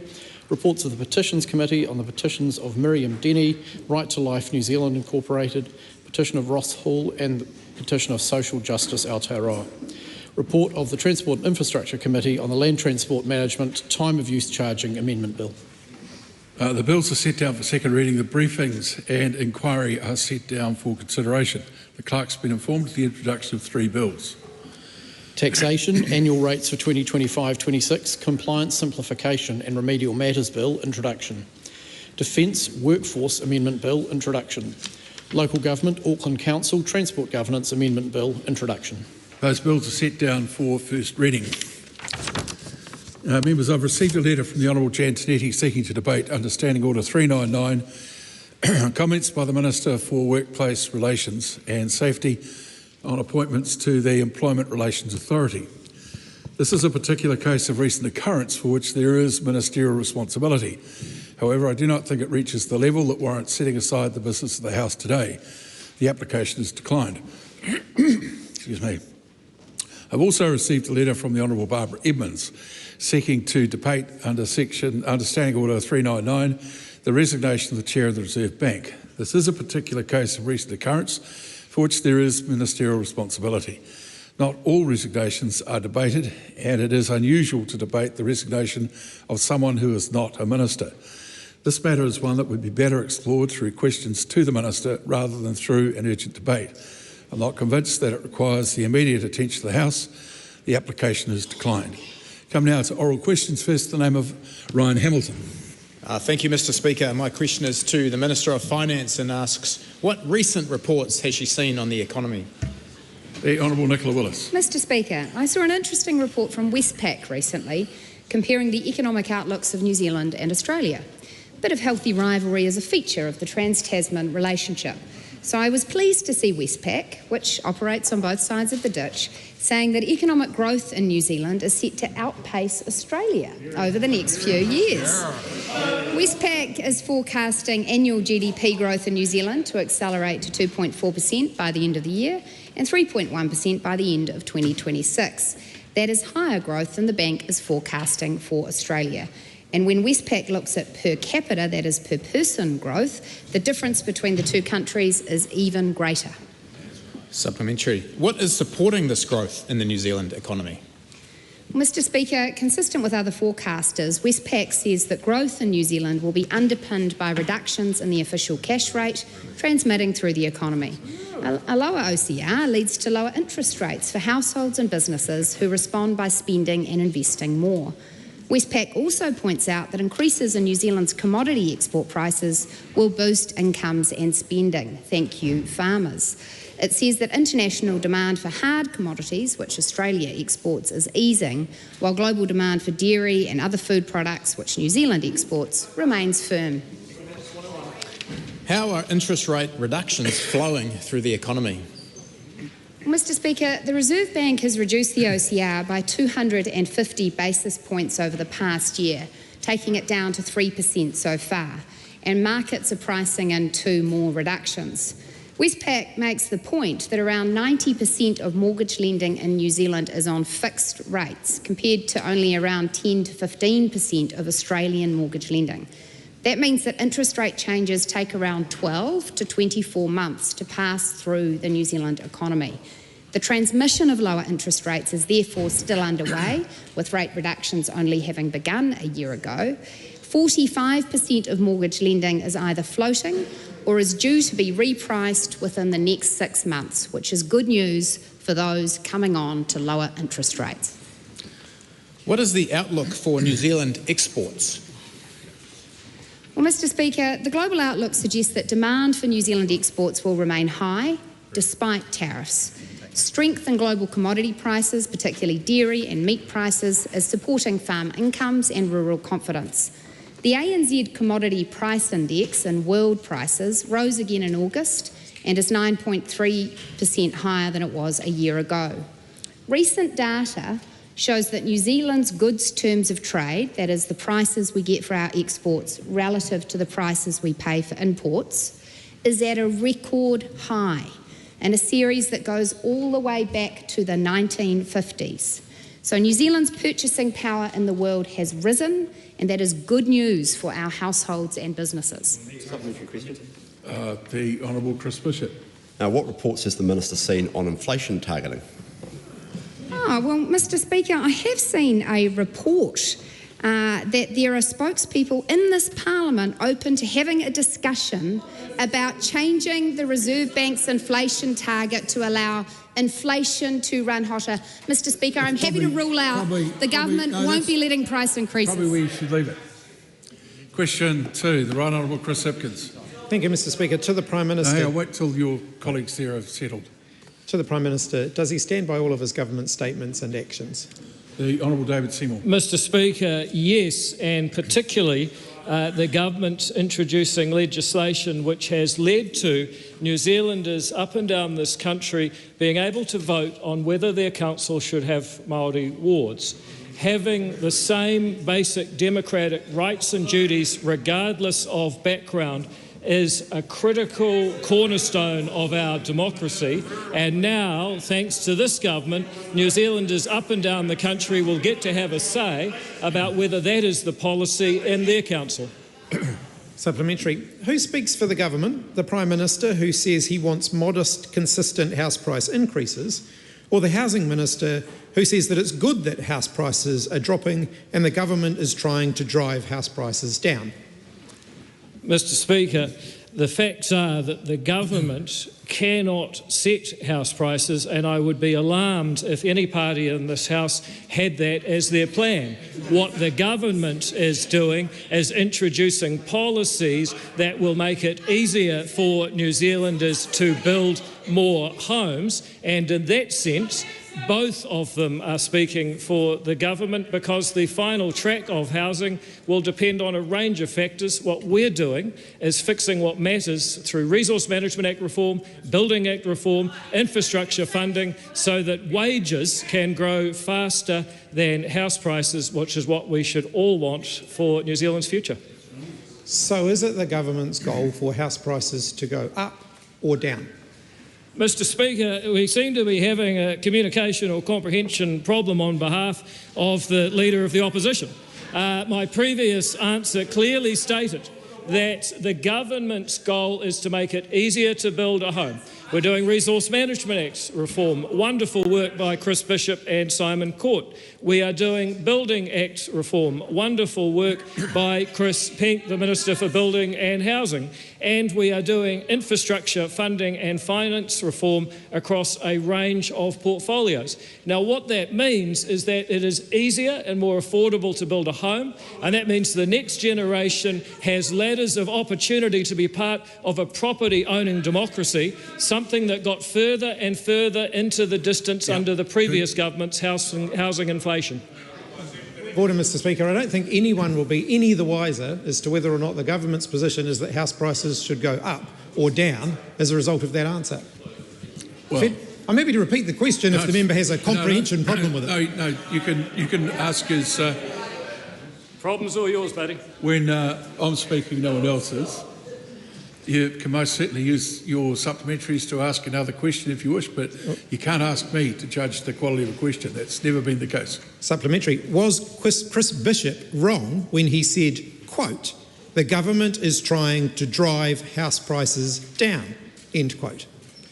Mr. Speaker, no, he was not, because, as I have explained and will now explain for the third time, I suspect the rest of New Zealand's got it, but for the benefit of the Leader of the Opposition, many of the policies that the government is introducing are policies that will increase the supply elasticity of housing, and that will, other things being equal, make it more affordable. However, it is also true that as New Zealand's economy grows under the policy of this government, as New Zealanders become wealthier, as they bid higher prices for housing, they may well end up pushing prices up. So was Christopher Luxon wrong when he said, quote, or that the government wants, quote, modest, consistent house price increases? Mr. Speaker, it reminds me of when I used to tutor Econ 101. Let me explain to the Leader of the Opposition. On the one hand, we want New Zealanders to be wealthier, we want our population to grow, we want people to be bidding to raise house prices, and on the other hand, we want to make it easier to build them. Both of us want economic growth, less red tape, less regulation, and I just wish that the Leader for the Opposition would get on board. Well, supplementary. So who speaks for the government on housing intensification? David Seymour, who says that Auckland Council's plan will bring significant change to the character of New Zealand's oldest suburb, or Chris Bishop, who's called criticism of the plan frankly nuts? Mr. Speaker, I also have heard Chris Bishop say that local MP should advocate for the interests of their constituents, and it is certainly true that the plan will change the character of the city. That is absolutely true. So I guess once again, despite this member's attempts to divide us, we're both right. So is the government's position that therefore housing intensification and more deregulation around building more houses except in Epsom? Mr. Speaker, well, that's not true at all. For example, The Epsom electorate contains the Mount Eden train station, where I expect and support there will be a lot more people living to take advantage of that upgrade in infrastructure.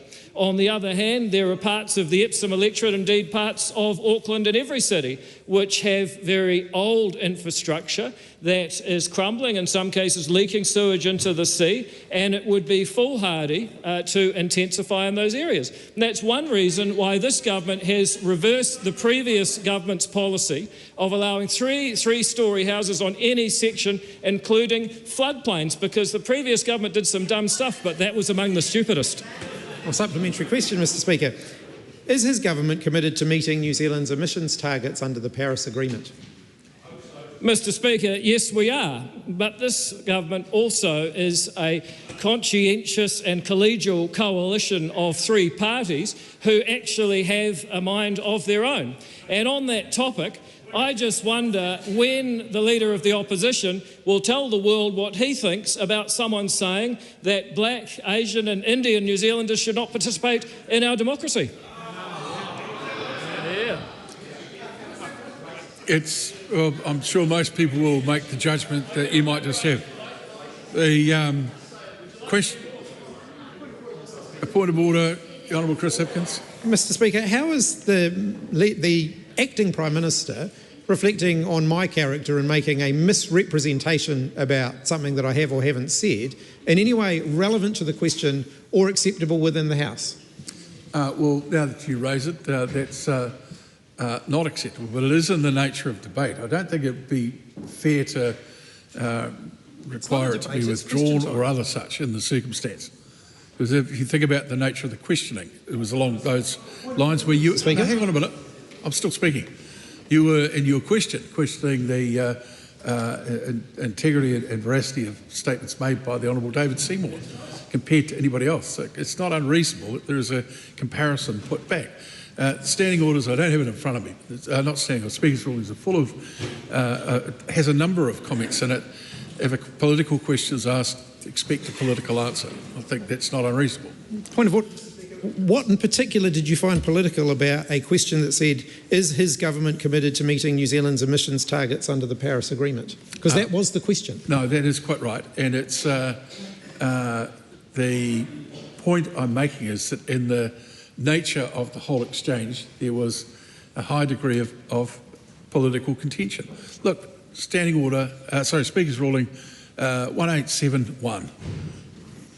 Order, Mr Speaker. Further point of order, the Right Honourable Chris Hipkins. Mr Speaker, no matter how political a debate, a member is not entitled to misrepresent the words of another member. From my memory, what he said is he invited a comment on or a reflection on those, which he shouldn't have done. But it might help if the acting Prime Minister, or the Prime Minister in this case, withdrew the comment. Point of order, Mr Speaker. Well, okay. My answer simply held up a mirror to the Leader of the Opposition's questions. If he doesn't like what he sees, then perhaps he should change the questions he answers. That's your opinion. But for the sake of this country being able to get on with question time, I'll withdraw the comment. Thank you. And the question number 3 now, Dr. Panjit Palmer. Thank you, Mr Speaker. Mr Speaker, my question is to the Acting Prime Minister. Does he stand by all of the government statements and actions? Yes, Mr Speaker. The Honourable David Seymour. Mr Speaker, yes, absolutely and enthusiastically, particularly those actions that this government is taking to cut wasteful spending, to cut red tape and enable New Zealanders to build their lives, their families, their firms and their farms in this country so that we can all live a more prosperous life and overcome those challenges that we face. Supplementary. What changes are being made to resource management law? Mr Speaker, this country is a beautiful place and, in my view, the best in the world to live but we have made it too hard for too long to build a place to live. And that's why this government is replacing the resource management laws with laws that don't say a council has the right to say no all the time and anyone else they ask. It says that New Zealanders have the right to develop their property as they please so long as they don't harm the enjoyment of others' property. Mr. Speaker, that is a wonderful principle. It is a step change in land use development, and it will allow the next generation to be able to build their futures just as their grandparents were able to do, and give each of us of any background a brighter future in New Zealand. Supplementary, Mr. Speaker. How will the government's changes to our health and safety laws help small businesses? Mr. Speaker, this country was built on a number 8 wire, can-do, Sir Edmund Hillary, Kiwi attitude, and yet too often we find ourselves fearful of the very government that we pay to enforce the laws. And that's why I'm very proud to have this government amending the approach to health and safety away from having lots of fear and not enough safety, retooling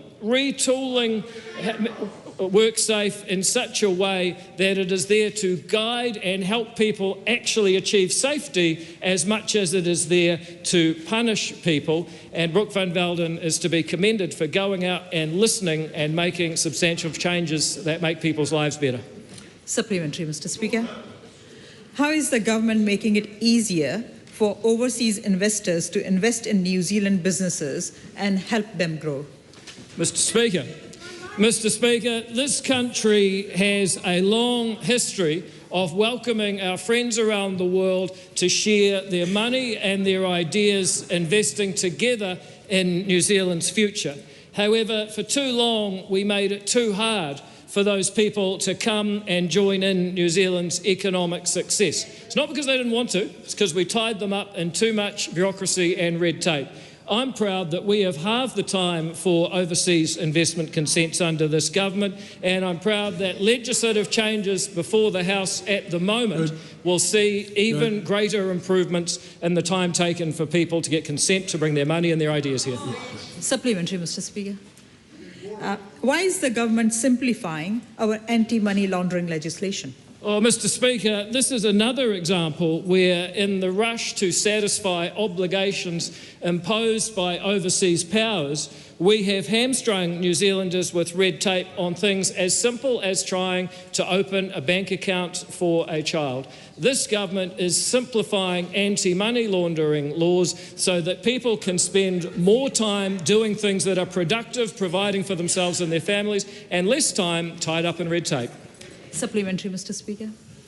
How is the government's regulatory standards bill going to help raise the standard of lawmaking in New Zealand? Oh, Mr. Speaker, for a long time, governments have made various attempts at improving the quality of regulation and ensuring that there is a voice for the regulated, that people's property rights are respected, and that laws are made for the public interest rather than for short-term political advantage by certain politicians.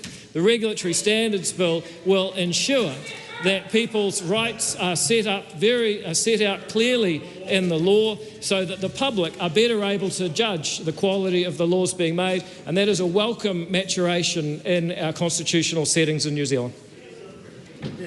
Question 4, Dan Bedwar. Thank you, Mr. Speaker. To the Minister of Transport, what announcements has he made regarding Auckland Transport governance? Mr. Speaker. The Honourable Chris Bishop. Last week, the government announced Minister of Auckland, Seymour Brown, and His Worship, Wayne Brown, will be delivering on our promise to restore local democracy to Auckland. Responsibility for most transport functions in Auckland will shift from Auckland Transport to Auckland Council, including all policy and planning work. The Council will become the road controlling authority and deliver transport capital projects while maintaining transport infrastructure. This is the case in every other council around the country, apart from in Auckland, and we are now bringing Auckland into line with every other council. Supplementary. How does this change restore local democracy in Auckland? Well, Mr. Speaker, local democracy in Auckland is very important. Right now, Aucklanders raise their transport concerns with local councillors, local board members, or even the mayor. That's instinctively who New Zealanders think are responsible for their local roads, but the levers Auckland Council has to effect change are very little. Auckland Council does not have direct control over its transport system currently, nor is it a road controlling authority. We are making Auckland Council directly responsible for local roads again, so that when Aucklanders raise concerns with their elected local representatives, they actually have levers to do something about it. Supplementary question. What about future planning for Auckland's transport system? Mr Speaker, the changes will establish an Auckland Regional Transport Committee comprising an equal share of Auckland Council members and ministerial appointees alongside an independent chair. It will prepare a 30-year transport plan for Auckland, building on the previous Auckland Transport Alignment Project from the last national government to steer investment and shape the future of transport in Auckland. It's critical to get central and local government aligned, and I'm really confident this plan will do just that. Supplementary question. What reaction has he seen to this announcement? Well, Mr Speaker, there has been widespread support from many Aucklanders. I quote proud Aucklander Seymour Brown, "For too long Auckland Transport has not listened to Aucklanders." I want to thank Mayor Brown and Seymour Brown for their hard work on these campaigns. Aucklanders don't have to wait too long for these changes to be made. The bill will have its first reading this month. It's expected to pass into law next year, so we can get on with restoring local democracy to Auckland. Question number 5, the Honourable Barbara Edmonds. Hello, Mr Speaker. To the Minister of Finance. Hello. Does she stand by all her statements and actions in relation to the resignations of the former Reserve Bank Chair and Governor? The Honourable Nicola Willis. Mr Speaker, yes. Supplementary. When did she first become aware of the reasons for Adrian Orr's resignation? That was on the Thursday night when I read the Ombudsman's ruling, which, as I check my timing, was the 27th of August, which outlined the specific concerns which were in the letter of concerns shared by the Reserve Bank, a letter I have not seen and had not seen previously, and which also detailed events preceding the receipt of that letter. Supplementary. Was she aware that a letter of concern had been sent before the 28th of August? Mr Speaker, on the 27th of February, I received a text message from the Secretary for the Treasury informing me that the RBNZ board had agreed to start an employment process in respect of the Governor of the Reserve Bank. Later that night, in a separate text message, I was informed that the Governor had elected to go on leave until the end of the process, and that he had been given until the close of business Monday to respond to a board statement of concern on his conduct. Supplementary. Why was the contents of that text on the 27th of February withheld under the Official Information Act? Mr Speaker, I've asked that very question today of my own team, who through Treasury I think have upheld high standards under the Official Information Act throughout this exchange. They informed me that it was withheld under Section 9BAI, which is to protect information subject to an obligation of confidence likely to prejudice the supply of information of that sort in future. I have judged that it is in the public interest for me to share the contents of that text message with Parliament today.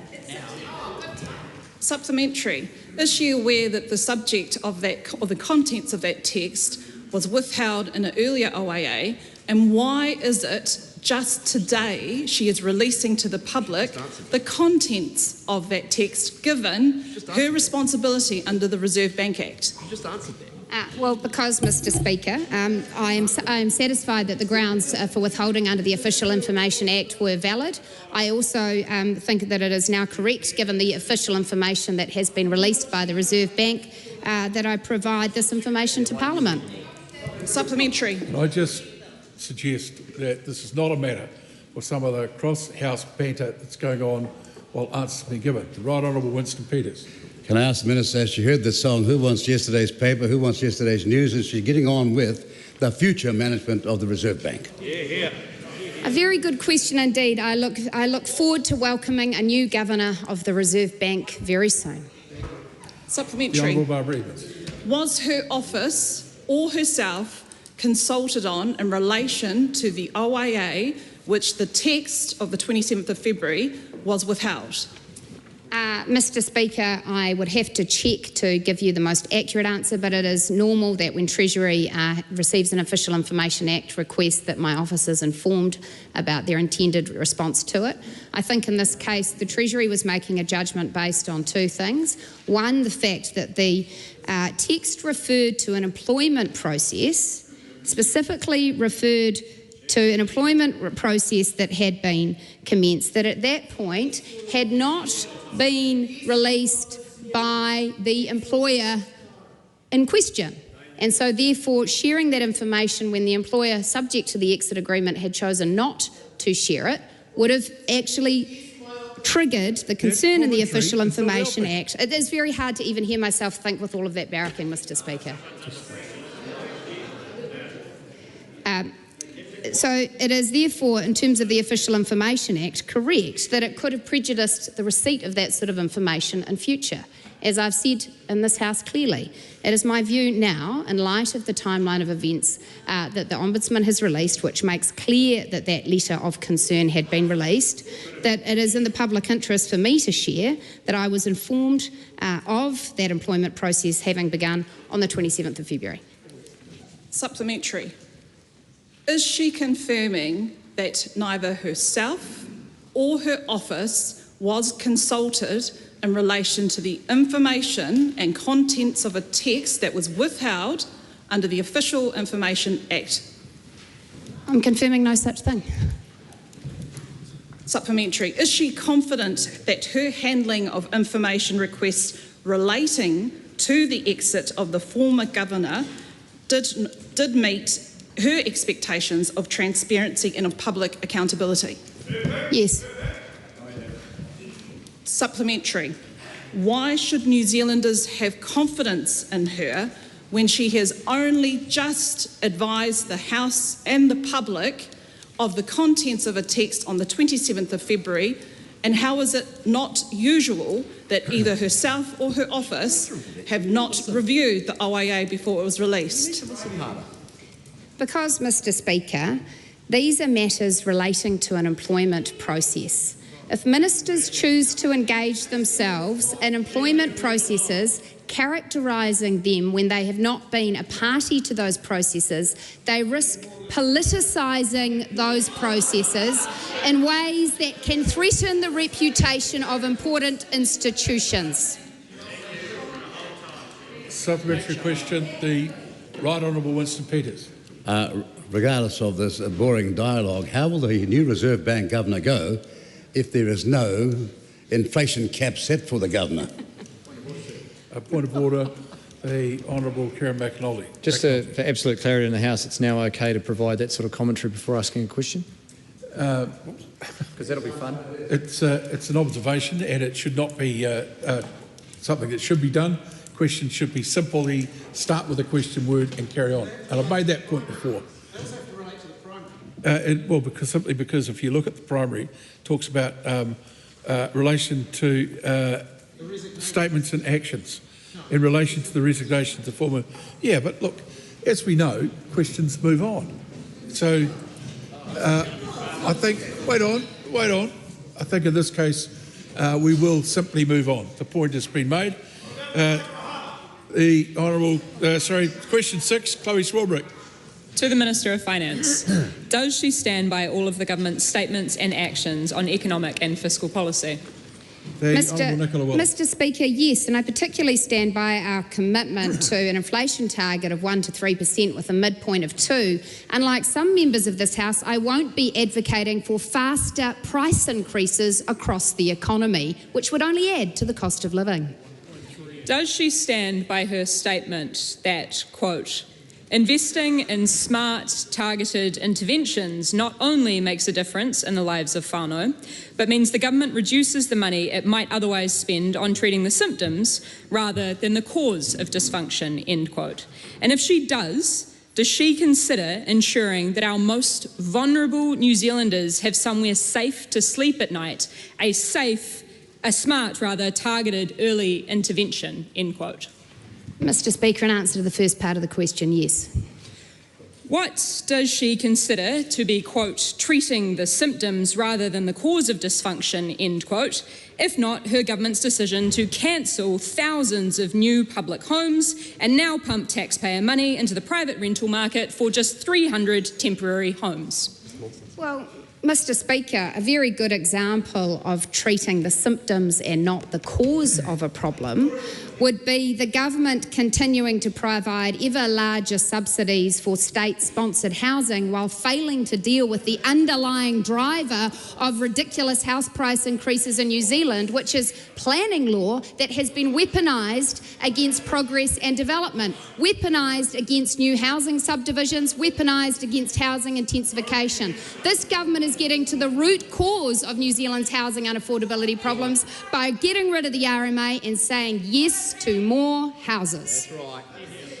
Does she accept that investment in public housing reduces crime, saves money and health, and improves educational, employment and broader economic outcomes?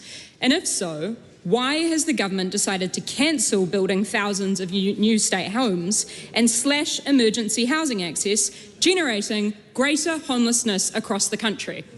Well, Mr. Speaker, yes, I agree that publicly funded housing can deliver a range of positive social outcomes, but it's also the case that we need to ensure that public housing is delivered efficiently, that it is the right kind of houses, that are of the right typographies, created in a value for money way. And it's also the case that under the last government, the number of people on the State House waiting list multiplied, even while they said that they were dealing with state housing challenges. Supplementary. The supplementary, the Right Honourable Winston Peters. Could I ask the Minister on this question of the house rental costs, has it gone up in the last 12 months or has it come down? Well, Mr. Speaker, I understand that in fact rent increases are the lowest they've been in some years. In fact, according to a measure I read yesterday, rents have actually declined, which I would have thought the member for Auckland Central, who used to claim she stood for renters, would be welcoming and even celebrating. Supplementary? Supplementary. We'll go to close, Robert. What is the economic cost of the increased homelessness that has resulted from government decisions which it was warned would happen if it went ahead with those very decisions? Well, Mr. Speaker, there are a lot of assertions in that question, but what is absolutely the case, and which the numbers prove, is that while that member was a supporting member of this Parliament of the previous government, it is the case that thousands of children were being raised in motel rooms that I can guarantee didn't meet your healthy home standards. You stood by, you tolerated it, we've fixed it. Supplementary question. Hold on. We're just going to wait. We're going to wait while everybody calms down. The Honourable Chris Bishop.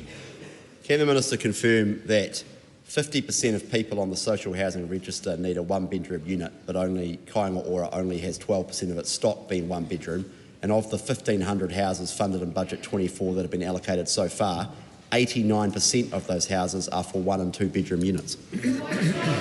Yes, Mr. Speaker, and what this underscores is the importance of ensuring we don't just build houses, but that we build the right houses that respond to the needs we see in our community. I'm also happy to confirm that the creation of the Community Housing Fund means that this government has deliberately decreased the cost of borrowing for those community organisations wishing to build more public housing. Supplementary.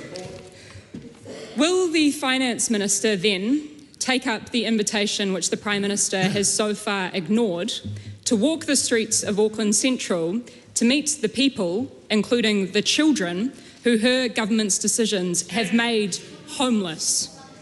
Well, Mr. Speaker, I think the more immediate response, if the member is aware of any children living on the street, would be for her to urgently bring that information to the Ministry of Social Development to ensure those children get the support to which they are entitled. The Right Honourable Winston Peters. If the Prime Minister does take up the invitation, could he possibly warn the Prime Minister that if he does, he'll have to face all those orange cones that the Green Party and others have put on the main street of central Auckland in her electorate? Yeah, no, that's it's not a question for the Minister of Finance. Dr. Vanessa Winnett, question number 7. Just wait for the House for a moment. Thank you, Mr. Speaker. My question is to the Minister of Health and asks, what recent announcements has he made about improved access to elective procedures for patients? Mr. Speaker. Honourable Seymour Brown. Mr. Speaker, good news. The government has exceeded its first elective boost target, delivering 16,005 additional procedures by the 30th of June.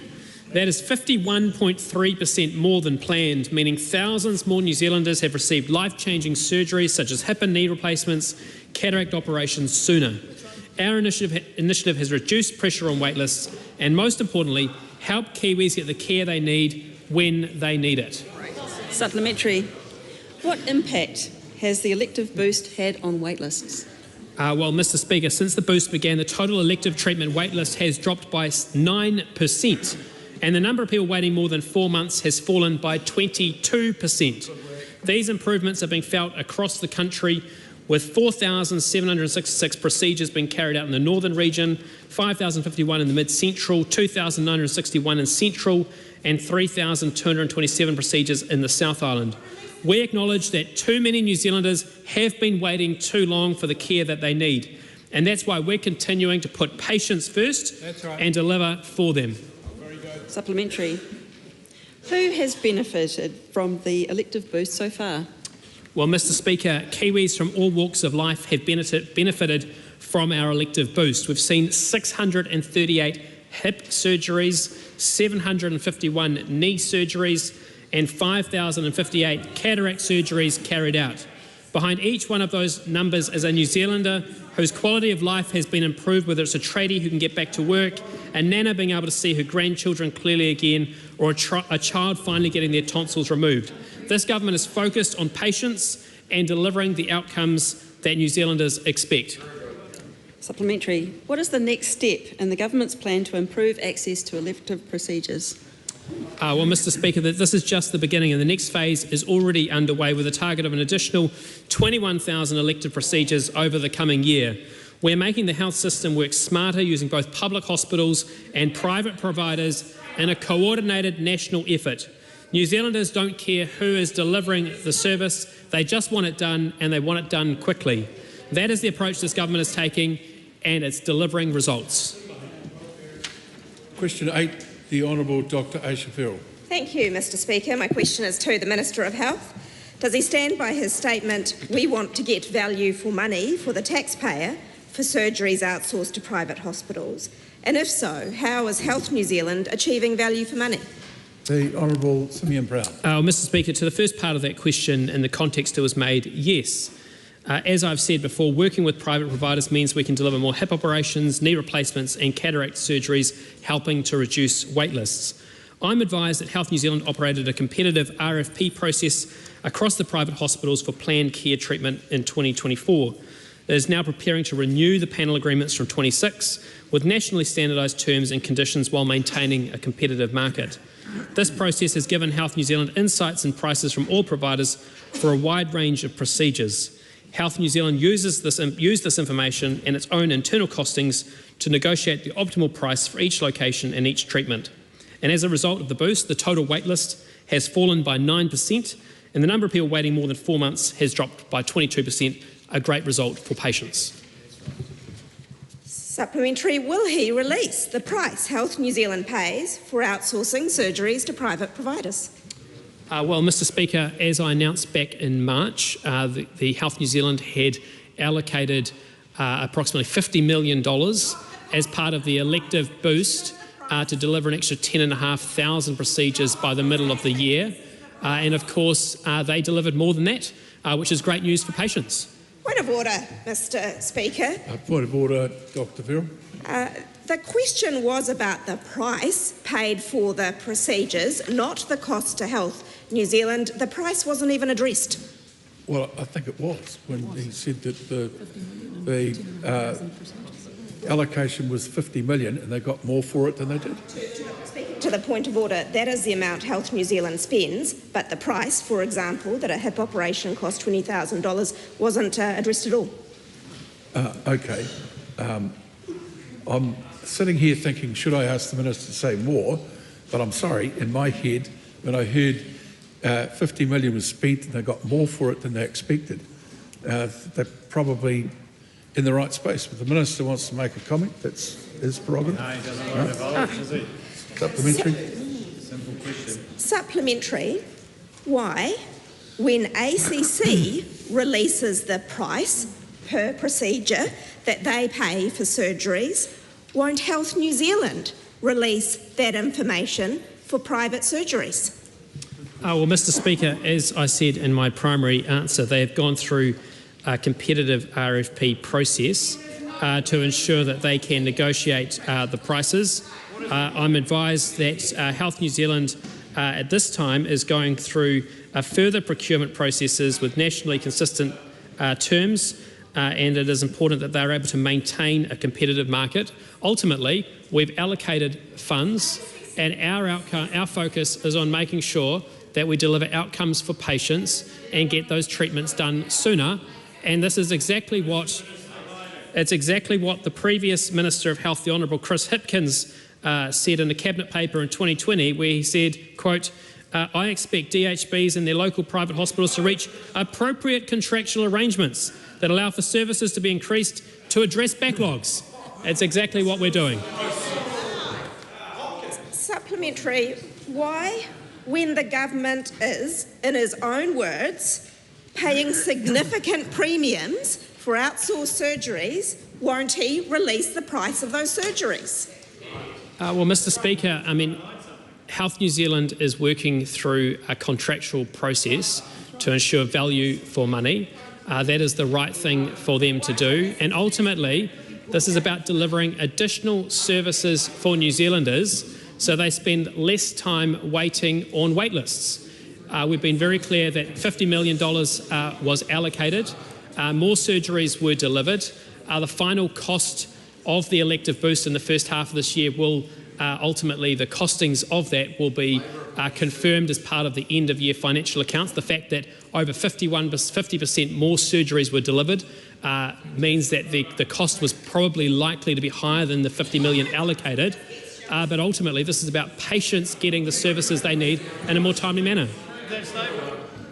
Point of order, the Acting Prime Minister. Mr. Speaker, during that answer, a Labor member said money for your mates in reference to the government's procurement process.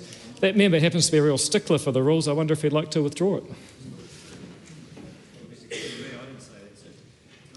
Well, whoever said it needs to just rein themselves in a bit. That is not an acceptable thing. Point of order, the Honourable Mr. Speaker. Hang on, what did I call you? Please, we'll do the things right here. The Honourable Damien O'Connor. Thank you, Mr. Speaker. Mr. Speaker, I said that, but I'm not a stickler for the rules. So I'm not quite sure who the member was referring to. Yep. Well, only a West Coaster could come up with that, so you get a bit of leeway. You got another? You got another sub? Another sub here? Question number 9, Lima Nakli.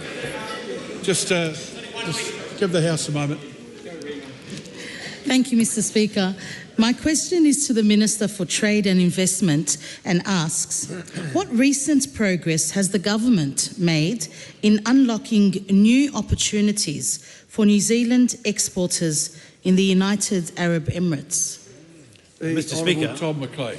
Mr. Speaker, on the 28th of August, the New Zealand-United Arab Emirates Comprehensive Economic Partnership Agreement officially entered into force just 7 months after signature. It's New Zealand's fastest ever negotiated agreement, negotiated in just on 4 months, and is one of New Zealand's highest quality agreements on entry into force. It's a part of the government's plan to back Kiwi exporters, create more jobs and to increase wages. Supplementary. What specific market access improvements does the United Arab Emirates deal deliver for New Zealand exporters, especially for the primary sector? Well, Mr. Speaker, the UAE is a key hub in the Gulf region, with two-way trade valued at just under $1.5 billion annually. 98.5% of New Zealand's exports to the UAE will now enter duty-free. rising to 99% within 3 years. Key goods including dairy, red meat, apples, kiwi fruit, seafood, forestry products and honey, they're all duty-free now. The agreement also includes significant commitments to support New Zealand's professional services, including education, gaming, film and engineering industries. Supplementary. How will the United Arab Emirates deal improve New Zealand's global competitiveness? Well, Mr. Speaker, New Zealand's a trading nation and we don't get rich only selling to ourselves. So the agreement positions New Zealand to compete with the best in the world. It secures preferential access for New Zealand exporters across competitive sectors vital to our economy and in areas that our exporters have had to compete against others with in the UAE. It also strengthens supply chain with a vital trading partner and introduces provisions on sustainable development, intellectual property and labour that reflect New Zealand's high standards. This is a trade deal that delivers for hard-working New Zealanders and means our exporters can do better in a market that will return more money to the pockets of Kiwis. Supplementary. How does this United Arab Emirates deal align with the government's trade and investment strategy? Well, Mr. Speaker, the UAE trade deal is an important next step in our strategy to reduce trade barriers and offer new opportunities to New Zealand exporters.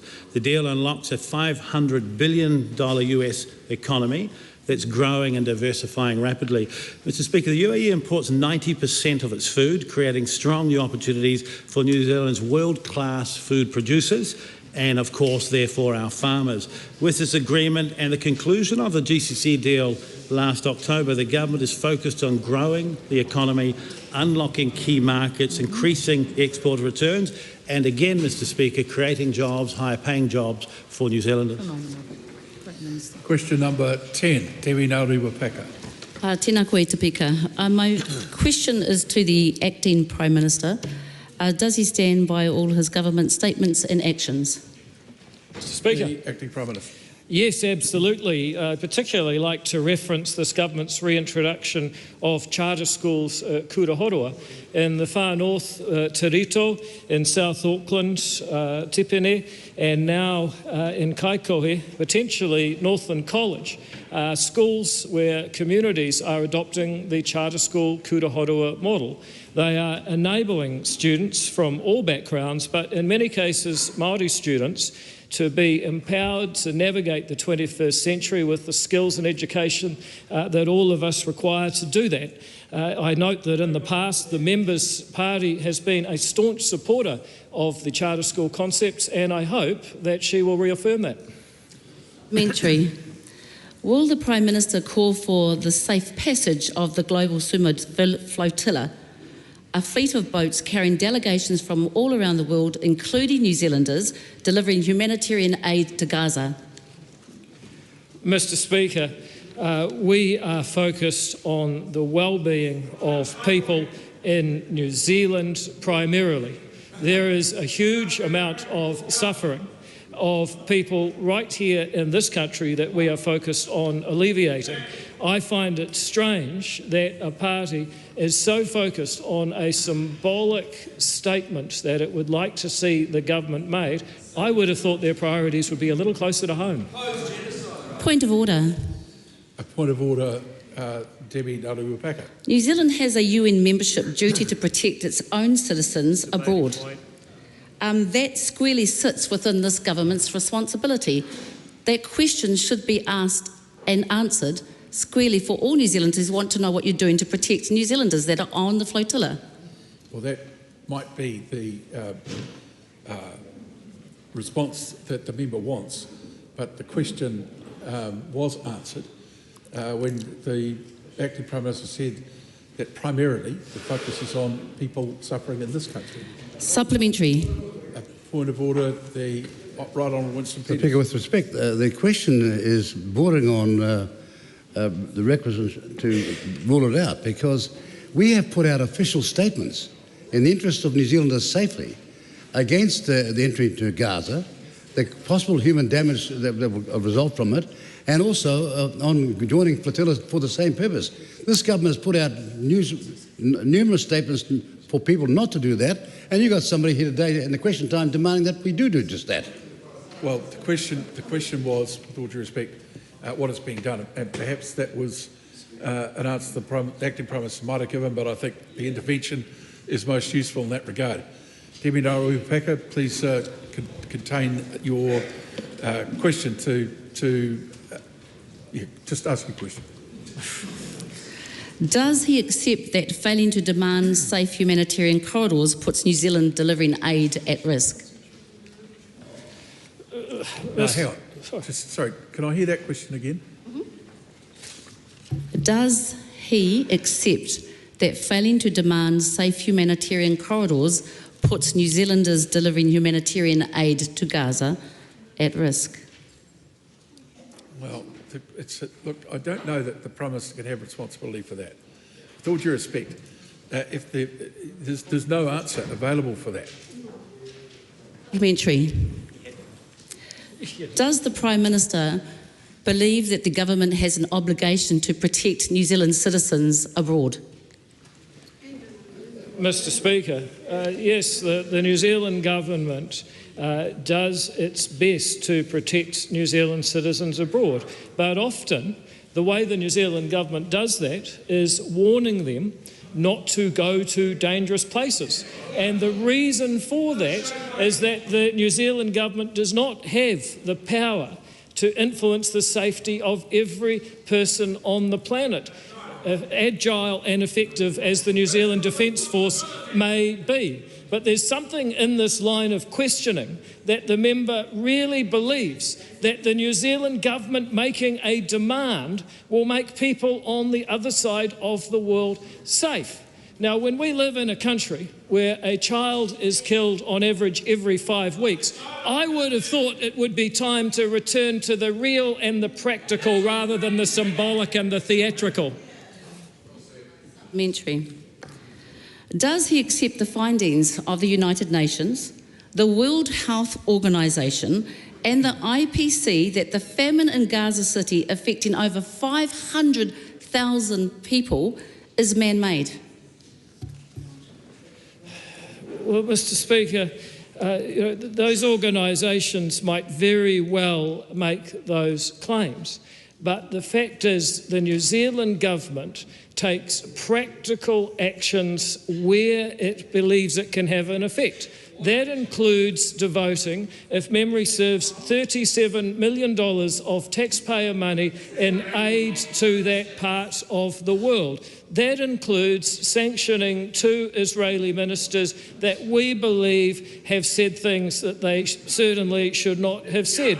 That includes criticising and calling for the immediate release of all hostages by Hamas. If the Minister believes the most important thing we can do is talk about whether an organisation's statement is correct or not, then I don't think she is living in the real world. Supplementary. Just wait. All right. Has the government sought assurances from Israel that humanitarian workers will be protected? Mr. Speaker, this is an area which is at war, and we do well to remember that it is at war because a terrorist group invaded a peaceful country, kidnapped, raped and kept hostages and continues to use those hostages as bargaining chips. I would have thought a bit of awareness would leave the member well ahead of where she is right now in her understanding. Point of order. All points of order are heard in silence. The point of order, Debbie Naru. My question is not about Hamas. It is about New Zealanders delivering humanitarian aid and the community accepting that the famine is man-made. My supplementary, please, for the Speaker. Yes, and the question was... Is the Prime Minister... Sorry, where are you at? You just took a point supplementary? Of order and you hadn't asked me to respond to it. No, sorry, you want to. That's great. Sorry. Well, Apologies. Oh, my God. To think we're getting enough... Is that the best you can do? The question was addressed. Ask another sub. Thank you. Supplementary. Is the Prime Minister stating that they dispute the findings of the United Nations, the World Health Organization and the IPC? Mr. Speaker, what I'm saying is that the government does not have responsibility for, as the member said just a second ago, what the community thinks. Now, there are some societies where the government does take responsibility for what the community thinks, but I don't want to live in one of those societies. Question number 11, the Honourable Ginny Anderson. Aotearoa When the koe, House is quite quiet. tēnā koe e te mangai o te whare. My question is to the Minister responsible for economic growth. Does she agree with the statement of the Minister of Finance that, quote, cost of living relief is on its way? If so, why? The Honourable Nicola Willis. Well, Mr. Speaker, yes. As Minister of Finance, I made that statement last year when announcing tax relief that benefited millions of New Zealand households. Changes to income tax thresholds, the in-work tax credit and other measures made around $1.9 million New Zealand households better off, on average by $60 a fortnight. Households with children were even better off, on average by $78 a fortnight. All superannuitants were better off, and members opposite voted against it. Why is administrative inflation the highest it's been since 1990? Well, Mr. Speaker, the largest driver of that is rates increases, which is why on this side of the House we have the courage to investigate caps on rates rises, which her leader seems to think would be a terrible thing. Why should families carry the burden of higher costs, such as public transport and vehicle registrations, when those pressures stem directly from her government's decision to cut spending and raise fees? Well, Mr. Speaker, I am very concerned by price increases in the economy, which is why under this government we're targeting inflation between 1% to 3% with a mid-band of 2%. I understand that the approach of that member and her party is to advocate for higher price increases across the economy with an inflation midpoint of 2.5%, which would mean higher prices for everything. Is the reason that 60% of New Zealanders still rank the cost of living as their number one concern due to her government continually hiking up fees that Kiwis are forced to pay? Mr. Speaker, no. Is the reason that Kiwis are losing faith with National's ability to manage the economy due to her empty promises that relief is on its way, while she continues to hike fees that just make the cost of living even worse? Well, Mr. Speaker, no. If we're going to talk about empty promises, let's talk about crocodile tears, because if that member really cared about the cost of living and providing income relief to New Zealand households, she would have voted for tax relief and she would vote for the increases in the family boost rebate that this party will soon bring to the House. Question number 12, the Honourable Barbara Davidson. Thank you. To the Minister for Foreign Affairs. Does he stand by all of the government's statements and actions on foreign policy? Yes, as articulated and undertaken by the Minister of Foreign Affairs, as written by his staff this afternoon, and endorsed by all of Foreign Affairs here and in the many far-flung posts abroad. Does he stand by his statement of 29 days ago that, quote, the government will carefully weigh up its position over the next month on recognition of a state of Palestine, end quote, and if so, what decision, if any, has the government come to? Mr. Speaker, to the first part of that question, of course I stand by that decision. And to the second part, when the decision is made, I'll tell that member what it is.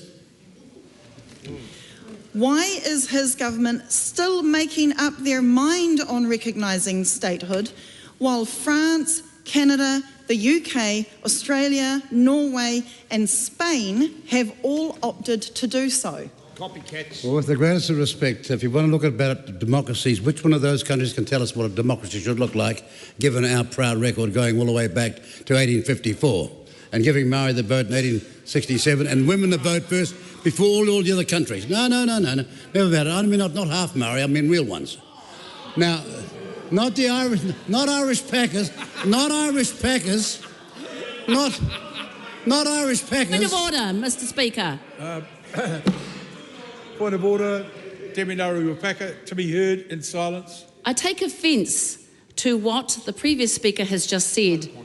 And it is not appropriate to use this place to blood quantum and to sit there and suggest that someone is part something.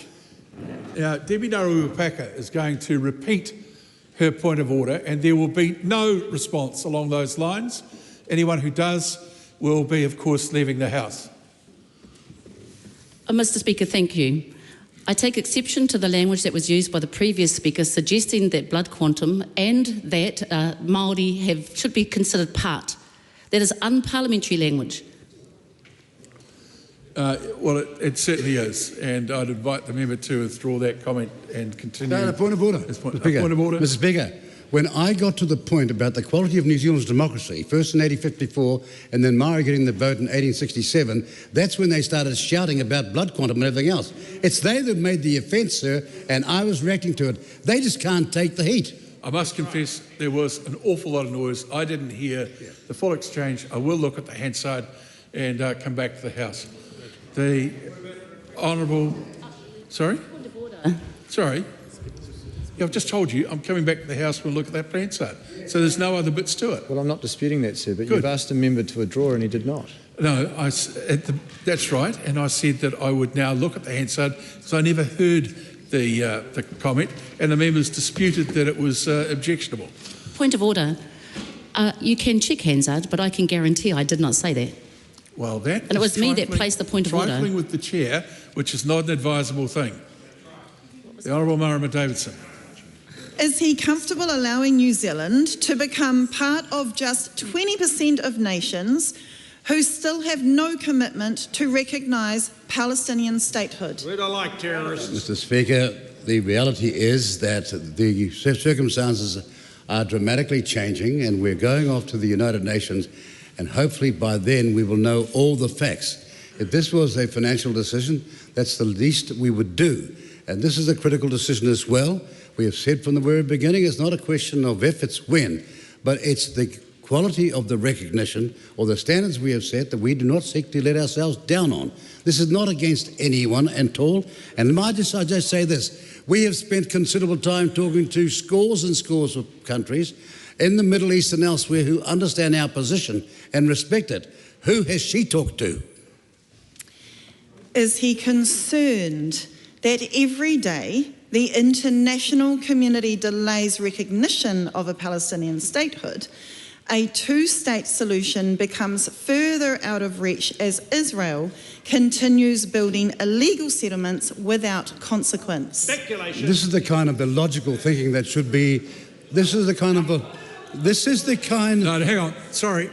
Don't ask No, a I question. can handle it, don't worry. I'm not talking to you, I'm just saying to these people over here, the other side of the House, don't ask a question of that nature, which is barely permissible under standing orders, and then start barracking over the top of it when an answer starts.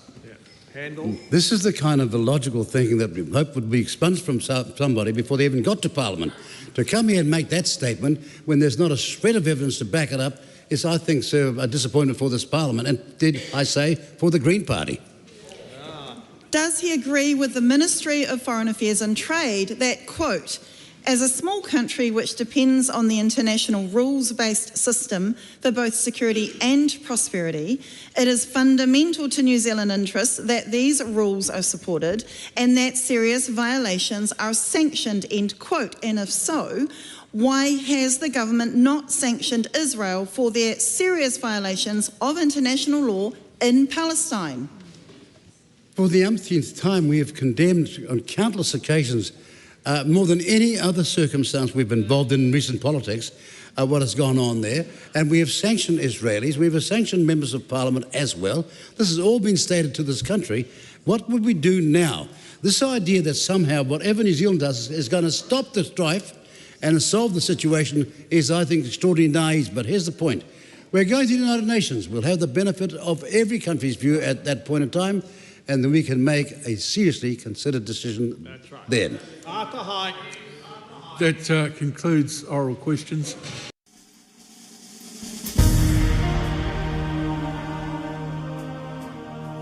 Live coverage from the House of Representatives will resume at 7:30 p.m. An uncorrected transcript of today's oral questions is available at www.parliament.nz.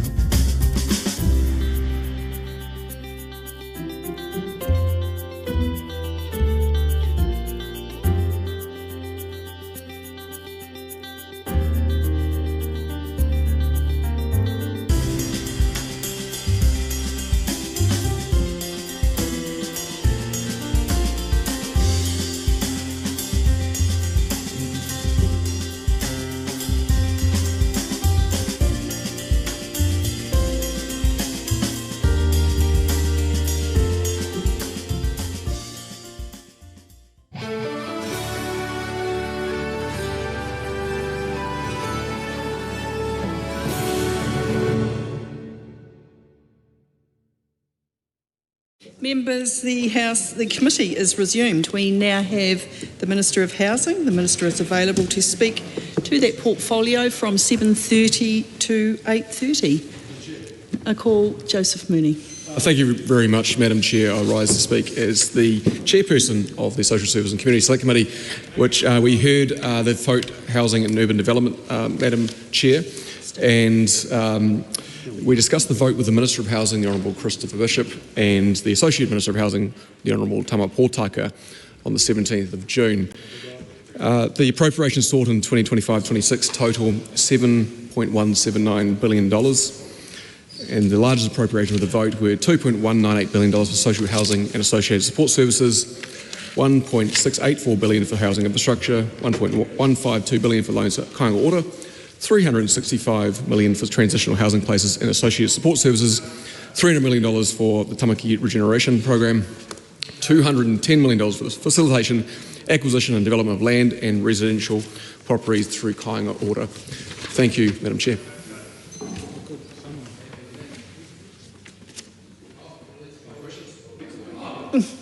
The Honourable Kieran McAnulty. Thank you very much, Madam Chair, and I appreciate the opportunity to take part in this debate and ask some questions of the Minister.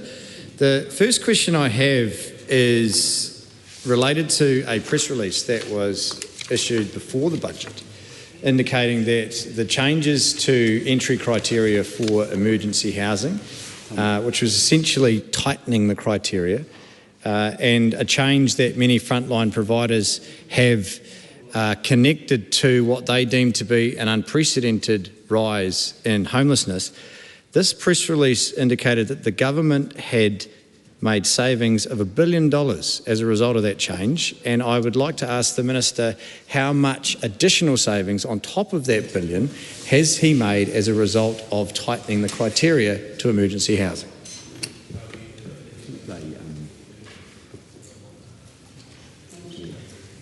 Timothy Paul. Continuing on the same line around homelessness, obviously it's increasing around the country. We know the first lot of questions I'm going to ask are around data, because we know that the statistics from the National Insights briefing that the Salvation Army and others put together based on disparate pieces of data have given us a bit of an idea of what's happening across the country, and we're able to understand what's happening in terms of rough sleeping and homelessness based on the frontline providers that we meet with in our roles as MPs, but we're largely relying on their feedback to understand the scale of the issue of homelessness and rough sleeping. And so my first questions are about data, because if you can't measure it, you can't have any evidence-based ground to actually make good decisions around it. So my questions are, what is the government doing to measure homelessness with the census disappearing and the homelessness crisis clearly worsening? And what is the government going to do to improve data and reporting on rising homelessness? And what is the government doing to understand the way that women experience homelessness? The government doesn't collect that information, but they need to, because women and young people experience homelessness very differently. While I've got time, I also wanted to ask some questions on emergency housing and access to that, and I know that's partially the Minister of Social Development's responsibility, but it has resulted in emergency housing declines jumping from 4% to 32% since 2024. So my questions in regards to emergency housing is, does the Minister accept that there is not enough funding for emergency housing need in these estimates, given the increase of homelessness across New Zealand? And is the government seeing an increase in demand for other government social services, like demand for hardship grants, due to the tightened access for emergency housing? And what is the cost of that? And what new initiatives exist in the 2025 budget targeted at addressing the growing homelessness happening up and down the country, or is there anything at all?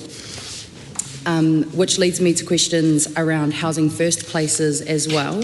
Obviously, Housing First is a really important part of the housing support offerings to help people take that first step towards permanent housing, and helps to provide that wraparound care. The latest Homelessness Insights report that went across the Minister's desk showed that in March there were 985 Housing First clients waiting to be housed. But are the 2,735 places funded in this budget enough to meet the queue?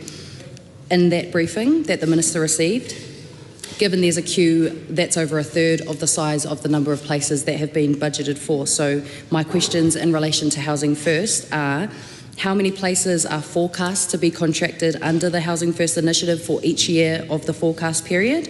And how does that compare with projected demand? And how does the Ministry calculate or estimate how many Housing First places to fund? Madam Speaker, some of those will have to get on notice and put them in writing, particularly that last question. In relation to the Housing First waitlist, which is related to and not actually a subset of the broader social housing waitlist, the advice we received in putting together the rough sleeper package, which we announced last Friday, is that roughly around 300 of the 900 or so people who are on the Housing First waitlist are rough sleepers, which is where we got the 300 Housing First places from, and the ring-fenced funding is essentially for rough sleepers. So the immediate priority is to focus on getting those rough sleepers into the Housing First, get them enrolled properly, make sure they've got a provider that they're working with and get them into a house. So we brought forward that funding and made it available for what's called redirects. So rather than going out and contracting a new house to be built, which, as the member will appreciate, takes some time, we will rent from the. We will essentially we will fund the provider to lease or rent from the private rental market, and then the clues in the name, Housing First, get someone into a house and then wrap the support around them. Now, it'd be fair to say that historically, including under the previous government, to be fair, there have been concerns around the use of redirects, because clearly by taking up a private rental spot, you are on the margins diminishing private rental supply, and of course that pushes up rents and could be seen as counterproductive, because rents and rental affordability is obviously the driver of much of the housing waitlist. Now, the advice we've received is that actually, very happily, rents are falling. In fact, there was some numbers out today or yesterday. What's that? Yes, well that's yep. So it's the regional picture is different. That's true. So I absolutely accept that. But nationally, new private sector rentals are falling, and that's a good thing after we saw quite striking rent increases over the last 5 or 6 years. So the advice we've received is that using redirects in the short term won't have much, if any, effect on the rental market, which is a good thing. So it means that we can bring those places forward and get support for those people. There's a whole range of other initiatives that we announced on Friday around better supporting rough sleepers. Minister Potaka may wish to go into them, but greater utilisation of transitional housing spaces, for example. Don't want a situation where in any given month there are a range of transitional housing spaces that aren't being used. We're paying for a bed that isn't occupied by someone when it could be being occupied, particularly by someone who's in housing needs. We want to make absolutely sure that we're utilising as much capacity as possible. And I said the same thing to Kaingaora, by the way, when it comes to making sure that as few beds and houses are left vacant for as little time as possible. And to be fair to Kaingaora, they have made real progress on that in the last 18 months or so since the turnaround plan. In terms of emergency, well, the member asked about new initiatives, and I've just outlined a couple, and the member can see the announcements on Friday in relation to that. Emergency housing is a demand-driven tool, so there's a top-down there's a top-down process of appropriations every year. MSD forecasts the demand and then it goes into the appropriations, but it's a demand-driven scheme.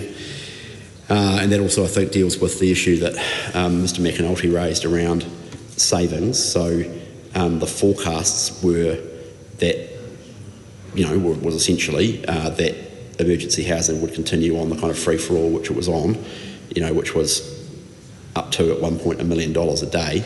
And because of the government's changes, both through the Priority 1 scheme to make sure that families with kids get to the top of the wait list for social housing and can get out of emergency housing, and with the gateway moves that have been well canvassed, there have been savings generated through that, which has been able to be generated as savings. So, I think that's been well canvassed as well. The Honourable Willie Jackson.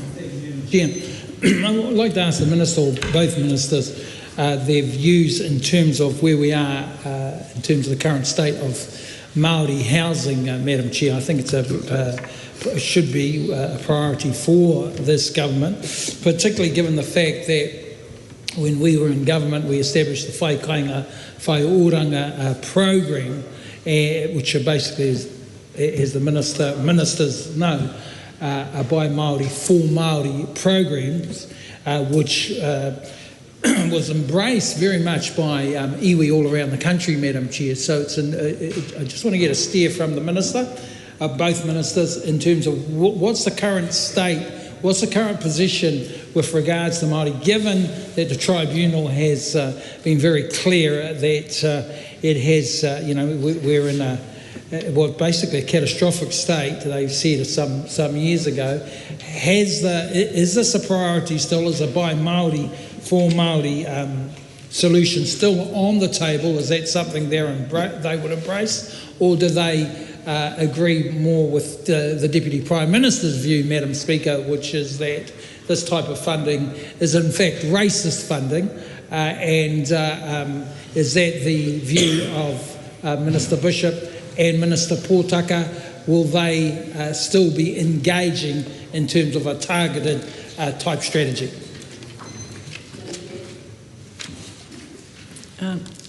Timothy Paul. Thank you. Just to follow on from some of those Housing First questions, I also had some questions around the Sustaining Tenancies program and the Rapid Rehousing program.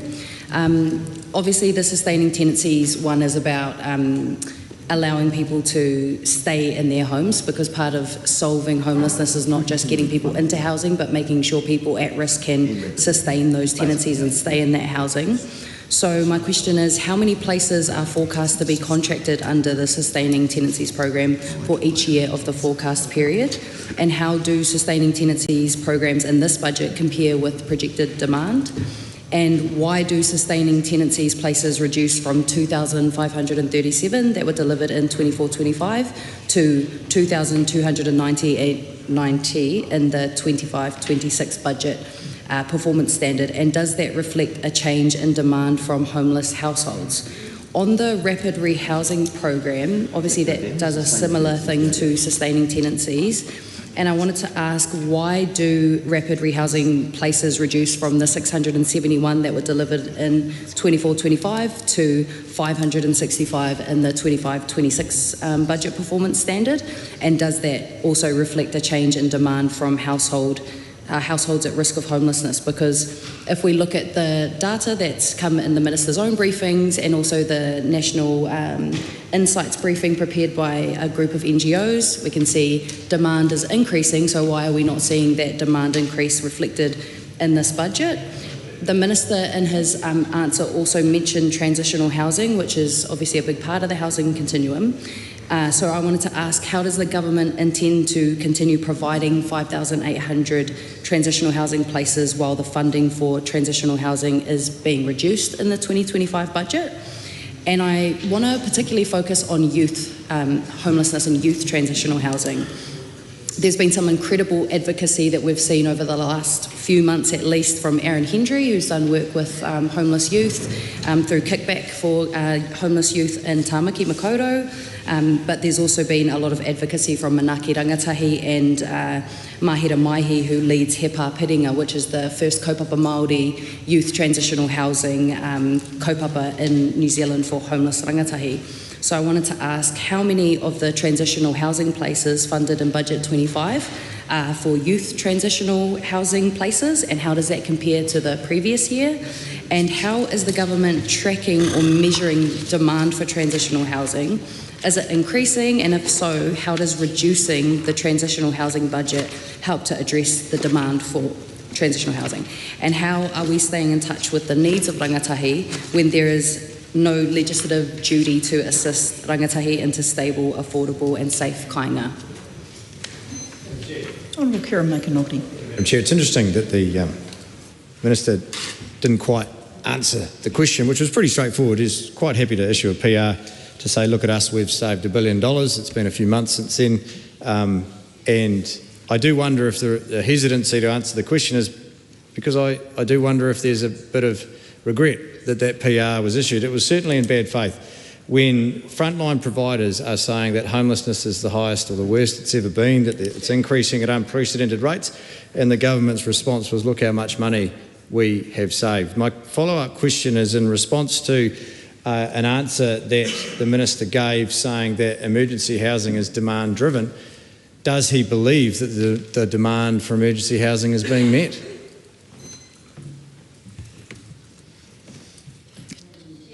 Tamitha Paul. I really do hope that those questions about transitional housing are able to be answered, particularly around the youth transitional housing, given how dominant that has been in the media, and happy for either of the ministers to answer that. I do have some specific Wellington housing questions that I'd really love to get an answer to as well. Obviously, in Wellington, rough sleeping has increased 24%. 100 homes in the east have been cancelled. 300 public homes are still on hold at Arlington, despite the Minister's assurances over the last year that we would get a decision about Arlington, which I've been patiently waiting for. And only 51 social housing places have been contracted from or to community housing providers in Wellington. So my questions are, does 250 fewer new social homes in Wellington realistically reflect the need for social housing in Wellington City? When is a decision being made about Arlington, and how much is the government saving just by continuously kicking that down the road? I know from WPQs that there's been $2 million spent on Arlington in the last year alone, despite there being literally no movement on that site. I know, I walk past it every day. And single site supported housing like Te O in Mount Cook in Wellington, and also Te Matawai in Grays Ave and Tamaki Makaurau. Were their services funded through the single site supported housing component of the social housing multi-category appropriation, which expired in 2025? And going forward, how will Te O and Te Matawai be funded, and from what appropriation? Because I know that those communities where that single site supported housing is in, a big part of convincing them to allow that housing in their neighbourhoods was the promise of wraparound care and ongoing support for that, but that's expired in 2025. So is there going to be funding for that going forward to give that wraparound care to those tenants? Honourable Chris Bishop. There's quite a lot there. Let me deal with what I can.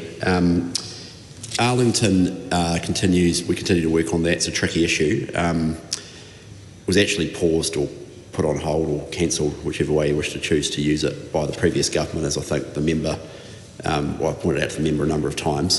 Back in 2021-22, there was a commitment around that. It's tied up through the Wellington. The site is council-owned, leased by KO.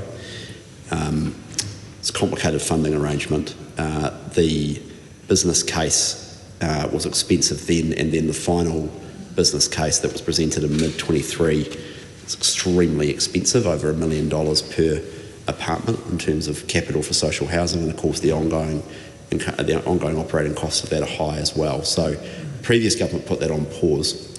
The site is quite a challenging one, as I think the member is familiar with.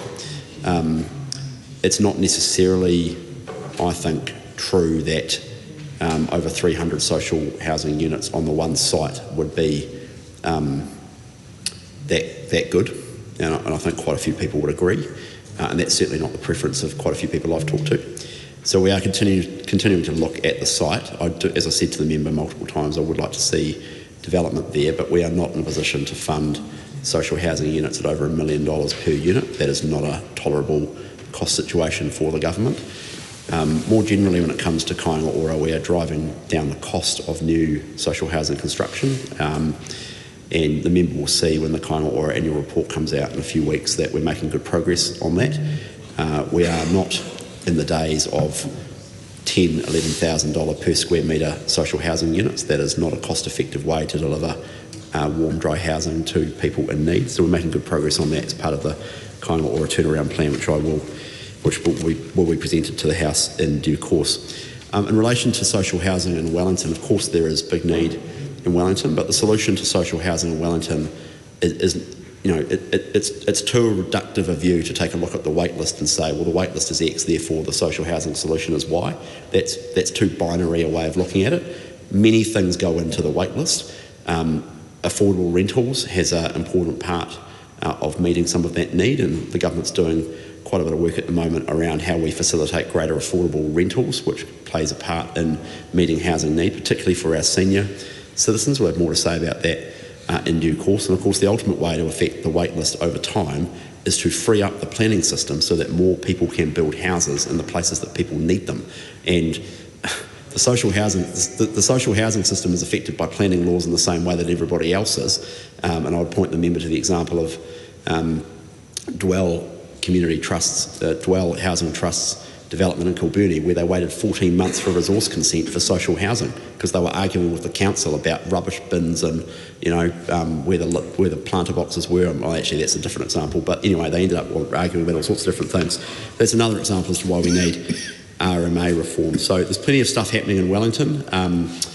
The allocation of the budget 2024 1,500 places are continuing, and many are allocated to Wellington. In relation to transitional housing savings and transitional housing more generally, the government continues to invest quite significantly into transitional housing, over $350 million per year. As I said just before, we are trying to get greater use of the utilisation of transitional housing. It's an important option, but we should be upfront about the fact that both emergency housing and transitional housing are not the answer to our housing crisis. They are they're by design short-term measures designed to tide people over and make sure they can have a warm, dry roof over their heads before they move into more permanent housing, and that's ultimately what we've got to fix.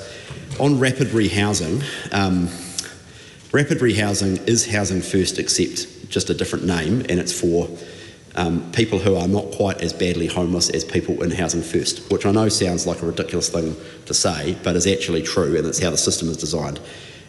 Part of the problem in this space, if we're honest about it, is we have too many programs, too many contracts, too much complexity. So we have Housing First and we have rapid rehousing. They are largely the same program. They have different budget appropriations, different funding lines, different contracts, different providers. And then, there's all these other different initiatives out there as well, including in the youth homeless space that the member talks about, and acknowledge the hard mahi of Mr. Hendry in that space, who is a good advocate and continues to be one. But over time, we've got to get the system simpler and more effective at funding people in need. The Honourable Tamapo Tucker. Just in relation to some of the queries that have been asked, and also some of the statements made. Certainly, in relation with data gathering, we're very happy that we've been really more relentless around data than probably ever before around housing. A great example is the data that we have of where people will go after they exit emergency housing. We have a real good grip on more people than a couple of years ago, where we knew there were about 50%, where 50% of people exiting emergency go to. Now we know where there's 80% or more where they go to, and that's a good step that's been undertaken by the officials, and we're really appreciative of that. But in relation to the next Homelessness Insights report, we expect that to be delivered in December, and the teams are working with statistics about how we can ensure an ongoing measurement of various stats within that report. In fact, I understand that the most recent Homelessness Insights report had a very, very clear focus on rough sleepers and those living without shelter in cars and tents, and that's actually a good step in the right direction.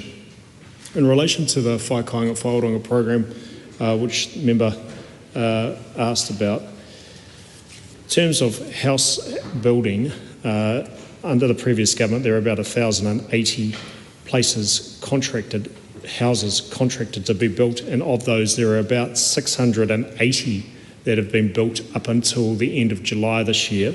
There's about 1,000 places that have been allocated under the coalition government, of which about 750 have been contracted and about 75 have been delivered. So we've still got some houses that were contracted under the previous government that are continuing to be delivered. There might be about 30-35% that are yet to be delivered.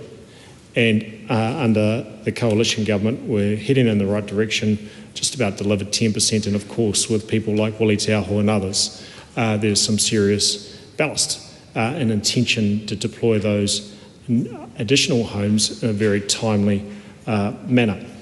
In terms of future funding, this matter was covered off at the Select Committee recently. We have commented on how that's been reinvested.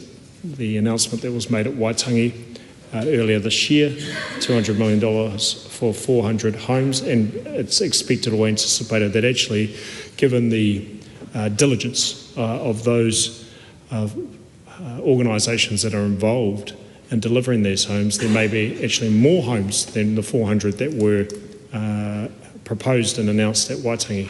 Being able to get some better pricing in the current economic conditions, and of course enabling some better cost proofing of transitional housing, which captures a lot of Māori households who live in that transitional space. And finally, the Flexi Fund, which we have acknowledged previously, can enable some Māori organisations who are not CHIPs to potentially consider the ability to access affordable rental support and also IRS support.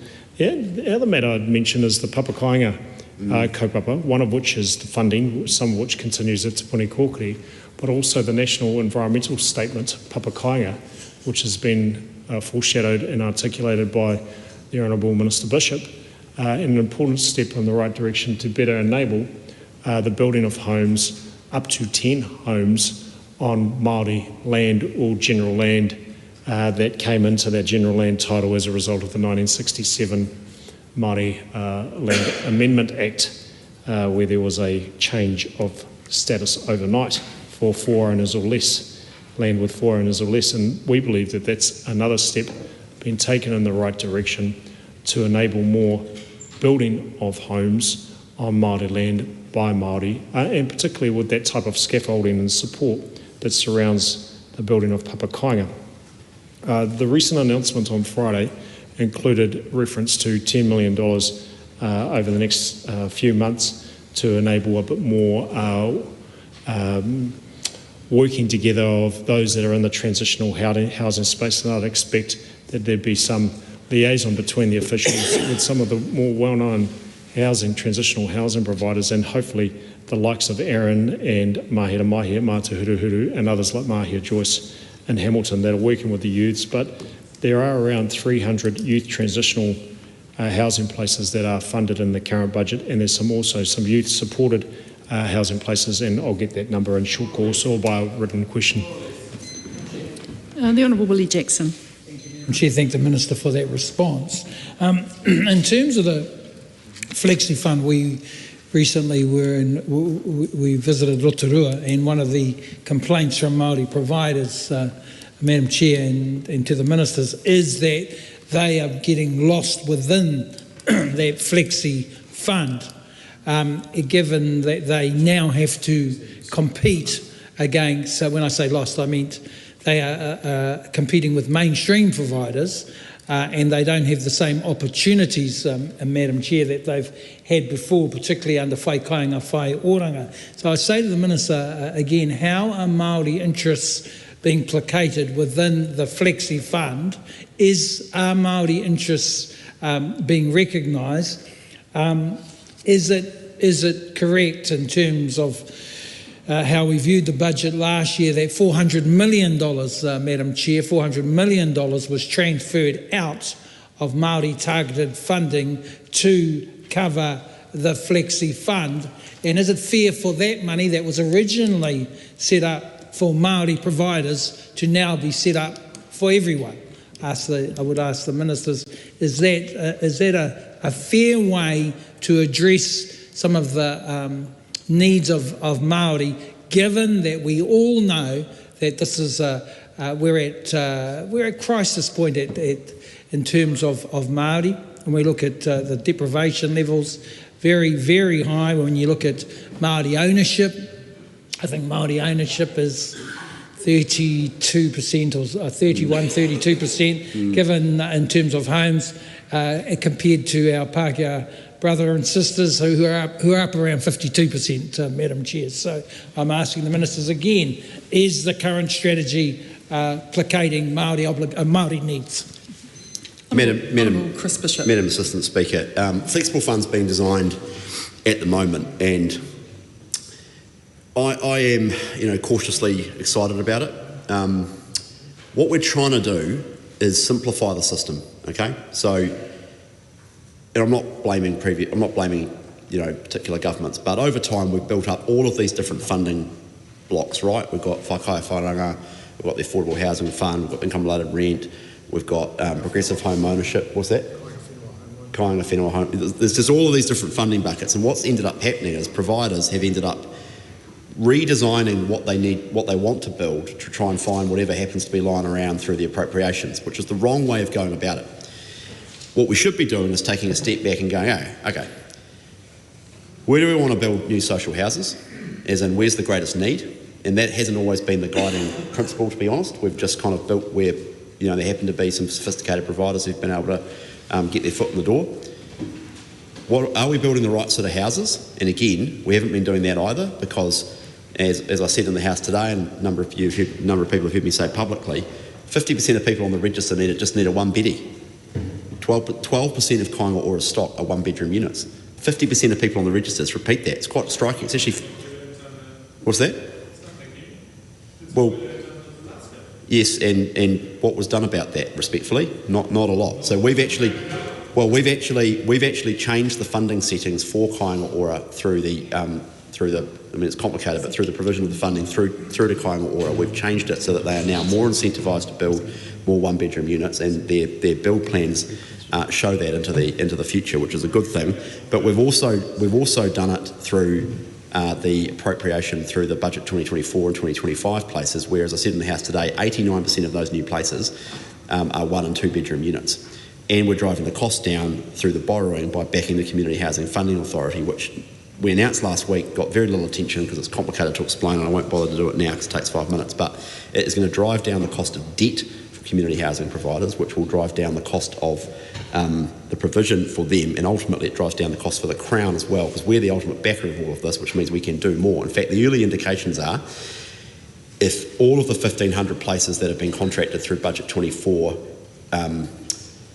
roll on to new income-related rent contracts that use the Community Housing Funding Authority or cheaper debt, we could actually end up with around 1,750 houses rather than the 1,500 initially estimated, because of that lower cost of borrowing that we've provided through the CHIFA $150 million Crown lending facility. So it's actually, to be honest, complicated and technical, and I get why people don't get it, but it's actually quite transformational. Anyway, on the flexible fund, we build in the wrong place. We don't necessarily build the right sort of houses, and we don't also focus on the right people. So people who are the most need on the wait list, A20s and A19s, wait a long time for social housing, and they should be in the highest need, and they should be the first in line. This is what's meant to happen for social housing. So the flexible fund is designed to move away from a system where it's reactive to what providers can do in terms of chasing the different funding buckets, and the government actually saying, okay, here's where the need is in a particular region, and we'll take a place-based approach, place by place, region by region. Here's the type of housing we need, and here's the prioritisation. Now, in answer to Mr Jackson's questions, acknowledge his leadership in the past in relation to Maori housing, they will be an important part of the solution, because in many parts of the country, they are the people with land and with skills and expertise and with the capital of their own to partner with the Crown to build more houses. Now, affordable rentals is a space that many providers that he's talking about play in already. We've backed some of them already, and we'll continue to back them, because the cost to the government of backing them through capital funding, which is why the flexible fund's got a huge amount of capital attached to it along with operating, the capital funding mixed with iwi capital or trust capital is actually really cheap for government, and they utilise their own land or their own whenua, and we can get those houses built and provide for whānau in need. So, there's not ring-fenced funding anymore, but they're going to be a really important part of the solution, and my full anticipation is that in many parts of the country, those are the first people we'll go and talk to and partner with, because it's cost-effective, we know they can deliver, they have the experience, and it backs on-the-ground solutions tailored to specific whānau in specific communities. That's the system we're trying to build. That's not what we have at the moment. It's going to take a while, but I'm really proud of the mahi that Tama and I are taking on that.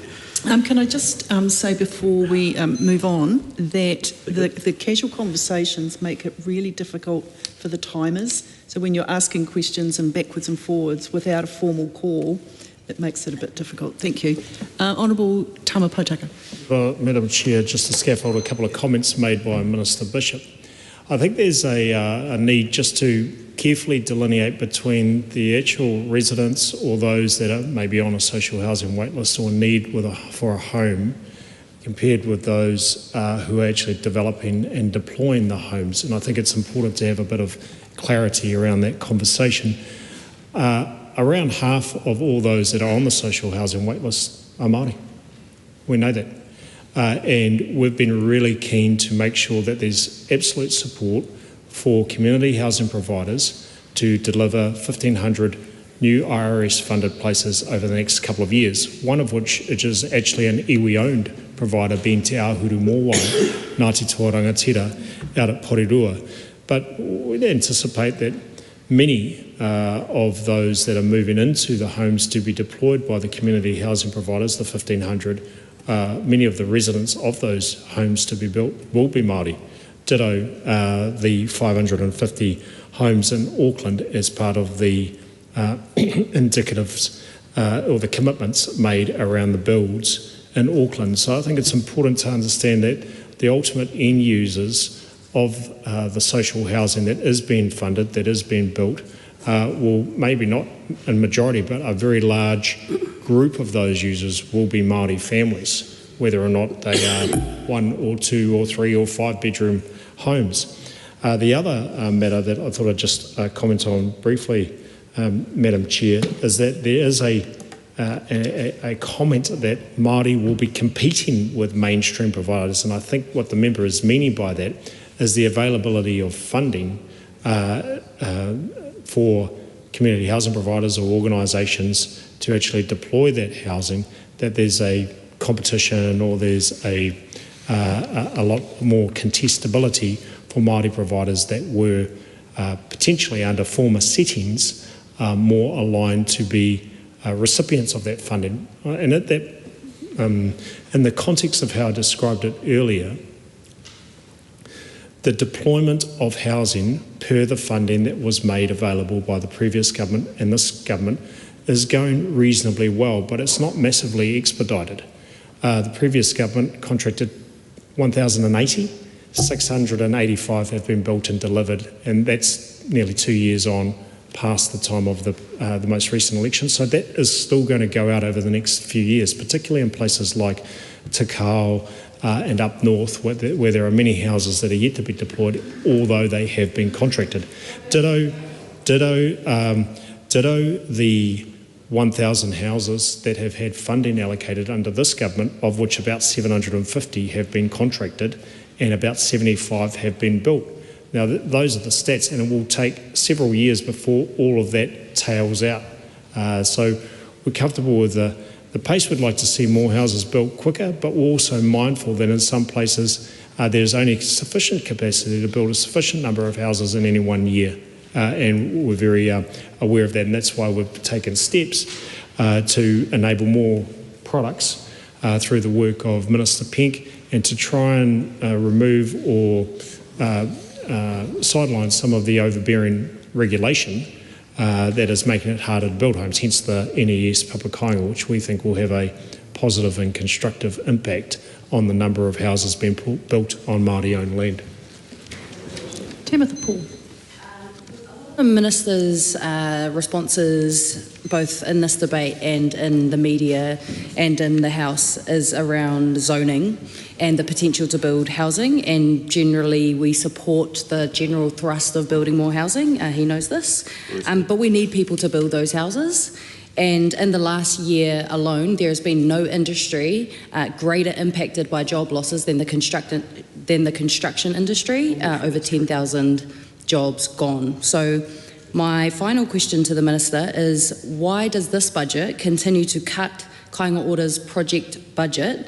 And is there anything in this budget that will stem the loss of work in the construction industry fuelled by the cuts to KO, and if building social housing is not the answer to stimulate construction jobs and construction across the country, then what is? And for the private sector. Yeah. Well, the Honourable Chris Bishop. Look, we need to be upfront about the fact that Kaingaora is about 4 to 5% of the residential market. So this idea that they're kind of the answer to all life's problems is not true. They're roughly 5 to 6, maybe 7 on a good day % of the build market. So, you know, in the grand scheme of life, it's not a huge amount. They're an important part of it. They play a very important role for thousands of New Zealanders. The biggest thing we can do for construction is get interest rates down. And I know that sounds that, you know, I know the member doesn't necessarily agree with that, but it is the truth. And interest rates are coming down. Now, the good news is post-GFC, we hit 13 to 14,000 building consents per year. We've absolutely plummeted, fell through the floor. Most reasonable commentators accept that we're at the bottom of the market, we're at the bottom of the cycle rather, and we've bottomed out at about 33,000. So that's treble where we were post-GFC, which was a disaster. So, and we're now starting to see upswings in some regional markets, which is a good thing. And most commentators are picking, we've hit the bottom and we're now going to start to see an upswing, and it's cyclical. So the biggest driver of it is interest rates, because the economics of development don't work when you're borrowing at 7.5%. People can't get finance. First-time buyers can't get finance. They can't borrow. They can't afford it. So the biggest thing is interest rates. Now, we've done some things through the residential development underwrite, which is a targeted scheme to try and support the construction industry through the downturn. We put that in place 14, 15 months ago. It's been pretty successful. We've had a range of projects. We'll give the members the data on that if you would like. And Kaingaora is continuing to build. So net new around 500 in this year, gross around 2,650, plus a huge number of retrofits in the financial year that we are in, and that is of course on top of the 1,500 social housing places funded in Budget 24, which is rolling out in this year through to 2027, and an additional 550 that we put in last year's budget for this year to roll out in Auckland. Then of course we've got the flexible fund starting on the 1st of July 2027, and of course there's another budget next year. So this idea that, you know, Kaingaora has stopped building is just complete nonsense. There are developments all around the country that well, no, not all of them are continuing. Some of them are in the wrong place, and they were uneconomic to build. So, you know, I don't know Carroll Street, you do, so we can have debate about that. But ultimately, these are operational calls for them. But you know, we have deliberately tried to strip some cost out, because the idea that we can build 10,000 per square metre social housing units is not effective. If you get the cost of a Kaingaora home down to around $2,500 or $3,000 per square metre, you can build 3 times as many units for the same amount as a 10,000 units. Just simple numbers. And some of the stuff that was being undertaken by KO was frankly nuts. And they had a huge amount of land that they were never going to develop, and it's very well for members to say, oh, well, something was planned here. Kaingaora owns land that they bought in 2017 and 2018 and have sat on and done nothing with. That is not an effective use of Crown capital. It's not an effective use for communities either. Not all situations are like that, but there is a huge amount of land that KO owns that there has been like that, and there'd be any number of examples that people could point to. So we have refocused them. Some of the early numbers coming through as part of the turnaround plan are really good in terms of driving down build cost, stripping out costs. And as I said to the member of the House a few months ago, despite a decline in Kaingaora staff, tenancy satisfaction numbers are actually up, which tells you that the plan is working. And what we don't want to do is put it all at risk and throw it all away. We're making really good progress. Shannon Halbert. Thank you, Madam Chair. The idea that the Minister thinks that it's nonsense that we say that they've stopped building, when I only look at Mangere or Mount Roskill as examples in Auckland where they in fact have done exactly that. They have stopped building. 10,000 people have been unemployed in the construction sector as a result, and they're training 9,000 less apprentices year on year. Incredible that he would have the ignorance to say that in the House tonight. I also want to come back to Minister Pōtaka and ask her a follow-up response to his point around the 550 homes in Auckland, and ask him the question of have those been built? If they haven't been built, when does he expect that they will be built? Honourable Kieran McAnulty. Thank you, Madam Chair. It's extraordinary on a day where the Finance Minister claimed in question time that they had fixed emergency housing. Quote unquote, we've fixed it. And the ministers don't want to talk about it. They don't want to talk about homelessness, despite all the questions, and they don't want to talk about emergency housing. I wonder why that might be. It's possible that when you've got the likes of Jill Hawkey from the Christchurch Methodist Mission, who says that, quote, Minister Bishop's claim that those in genuine need can get help is simply not true. If you make a claim that those on the front line that actually know what's happening say that's not true, essentially calling you a liar, I'd be embarrassed. The minister isn't. He thinks that he can answer all questions about homelessness and about emergency housing with RMA reform and all as well. Doesn't stack up. But it's not just their policy of keeping people out of emergency housing that has led to unprecedented levels of homelessness. It is also the fact that the funding that was provided to community housing providers is a fraction to what they were getting under the previous government. And essentially, Kāinga Ora are funding new builds by selling houses. So my question is very simple. Can the minister guarantee that where Kāinga Ora homes are being sold is where the houses that will be built are being built, or is it the case like in Invercargill where houses are being sold but none are being built? What's happening in Invercargill? Honourable Chris Bishop. We spent half an hour. We spent half an hour talking about emergency housing, and happy to keep talking. Well,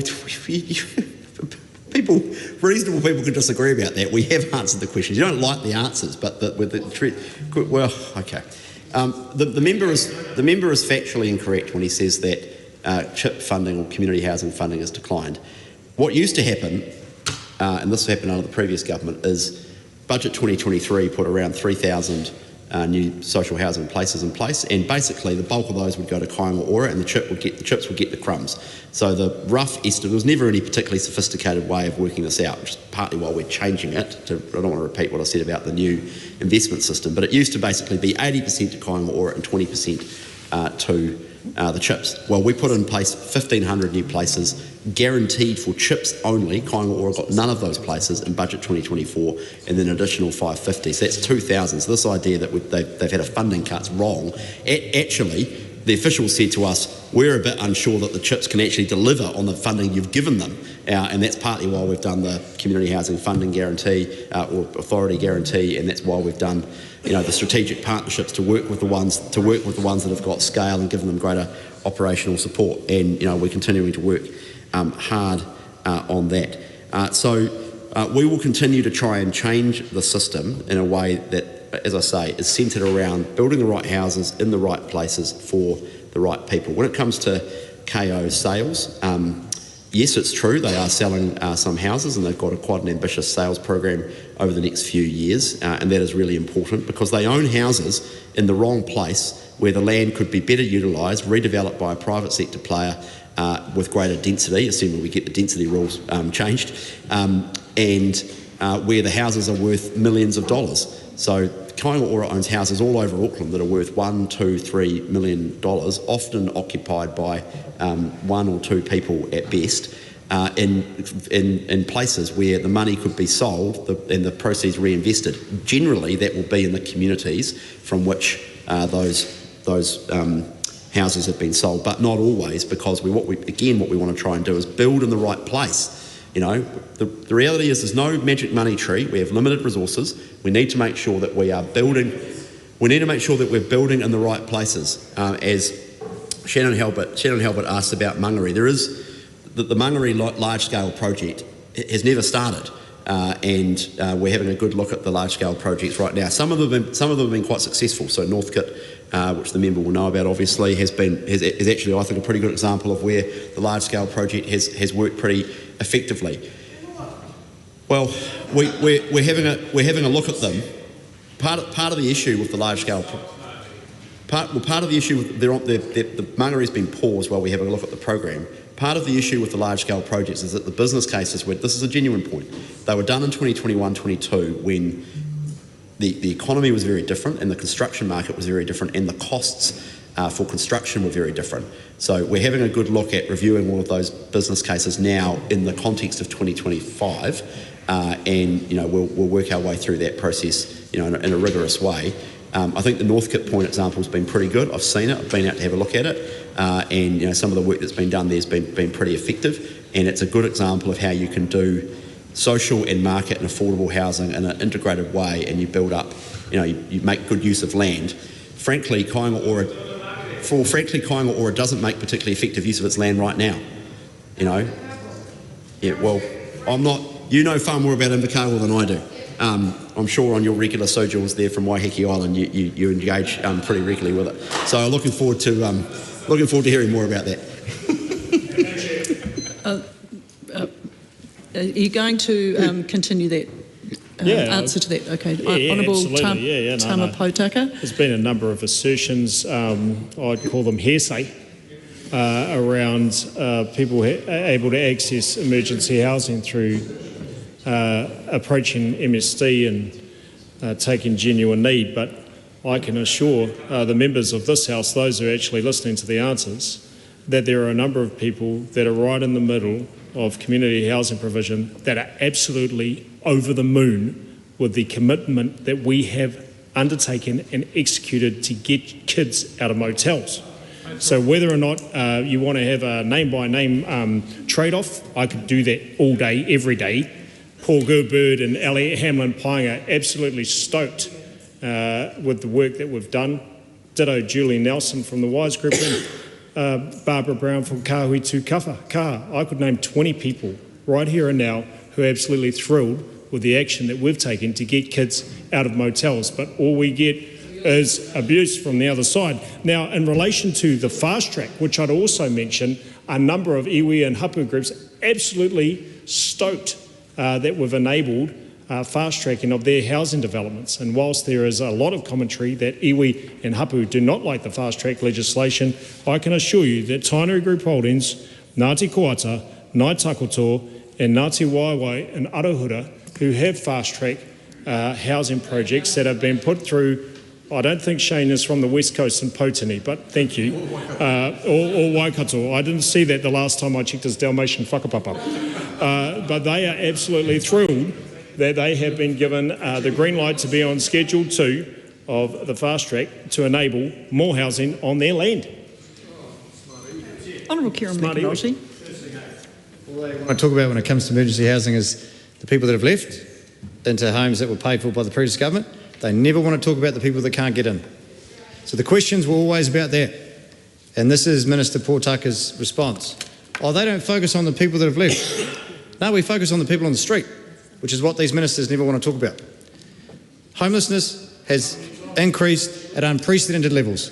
Every single frontline provider has told Minister Potaka and Minister Bishop that their policies have increased homelessness, and everybody believes them because they're on the front line, except those two ministers.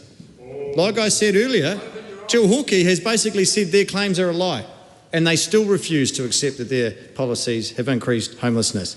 But instead of actually answering a pretty simple question about Invercargill, which was just one example of others around the country, yet again the minister decided to have a crack. So I'm going to ask it again. Can he assure the House that the houses sold, the Kaingaora houses being sold in Invercargill, as is the case elsewhere, are going to be used to fund additional houses in Invercargill? Or is the answer that we received in a written parliamentary question that there are no plans to build additional houses in KO? Correct. Because if houses are being sold in Invercargill like elsewhere, and there's no plans to build in Invercargill like there's no plans elsewhere, what's that money being used for? Shannon Hilbert. Thank you, Madam Chair. Still waiting for Minister Potaka to answer my question if he can this evening. That would be good. We've spoken about Aaron Hendry and the work that he does at Kickback in the House tonight, but the reality is we've got 12-year-olds sleeping on the street in Auckland. We're estimating 11,000 young people being homeless in Auckland alone. I'm asking the Minister tonight how many spaces has he offered to support 11,000 young people into housing? What's he doing about that? And my other question for him is, because we're talking about Kickback, he's met with the rangatahi from that group who have experienced housing. My question for him is, what were their recommendations? What did they ask him to action? And how does this address that? A point of order, Joseph Mooney. Just the member, Honourable Kieran McAnally, has twice implied that other members of the House are liars, and I would invite him to withdraw and apologise. As it's 48.3, there's the offence of calling another member a liar or implying that another member of the House is a liar is an offence against the House. I did listen to the comment, and the member was referring to comments made by someone else, so I didn't, yes. Implication though. Yes, but my understanding was he was quoting someone else.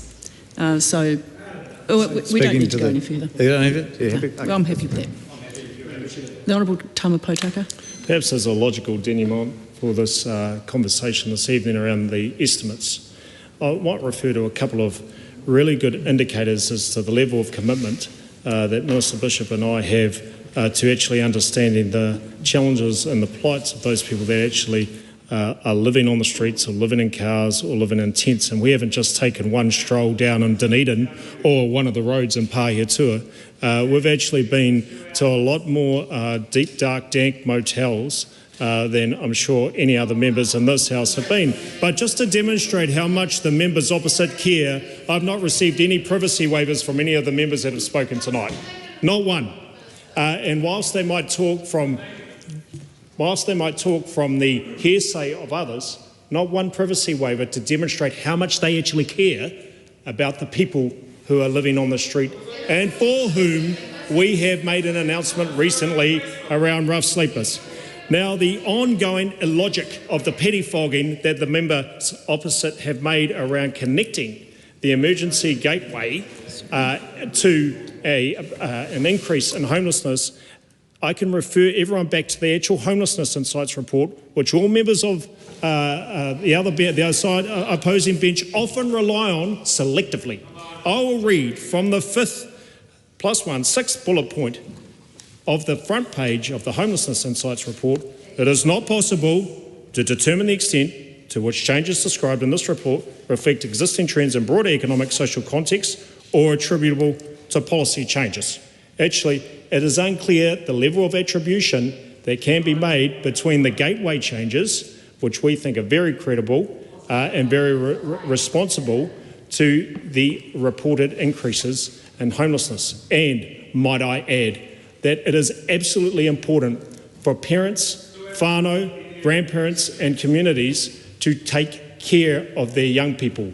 And in the event that we have young people hitting the streets, that is very, very unfortunate. And I have met some of these young people, as you have mentioned, and they have told me that they have serious disconnect from their whānau.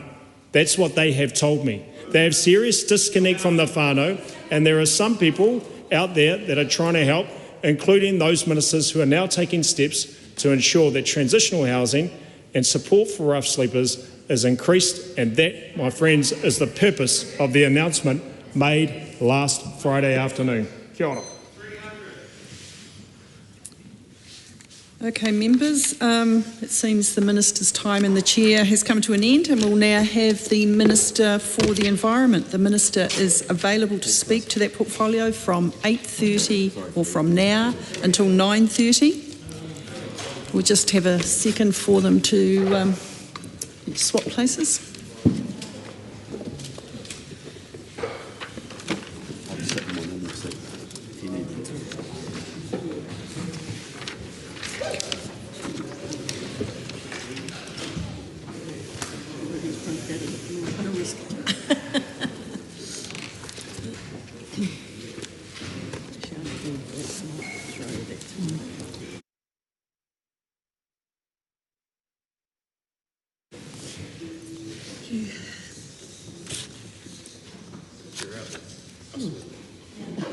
Call Catherine Wedd. Look, during our select committee process, we heard from the Minister for the Environment, the Associate Minister and the Minister responsible for RMA reform. In the budget, the total appropriations sought for vote environment was $528.5 1.1 million. This was a budget increase for environment from the previous year, with a 38.7% increase in waste minimisation. The main areas of funding for the environment include over 288 million for waste minimisation, over 128 million for improving New Zealand's environment, including funding for the RMA reform, over 65 million for product stewardship initiatives, and over 33 million for the Environmental Protection Authority. Key priorities include resource management reform, waste minimisation, and improving recycling, as well as freshwater management and product stewardship. It's always a balance between environmental protection and development. We heard how the RMA reform will strengthen the economy and improve the housing market. It will make it easier to build houses, renewable energy projects and infrastructure, and support our farmers and growers by cutting red tape and bureaucracy. The importance and significance of the fast-track approvals bill was also discussed. We also heard that proposed amendments to the Environmental Reporting Act 2015 would support greater efficiency in measuring and monitoring data and allow for more flexible, timely and relevant reporting. The waste minimisation work includes increased funding from the Waste Disposal Levy. And we discussed the new funding for the Environmental Protection Authority, hearing that under the upgraded models, the primary sector will have faster access to softer chemicals that will improve the environment and progress our agriculture sector. There is also funding for waste infrastructure and cleanups, and a further 20 million a year is available for contaminated sites and vulnerable landfills. The Honourable Rachel Brooking. Thank you, Madam Chair. Given that the Chair of the Committee has just been speaking about the waste levy, I'd like to ask some questions about that. And of course, this was a levy that has always been hypothecated to waste, and it's split 50% between the Crown and local government. At the budget, not this year but last year, the government's part was split so it could be spent on anything to do with the environment. And as a result of those decisions, the amount in the Waste Minimisation Fund will reduce by about 49%.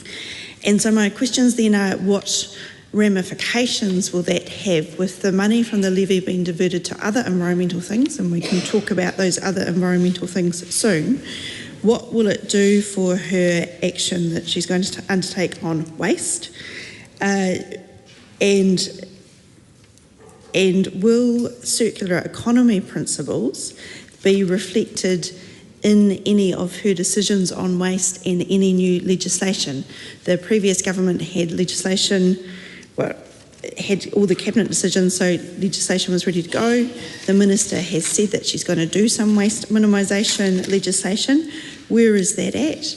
Where does the circular economy fit in that?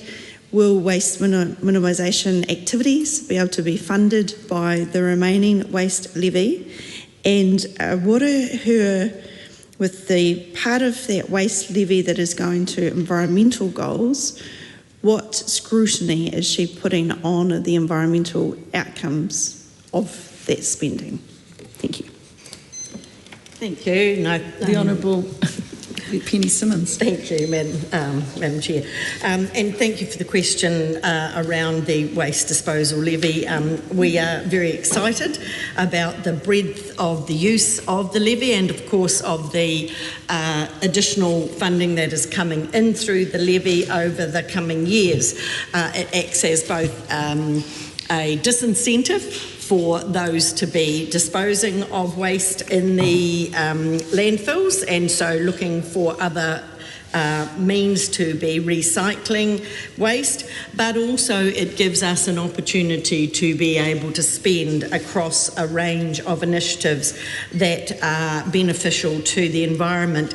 As the Chair touched on earlier, the 30 million is still available for new initiatives via the Waste Minimisation Fund, principally geared towards organics, so that it assists us to meet our emissions reduction plans. 20 million each year for the new initiatives around the contaminated sites, and vulnerable landfill, and that's an important thing for us to be looking at proactively, because we all remember, and I'm sure the Chair remembers, the situation with the Fox River and the 20 kilometres of riverbank that required cleaning up after the exposure of a legacy landfill. And the 40 million over the budget period for the remediation of Crown sites, and so being able to again be proactive with those is really important.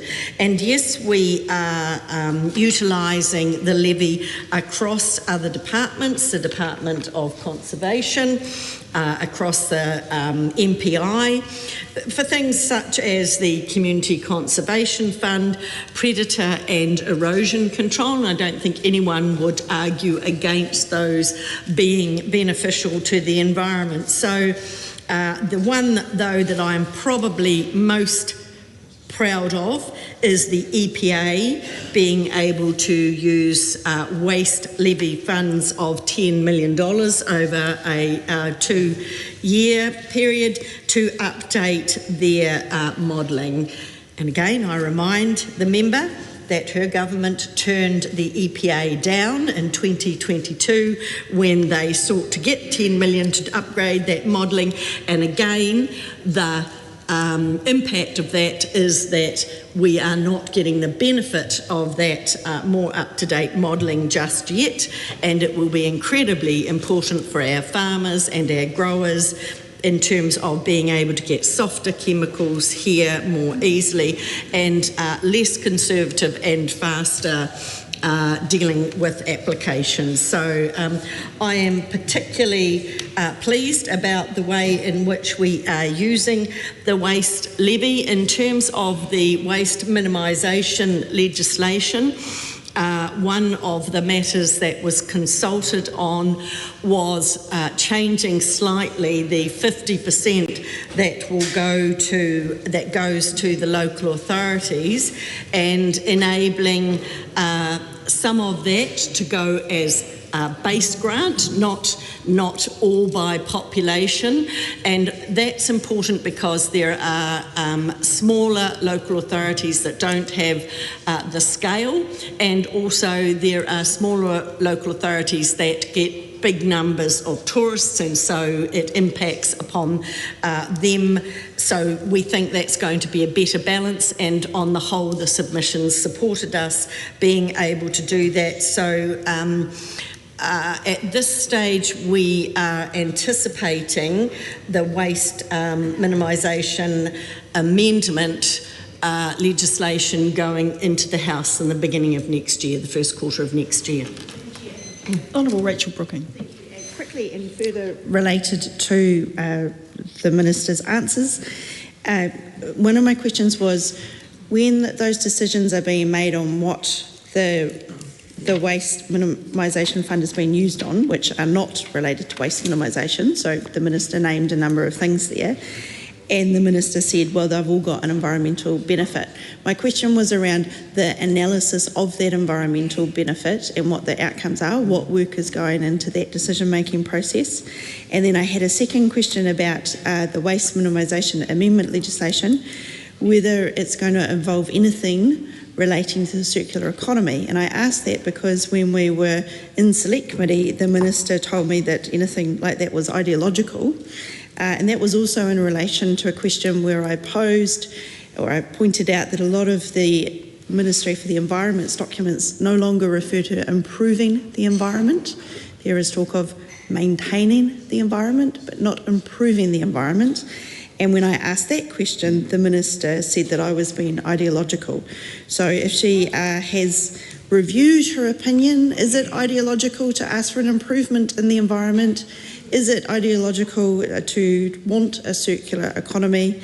And what is her analysis of the environmental benefits or the environmental outcomes that come from the spending of the waste levy? Lan Farm.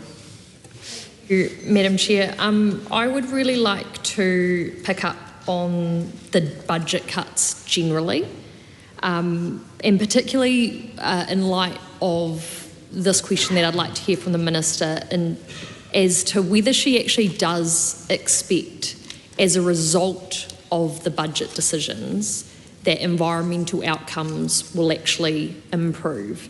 And I'm asking that because the only new initiative when it comes to spending has been the resource management reforms, the third bill in that.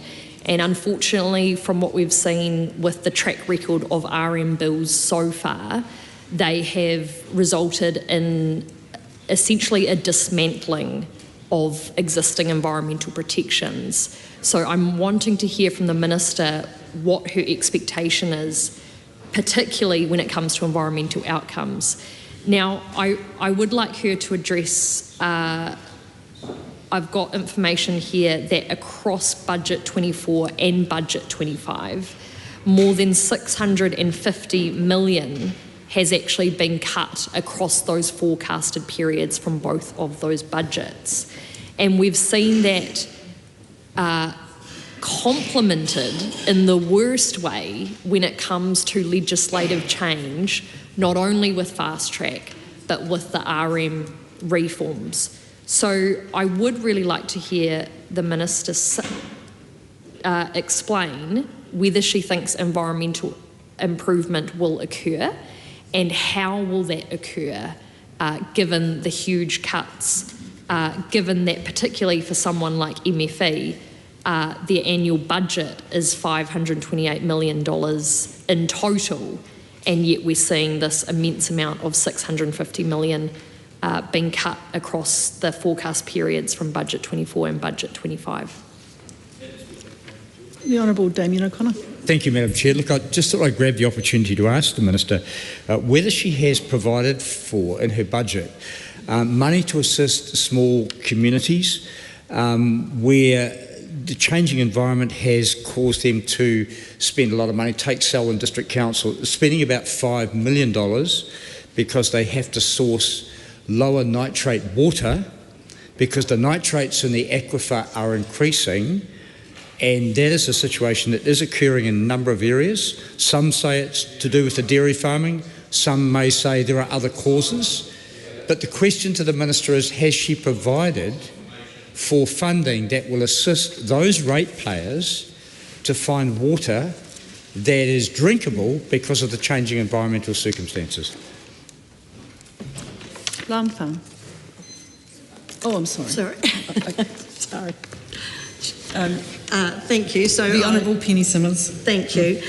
So I will start with the funding for small communities to source lower nitrates water.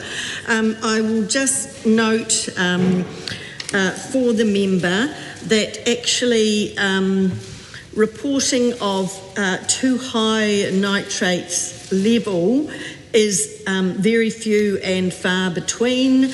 You will perhaps recall Gore District Council recorded one instance of being above the level, and Waimate District Council was the other that was twice in 2024 and 2022.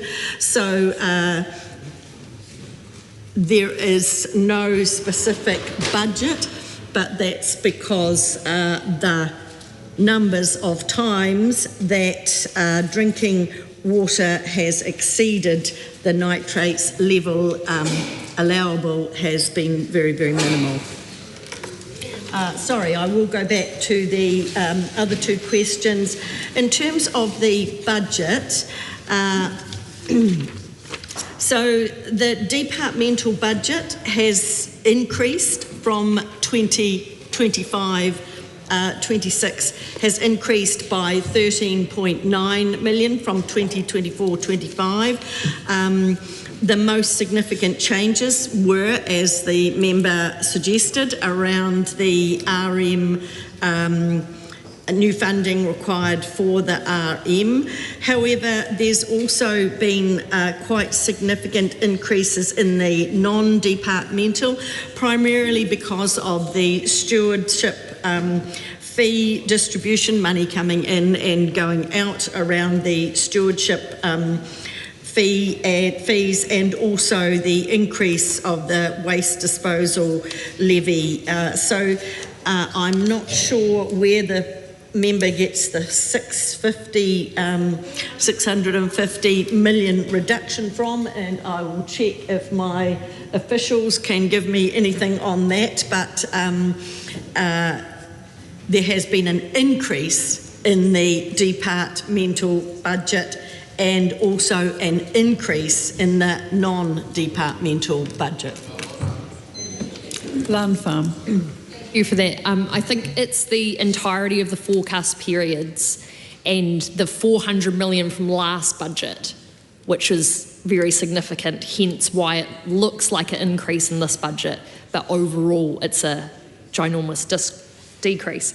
My questions are further on the RM reform, and this is particularly into response as a response for considerable community concern that water conservation orders, of which there are 16 across New Zealand, which have been achieved through hard-won community, iwi and hapu efforts put in place in order to protect these areas of outstanding and intrinsic value. Will the Minister commit in this RM reform expenditure to protect and uphold these water conservation orders? I would love to hear the Minister address that. And then I also have questions around the fast track process, which again is funded under the EPA. And I'm wanting to hear directly from the Minister whether she sees her role in this process as actually advocating for the environment. Honourable Priyanka Radhakrishnan. Thank you, Madam Chair.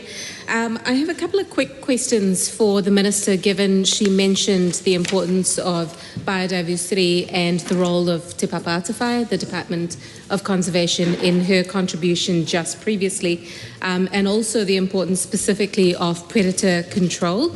And I wanted to ask the Minister whether she sees her role as the Environment Minister as one that would be advocating for the protection of the environment as well, given her comments. And if so, how does she then expect Te Papa-Ātawhai, the Department of Conservation, to do the role that it is meant to do in terms of promoting biodiversity and promoting predator control when it's had, under her government's watch, 200 jobs cut, and also a significant reduction in its budget appropriation over successive years under her government? Thank you.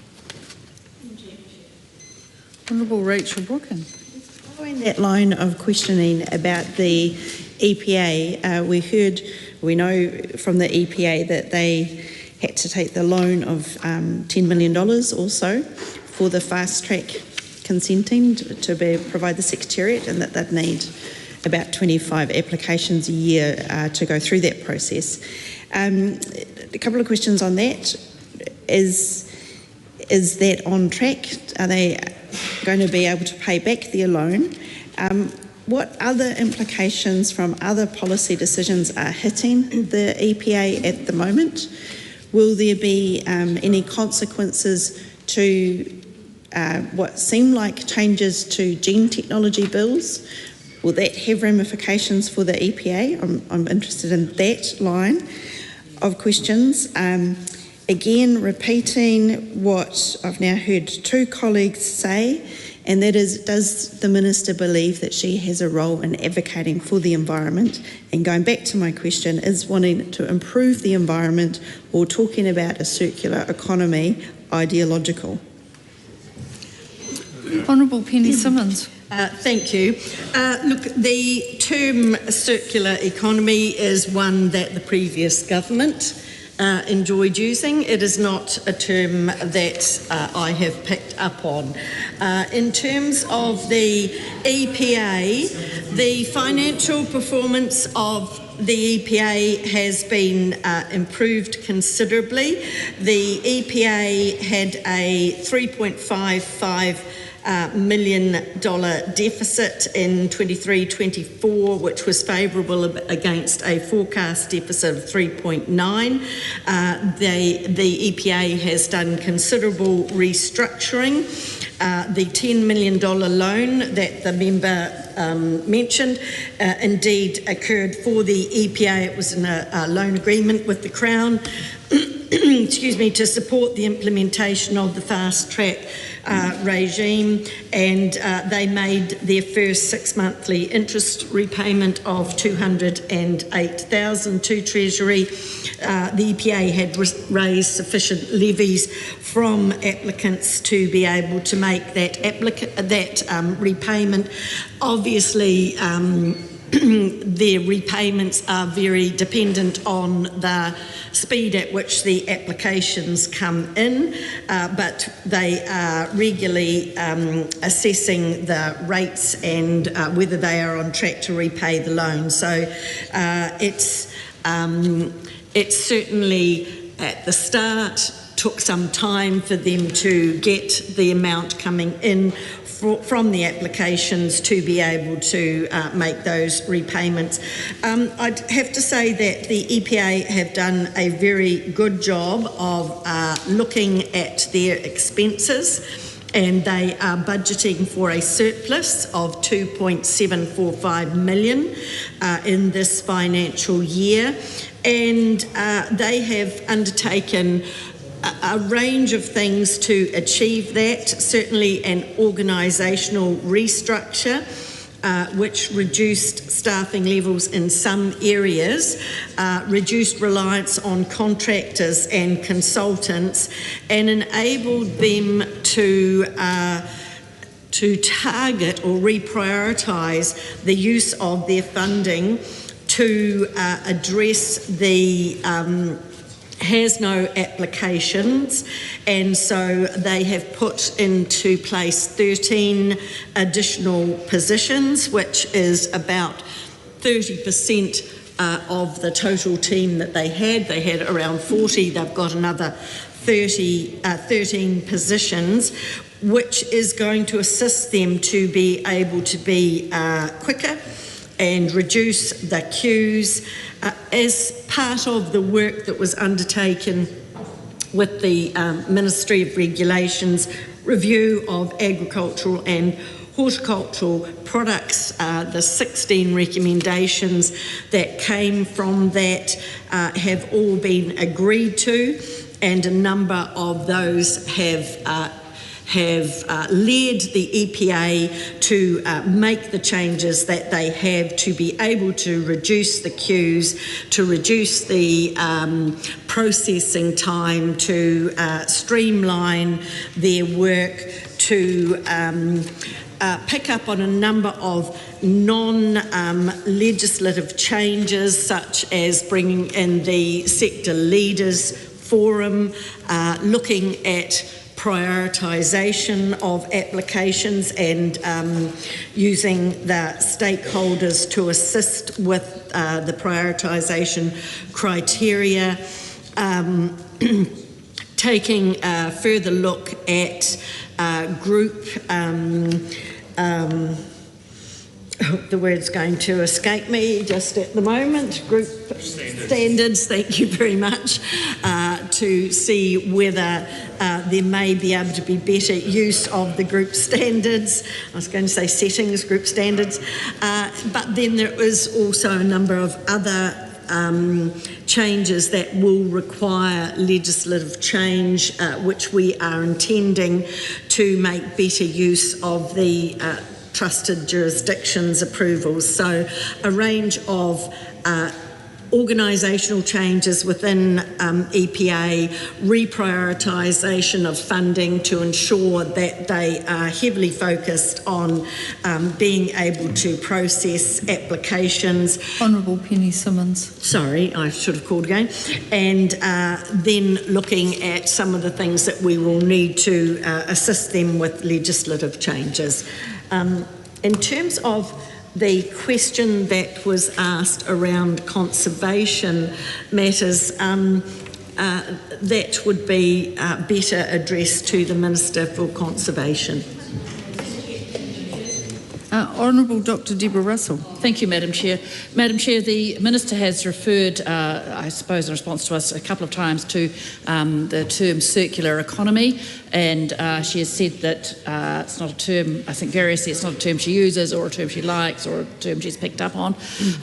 Obviously that implies a fair degree of knowledge about what a circular economy is. Could the Minister please explain what she understands by a circular economy and tell us why she doesn't like to use that term? Honourable Rachel Brooking. And I'm looking forward to the answer to that question.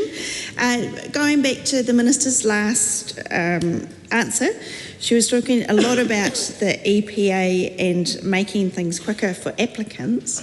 I'm wondering if any of the reprioritisation or any emphasis on the EPA is about protecting the environment. That's one question. I'm also interested, second question, in knowing where the Environmental Reporting Act is at. And I'm also going to this prioritisation issue with the environmental funds. There seems to be some discussion of a reduction of environmental funds because they are not aligned to government priorities. And I want to know what this means. What does not align to government priorities mean when discussing funding for environmental protections and perhaps even environmental improvement? And the Minister still hasn't commented on the absence of that use of the word improvement. Honourable Penny Simmons. Thank you, Madam Chair. Certainly there is no dilution of the EPA's requirement to be protecting the environment, none whatsoever. That does not mean that they should not seek to be more efficient, to be more effective, to be able to process faster, because that in fact enables better protection of the environment by being able to get more and less environmentally difficult chemicals out of the system and bring in more quickly softer chemicals that are better for the environment. So for the member to somehow think that doing things more efficiently, faster, and being able to process more quickly different products that might be better for the environment is somehow wrong or not protecting the environment. It is very much protecting the environment, but certainly there is protecting and improving the environment, but certainly to think that throwing more money and allowing things to be less efficient and slower is somehow better for the environment is a fairly bizarre comment or notion to be putting forward. In terms of not aligned to environmental priorities, the member's quite right that some of the things that had been funded by the previous government, and I am quickly trying to find them, for example, the Environmental Defence Society, Forest and Bird, a number of matters that I will just remind the House that the previous government and the previous minister saw fit to make allocations 2 days before the last election to entities that then seem to primarily use those funds to take legal action against ratepayer organisations, and there is something bizarrely incongruent with taxpayers' funding being used to take legal action against ratepayer-funded entities. So the member is quite right. This government did not carry on with funding a number of entities that the previous government felt they should fund. and they should fund them 2 days before the election. And in fact, we think that that was a very sensible decision to make. Farm. Madam Chair, I'm wanting to ask very clearly, because I'm looking for clarity on the Minister's comments about conservation and someone asking about conservation. Presumably she doesn't mean water conservation orders, which is directly in her environmental remit when it comes to environmental outcomes. So my question again is, does the Minister commit to in some way upholding existing water conservation orders in the RM reforms that are directly in her expenditure and vote environment? My other question is, what is her commitment in the freshwater space to environmental bottom lines within the RM reform? And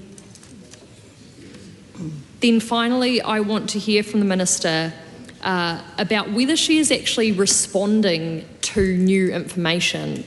And I'm thinking particularly about when she's comes across new information, particularly in the environmental domain reporting, which is directly within her remit. Has she come across any information that has made her reconsider some of her budget decisions? And I'm thinking particularly around information that shows, for example, that our ocean is warming 3 times faster than the global average, that our dire biodiversity outlook is showing that, for example, hoi-ho populations are declining at a rate of 80% since 2008, or, for example, data showing that dairy cows have surged just in Canterbury by 15,000. Is she actually considering this evidence and information when it comes to her decision making? Honourable Chris Bishop. About Resource Management Act reform. As the member, let me deal with the first two in particular. I think the third one was better directed for the Minister of the Environment, but as I think the member knows, we are working through water conservation orders and also fresh water in the context of a pretty comprehensive replacement regime for the Resource Management Act, so no decisions have been made. So the member will have to wait and see around that, understand the importance of water conservation orders, and also understand the importance of driving better freshwater outcomes for New Zealanders. And as we've always said, take a pragmatic and balanced approach to these things. And at a general level, my view remains that it is possible to grow the economy and protect the environment simultaneously, and in fact they both complement each other. Steve Abel. Chair, perhaps I could pick up on comments made by both my colleagues Lan Farm and Damien O'Connor around the nitrate. The Minister suggested that there have only been 2 exceedances of the 11.3 milligram limit in the last wee while, including a town of 8,000 people in Gore.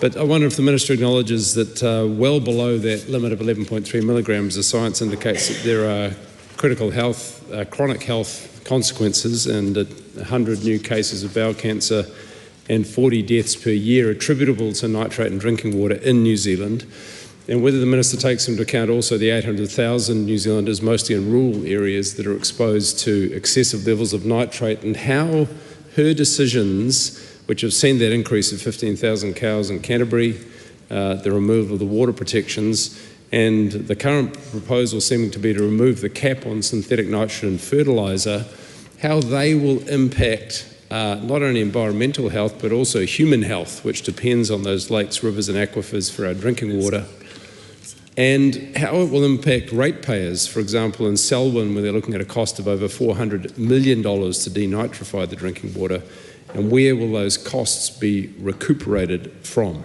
Thank you.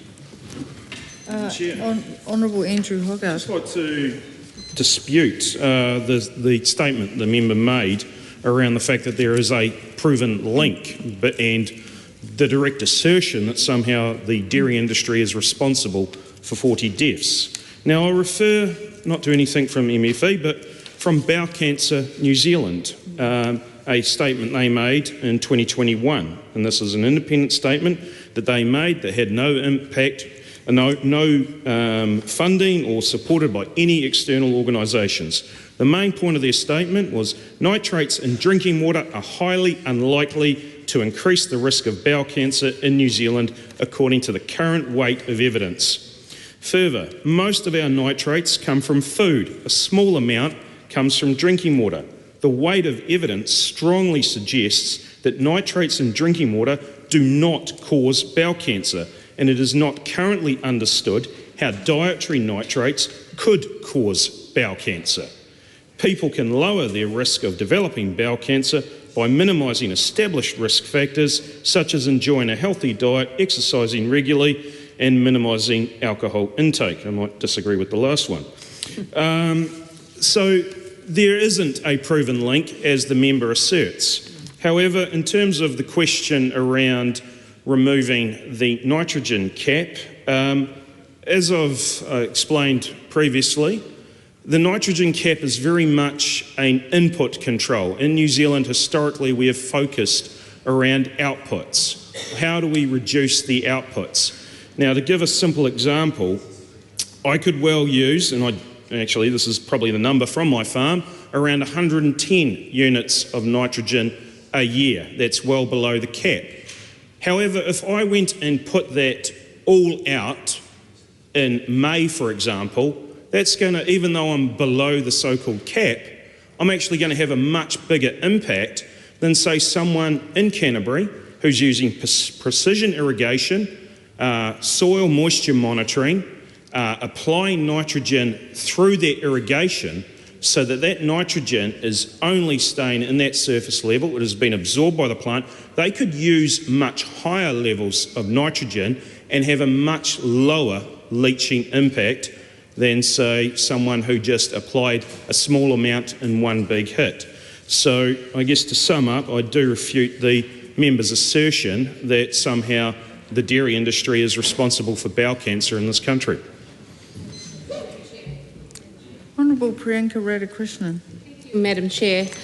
I do want to ask the Minister and the Chair, given that she did mention in her contribution the importance within her priorities as Environment Minister, biodiversity and predator control, while I won't make it quite as targeted as I did previously, I do accept that that's probably more relevant to the Conservation Minister rather than the Environment Minister. However, my point is that they are all linked. The fact, in terms of what I mentioned previously, the job cuts, the significant funding cuts to DOC, alongside this government's decision to cut Jobs for Nature entirely, which was 14,000 jobs and over $55 million. The fact that Kiwi2 has also seen a reduction in their funding from 4.27 million per year to 4.5 over 3 years, and of course a total cut of the 8 million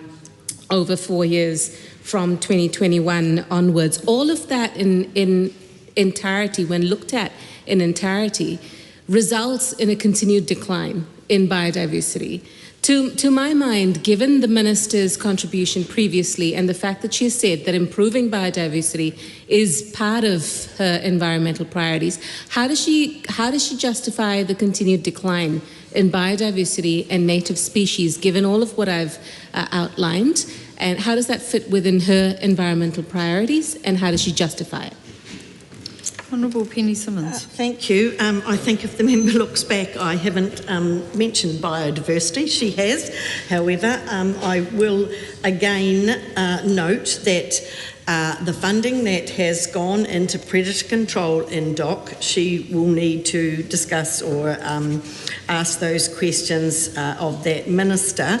In terms of Jobs for Nature, she will be very aware that Jobs for Nature was short-term funding that was always going to finish. It was brought in by the previous government as a response to COVID, and the reason why matters such as Jobs for Nature are not continuing to be funded is that we cannot continue with the spending at the level that the previous government was. This country cannot afford that. So if the member is suggesting that any reduction in spending from what the previous government was undertaking, then she is showing herself to be as irresponsible as the previous ministers were in that government.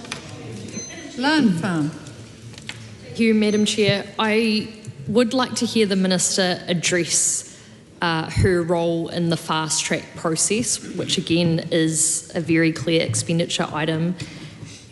Does the Minister see her role as advocating for the environment in this process? And I particularly would like to hear an answer because there are so many communities extremely troubled by the fact that they have been sidelined, iwi and hapu have been sidelined, and environmental protections are nothing but considerations under this bill. So I would love to hear the Minister address that. Honourable Penny Simmons. Thank you, Madam Chair.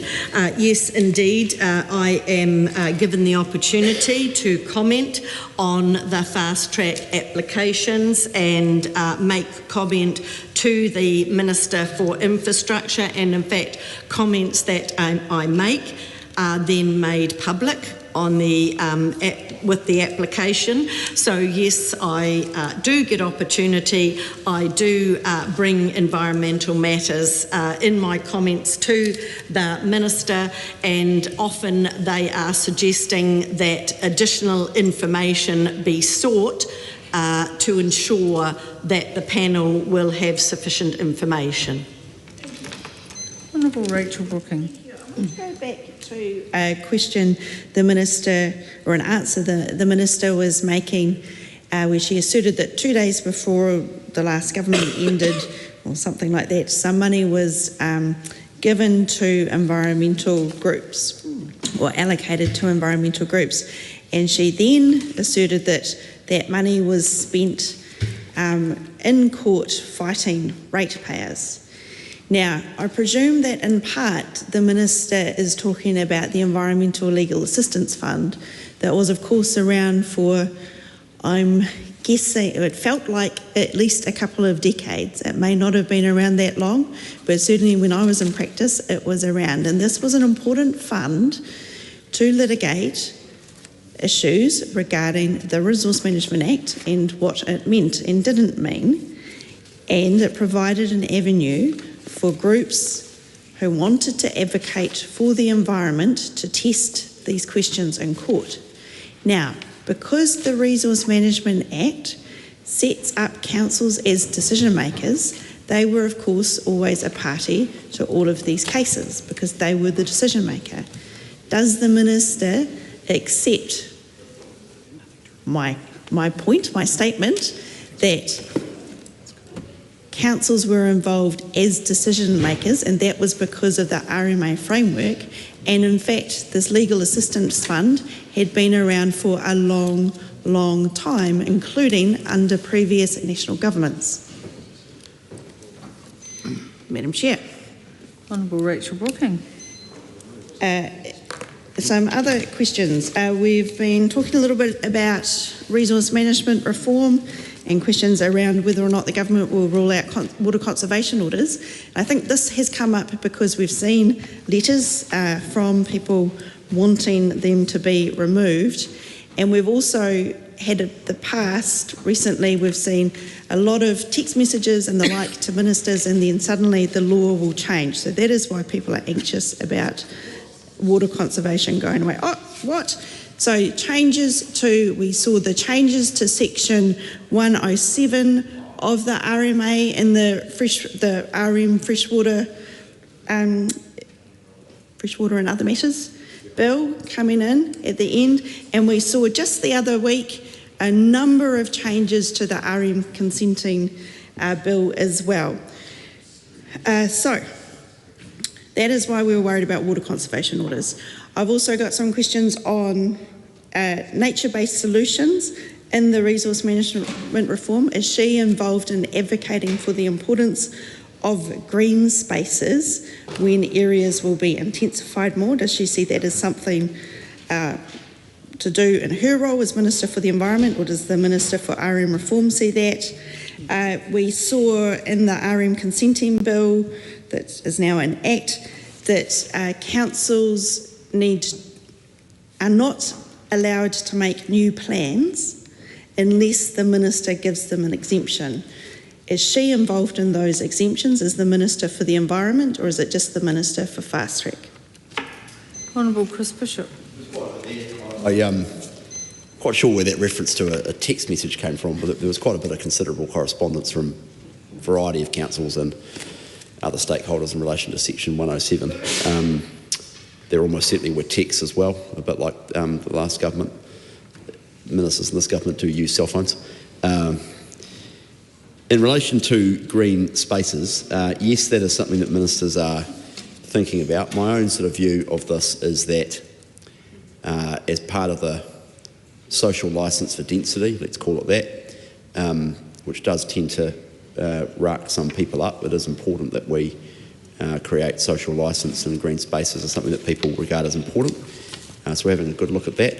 Reasonable people can disagree about the extent of green spaces that are required, but we are having a good look at that and take the members' comments under advisement around that as part of the policy process, because we are keen to develop a broad-based consensus for reform around RMA reform. In relation to the plan stop, Minister for RMA reform, that's me. I'm responsible for dealing with that. We've had some applications to continue, which will be analysed and dealt with as per the law. I think it's a pragmatic step to make sure that the system stops unless there's good reason while we prepare for the oncoming regime. It's always tough to transition from one regime to another, one legal system to another, but there's no way through, otherwise you would never change anything. Honourable Rachel Brooking. Answers to questions around the Environmental Reporting Act or the Minister's definition of circular economy.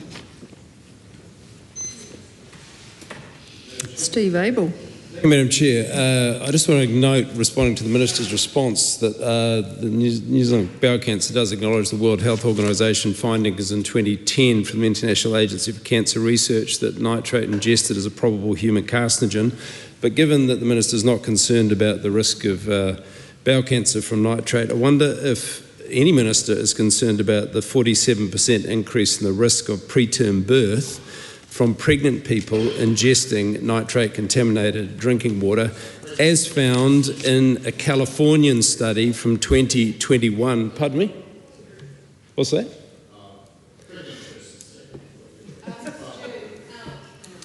47%. The point is, I'm talking about preterm birth impact of nitrate in drinking water. Is the Minister concerned about the risk of a 47% increase in preterm birth from nitrate in drinking water? And that nitrate predominantly comes from dairy cow urine in this country. Honourable Rachel Brooking. Thank you.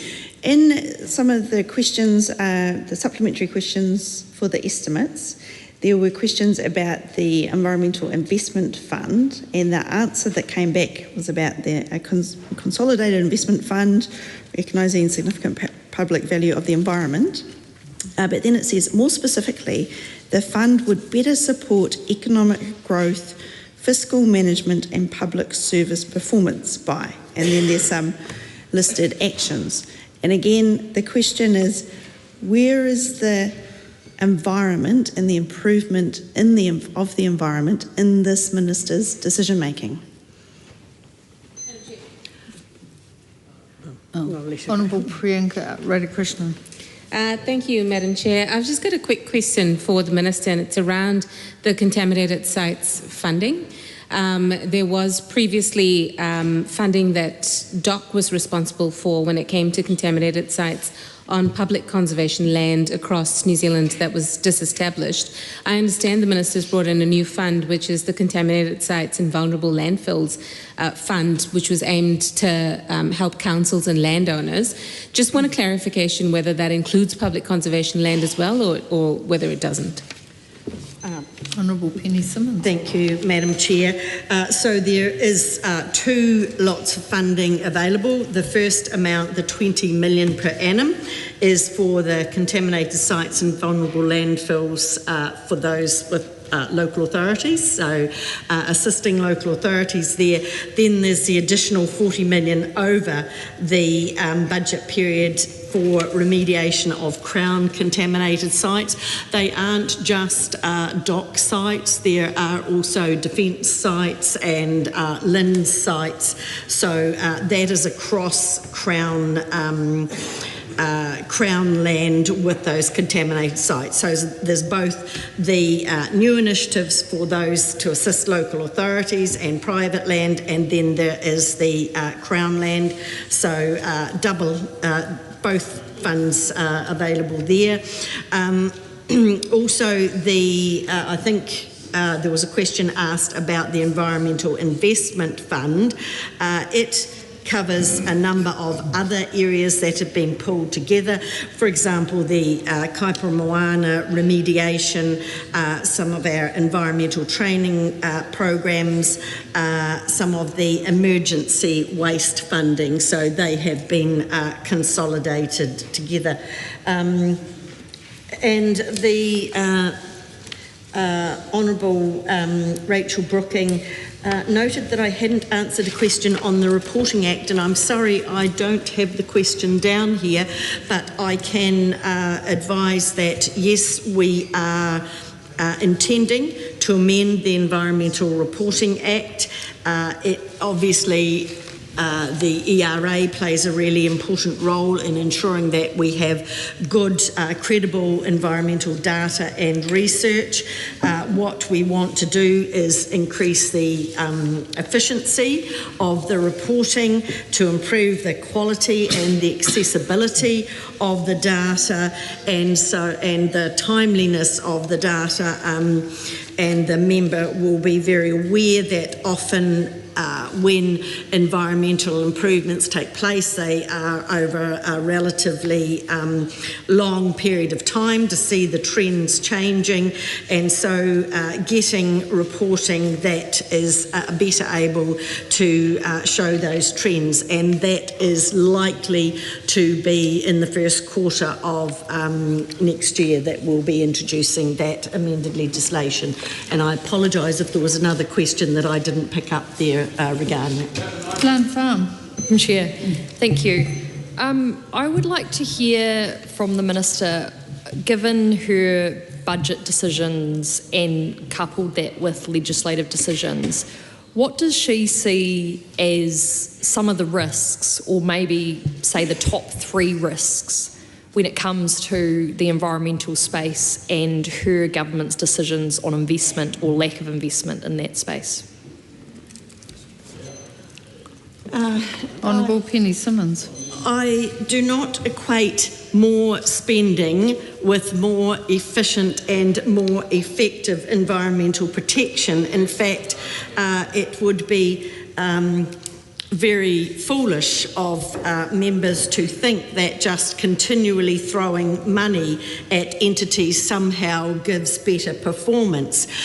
It has been very enlightening to see how, with some restructuring, the EPA has been able to reprioritise funding towards its core business, its core has no business, and bring in a third more highly qualified staff in that area, and still turn around from having a deficit to having now a surplus. So I think good fiscal discipline, good leadership, and good emphasis on efficiency and ensuring that there is a strong customer focus on enabling our farmers and our growers to have better products available to them that are softer on the environment shows that putting more money in often isn't the answer. Being better organised, better structured and better focused is the answer. Honourable Rachel Brooking. Does the Minister consider that recent changes to Section 70 of the RMA that allow for suspended materials to be a permitted activity in a waterway, that will lead to increased pollution or not? If not, why not? What analysis has she undertaken and how will she follow this up? I'm looking at the RMA Minister to see if he wants to answer that, but if he doesn't, I'm happy to talk about well, the member will have to put that down in writing.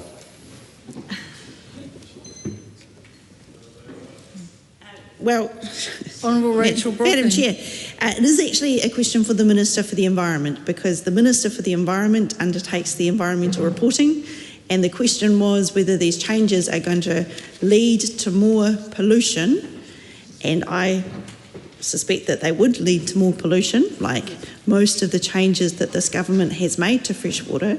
And if she disagrees with that, what advice is she asking for and what monitoring will she undertake?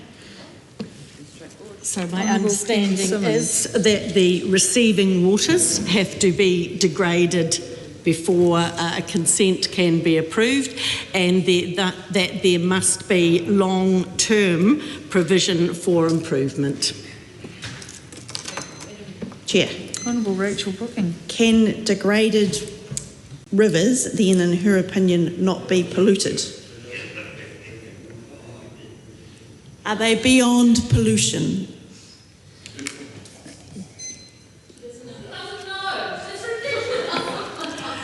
I'll repeat, the answer is that the consents can only be given if the receiving waters are already degraded and there is to be long-term improvement. And Chair. Honourable Rachel Brooking. Does the Minister have a definition of circular economy, the phrase she doesn't want to use? The member can keep using the term as much as she wants to. It is not an intention that I have of using it.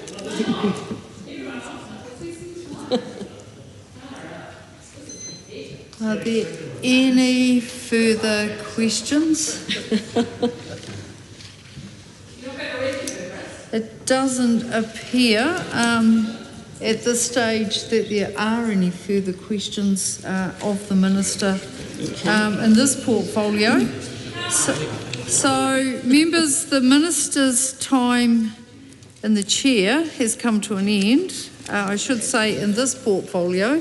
We now have the Minister for Vocational Education. The Minister is available to speak to that portfolio from 9:30 p.m, or now actually, we're slightly early, until the end of the evening. And I'll give the call to Carl Bates. Thank you, Madam Speaker.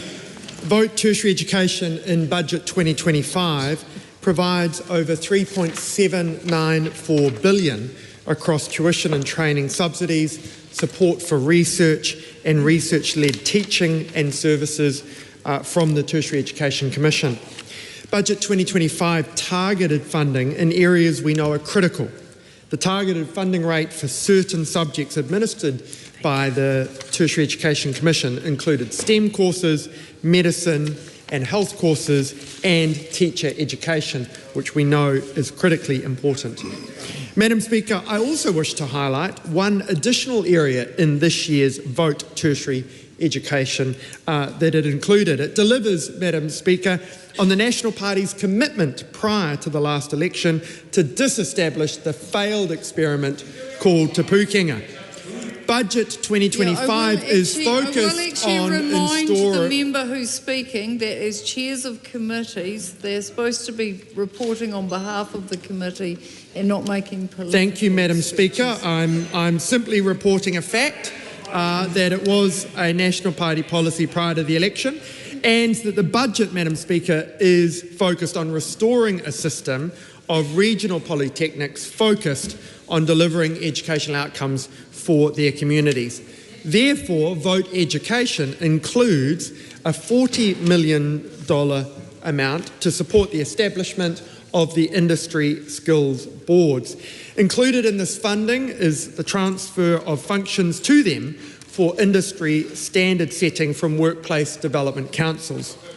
Given how important vocational education is to regional and provincial New Zealand, Madam Speaker, including my own electorate of Whanganui, my question for the Minister is how each of the 10 standalone polytechnics are going on their pathway to sustainability because of Budget 2025.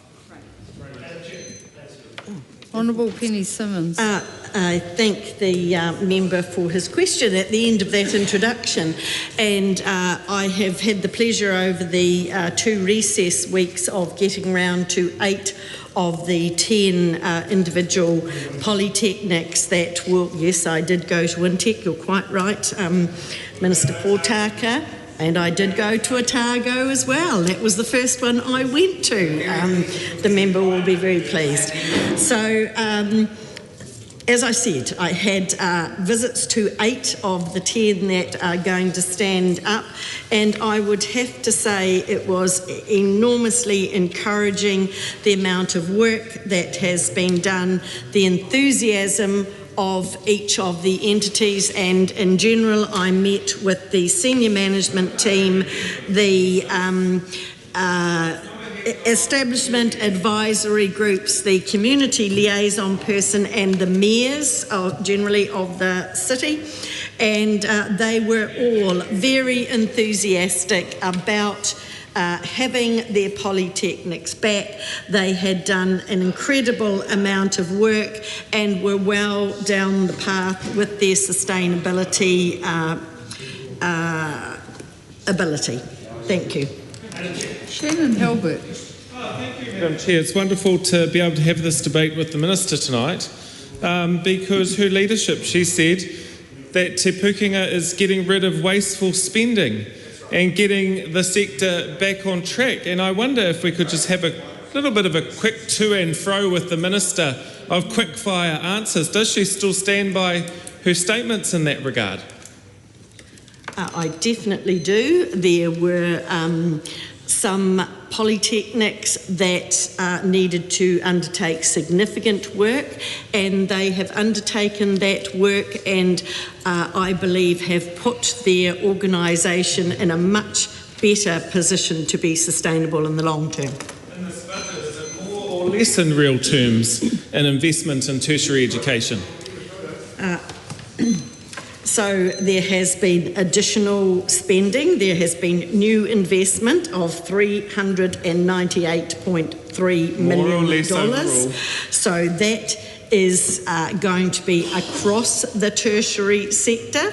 There has been additional funding put in for 175 additional YG places a year. How are those next and of numbers? course additional volume put in, targeted subsidy increases, and so considerable additional funding to support the sector right across the PTEs, polytechnics and universities. What advice has she received about job cuts, campus closures and course reductions in relation to this budget? So, Madam Speaker, there is no doubt that there was work that needed to be done when there were institutions that had for approximately 8 out of 10 years run deficits, and on the other hand there were institutions in the vocational sector that had never run a deficit until they were forced into Te Pukenga. There was extremes within the sector, and so that was one of my most significant concerns with Te Pukenga, that, for example, Welltech Whitireia, which had been given a $20 million bailout in 2018-19 to ensure that they could continue to pay their bills. Once Te Pukenga was formed, you would expect that the first thing that might have occurred was address those areas where really significant matters like that had occurred, a bailout of 20 million. Unfortunately, none of that work had been undertaken, and so we were faced with having to start that financial work last year. And I'd say over the last 18 months, considerable effort has gone on with all the polytechnics to ensure that they are going to be financially viable going into the future. And I wish to acknowledge them and thank them for the difficult work that they have done in that space. And also it is it is with regret that they are having to do it now when it should have been done probably about 5 years ago. Francisco Hernandez. Madam Chair, my knees hurt, so I won't be standing up and down. I'll ask all my questions in one go. I hope you've got a notepad besides you, Minister. Let me begin by acknowledging the students, learners and staff who've had to undergo nearly a decade of disruption at this point from the original Te Pukenga reforms. Polytechs play a vital role in supporting regional and also wider city communities. I acknowledge in particular the statements made by TIASA and the TEU during the hearings for the Vocational Education and Training Bill that the current process of disestablishing Te Pukenga has been more disruptive than the process of establishing Te Pukenga, so of consolidating all of the regional polytechnics into one single entity. So does the Minister agree with that statement, with the TIASA and TEU, that the process of disestablishing Te Pukenga has been more disruptive than the process of establishing Te Pukenga?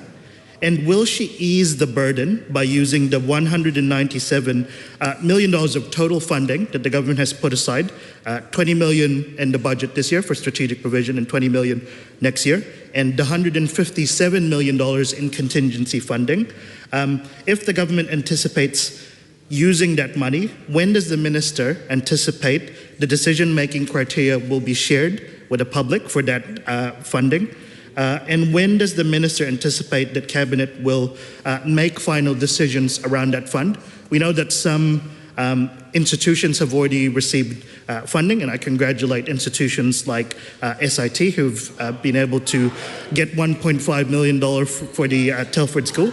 Has any other institution other than SIT been allocated funding from either the $157 million contingency fund or the $40 million of strategic funding for strategic priorities?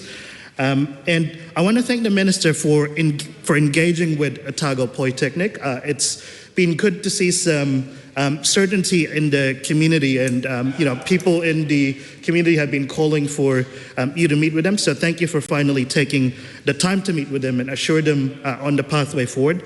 My question is, and you've assured the Otago Polytechnic people that if they continue their pathway to viability, which they look like they're on track to do so, that they will be allowed to exit the Anchor Federation.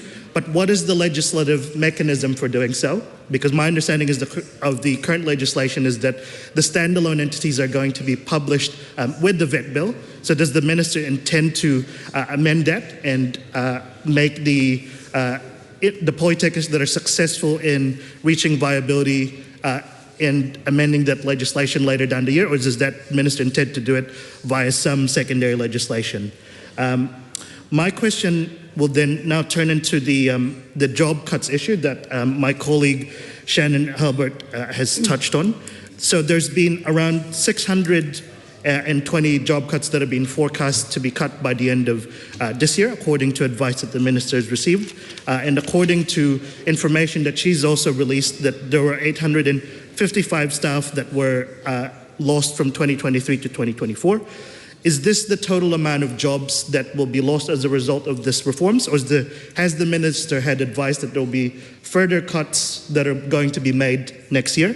And what advice, if any, has the Minister received around what the impacts of those job cuts will be around the wider communities? I believe this hearing also relates to the Minister for Universities, so I'll quickly go through the questions for them. I just have 3 ones. What impact has the change to fees-free had so far in the completion rates? Has it led to an increase in them? Around the country, universities are cutting doctoral scholarships as a result of the continued underfunding of the university sector. With this year's budget continuing the trend with a drop of overall tertiary funding by around 162 million, in Otago alone, over a quarter of doctoral scholarships have been cut. So is the Minister for Universities concerned that the underfunding of the tertiary sector is contributing to the exodus of our best and brightest overseas? And my last question relates to a local favourite down in Dunedin. Is the government intending to place cost escalation measures, provisions in whatever final agreement is signed with the Waikato Medical School so that they don't receive further funding in the event that the cost estimates that they have provided blow out, or in the event that the further donations that they've said will materialise do not materialise? Thank you. Honourable Penny Simmons. Well, I hope the member's knee improves in the short term, and I think perhaps the member has now just achieved a record for how many questions they could get in one go. So I hope I've taken them all down, and I will answer mine, and then I'll hand over to Minister Dr. Reti.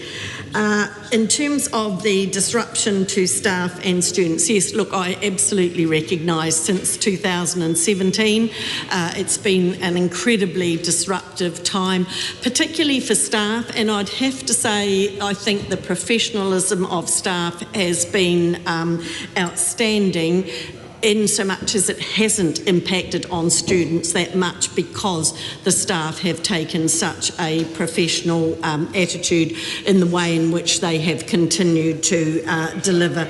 And so I absolutely acknowledge that and the work that has been undertaken by staff.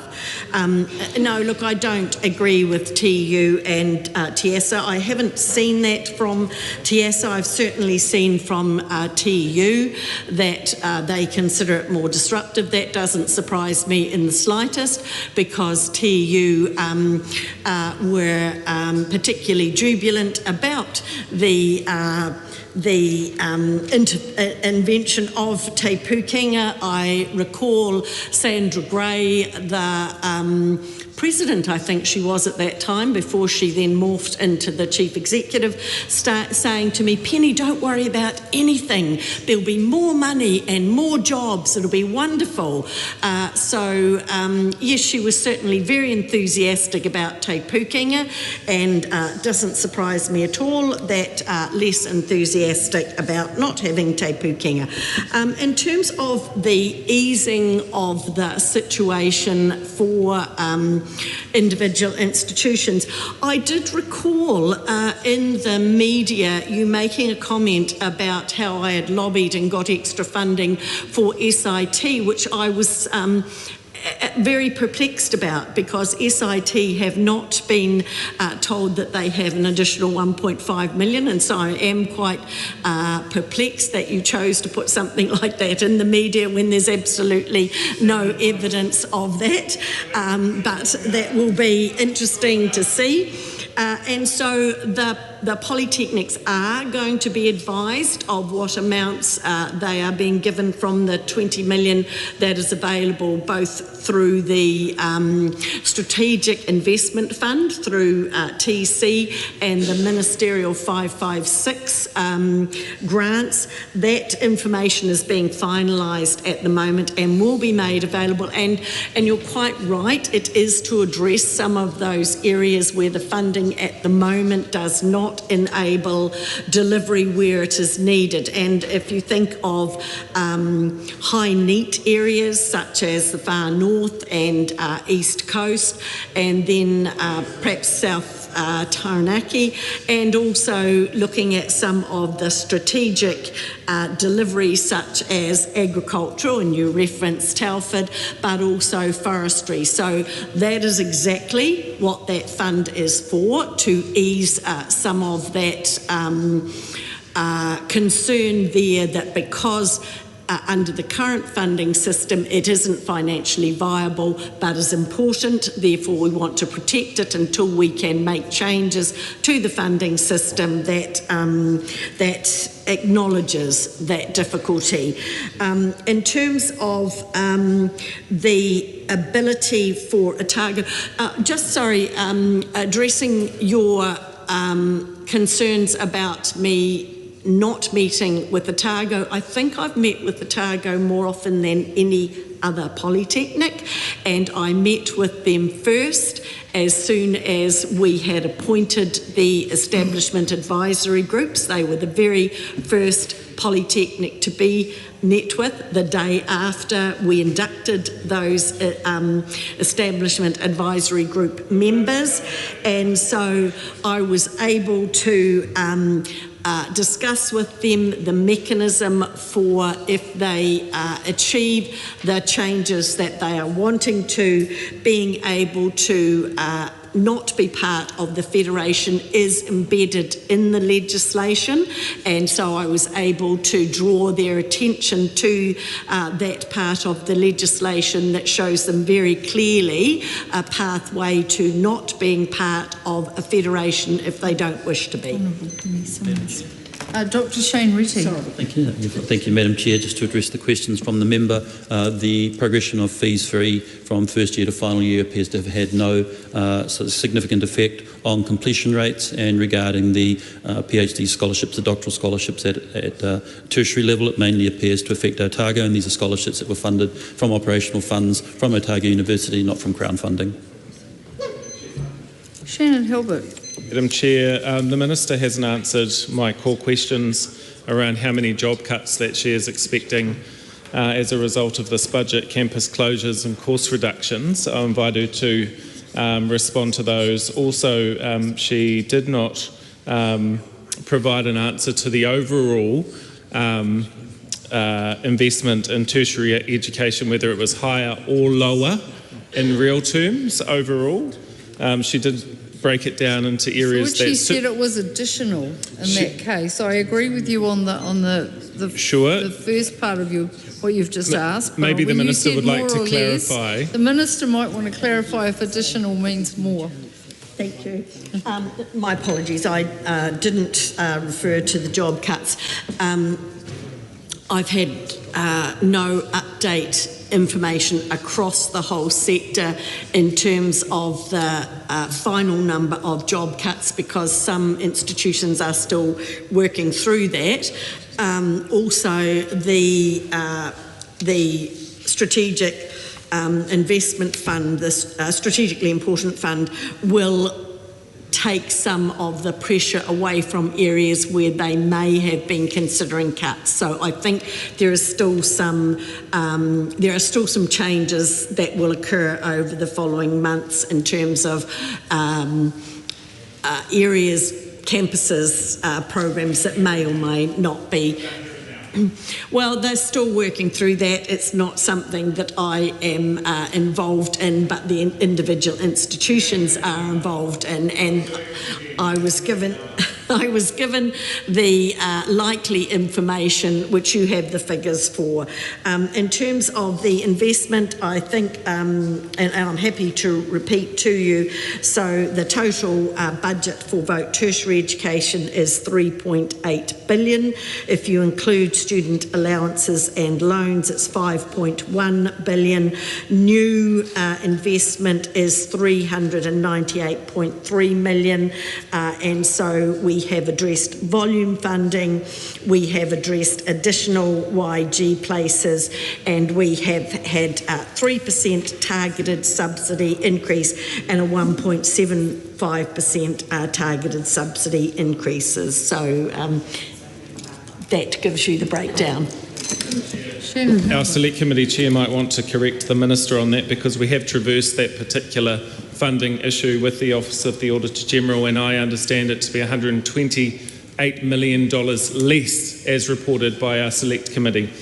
So I do encourage the Minister to go back and reflect on that particular answer.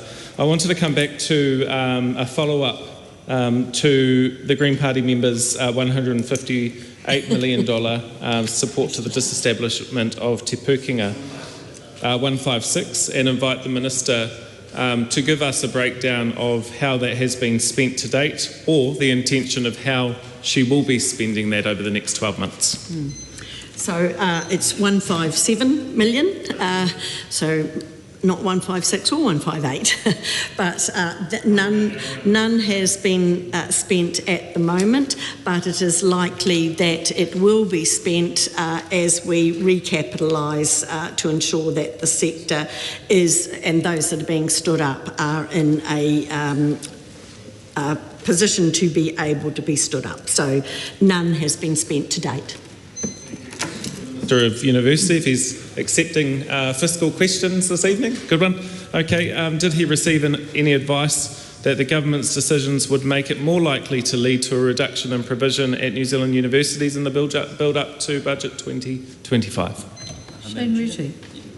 Thank you, Madam Chair. I'm not aware of any advice to that effect. In fact, what I've been advised was that there was likely to be an increase in student numbers and that this is a good thing.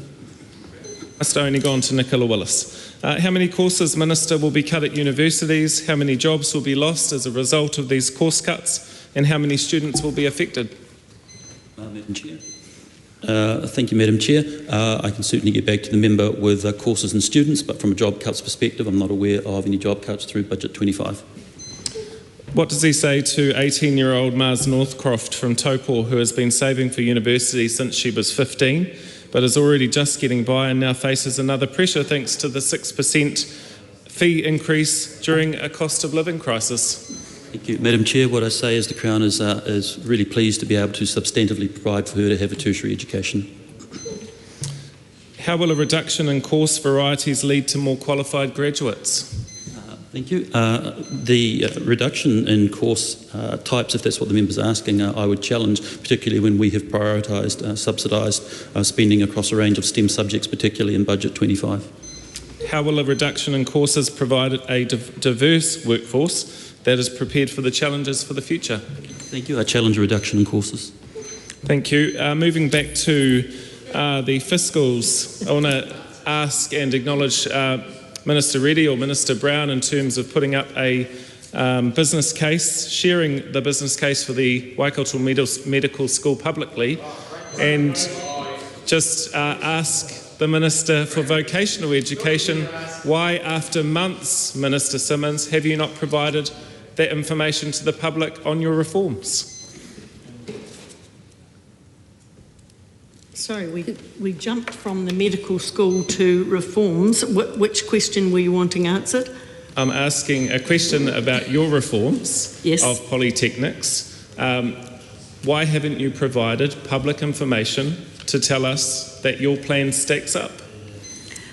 Each of the individual polytechnics have got a plan in terms of what will make them viable, and that information has been released over the last few weeks and has been reported on in the media.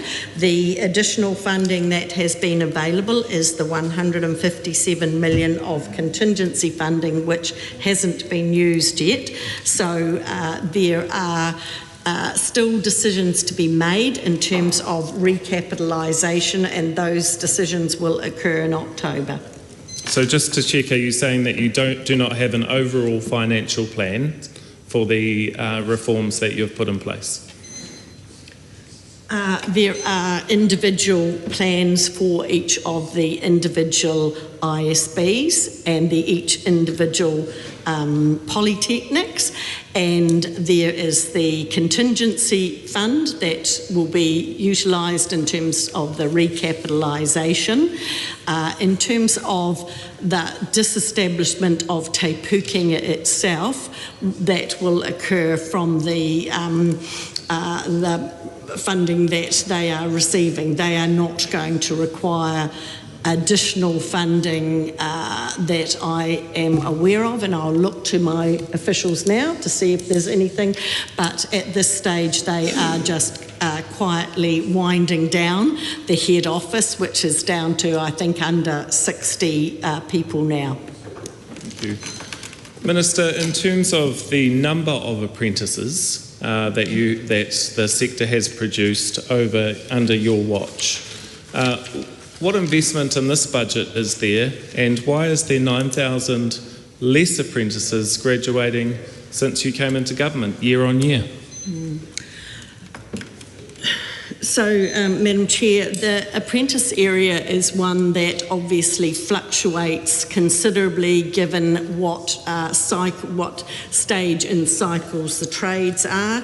It's one of the reasons why we have to have that dual pathway of on-campus delivery as well as work-based learning, because we know at the moment where the construction sector is going through a difficult period, they are not taking on the number of apprentices, and therefore there are more going into on-campus, which is why we're getting a growth in on-campus and a decline in the numbers that are doing work-based learning. That will be different when there is movement in the trades and more people are being employed as apprentices, and then we'll see the opposite effect occur. In terms of apprentice numbers, it is of enormous concern to me that only around 20% of our employers actually take on trainees or apprentices, and of those that go into an apprenticeship, less than 50% actually complete their apprenticeship. So I think there are less concerns in what we see with the different cycles of more on campus, less work-based, and then the changes that occur when employment picks up, and more concern that we need to be focused on around the actual completions of apprentices. I don't disagree with the Minister on completions, but we're talking about 9,000 less apprentices year on year under her watch, on top of 10,000 construction workers being unemployed as a result. Minister, my last question for this evening is equity funding. I acknowledge that under Minister Retty's watch that there's been no changes to equity funding. Under your watch, you've reduced equity funding for Māori and Pacific, particularly in polytechs. So the equity funding in terms of the disability funding and the funding for those that have not had prior achievement in their compulsory education is still there, and we consider that the equity funding based on disabilities and low prior achievement ensures that the focus is on those that need it regardless of ethnicity. So why did she cut only in the Māori and Pacific equity funding line? Sorry? Why did you cut only the Māori and Pacific equity funding line in vocational education?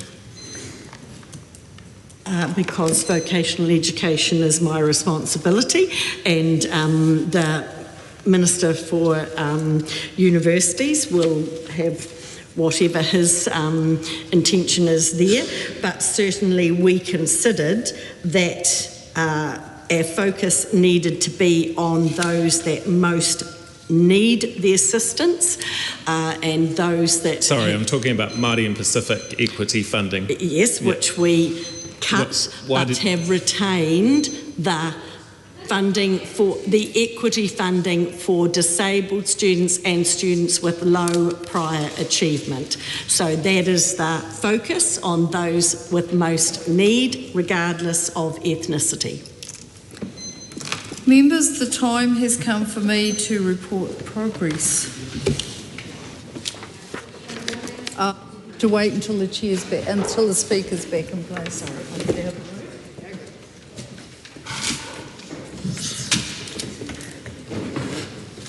The House is resumed. No, I've just got to report back on this, and then he's going to start the House off again, and then we'll be all good to go. Mr. Speaker, the committee has considered the Appropriation 2025-26 Estimates Bill and reports that it has made progress on the bill. Mr. Speaker, I move that the report be adopted. The question is that the motion be agreed to. Those of that opinion will say aye. Aye. To the contrary, no. The ayes have it. The Appropriation 2025-26 Estimates Bill is set down for further consideration in committee next sitting day. Point of order, Mr. Speaker. Point of order, the Honourable Nicola. I seek leave to make a personal explanation to correct a statement I made to the Finance and Expenditure Select Committee. Leave is sought for that purpose. Are there any objections? There are no objections. This afternoon I was made aware that a statement I made to the committee on the 18th of June 2025 was incorrect. I have checked the video and I said I received advice from the Treasury Secretary relating to the Reserve Bank Board and Governor on the 24th of February this year. Mr. Speaker, I misspoke. I should have said the 27th of February. Thank you. The House stands adjourned until 2 p.m. tomorrow.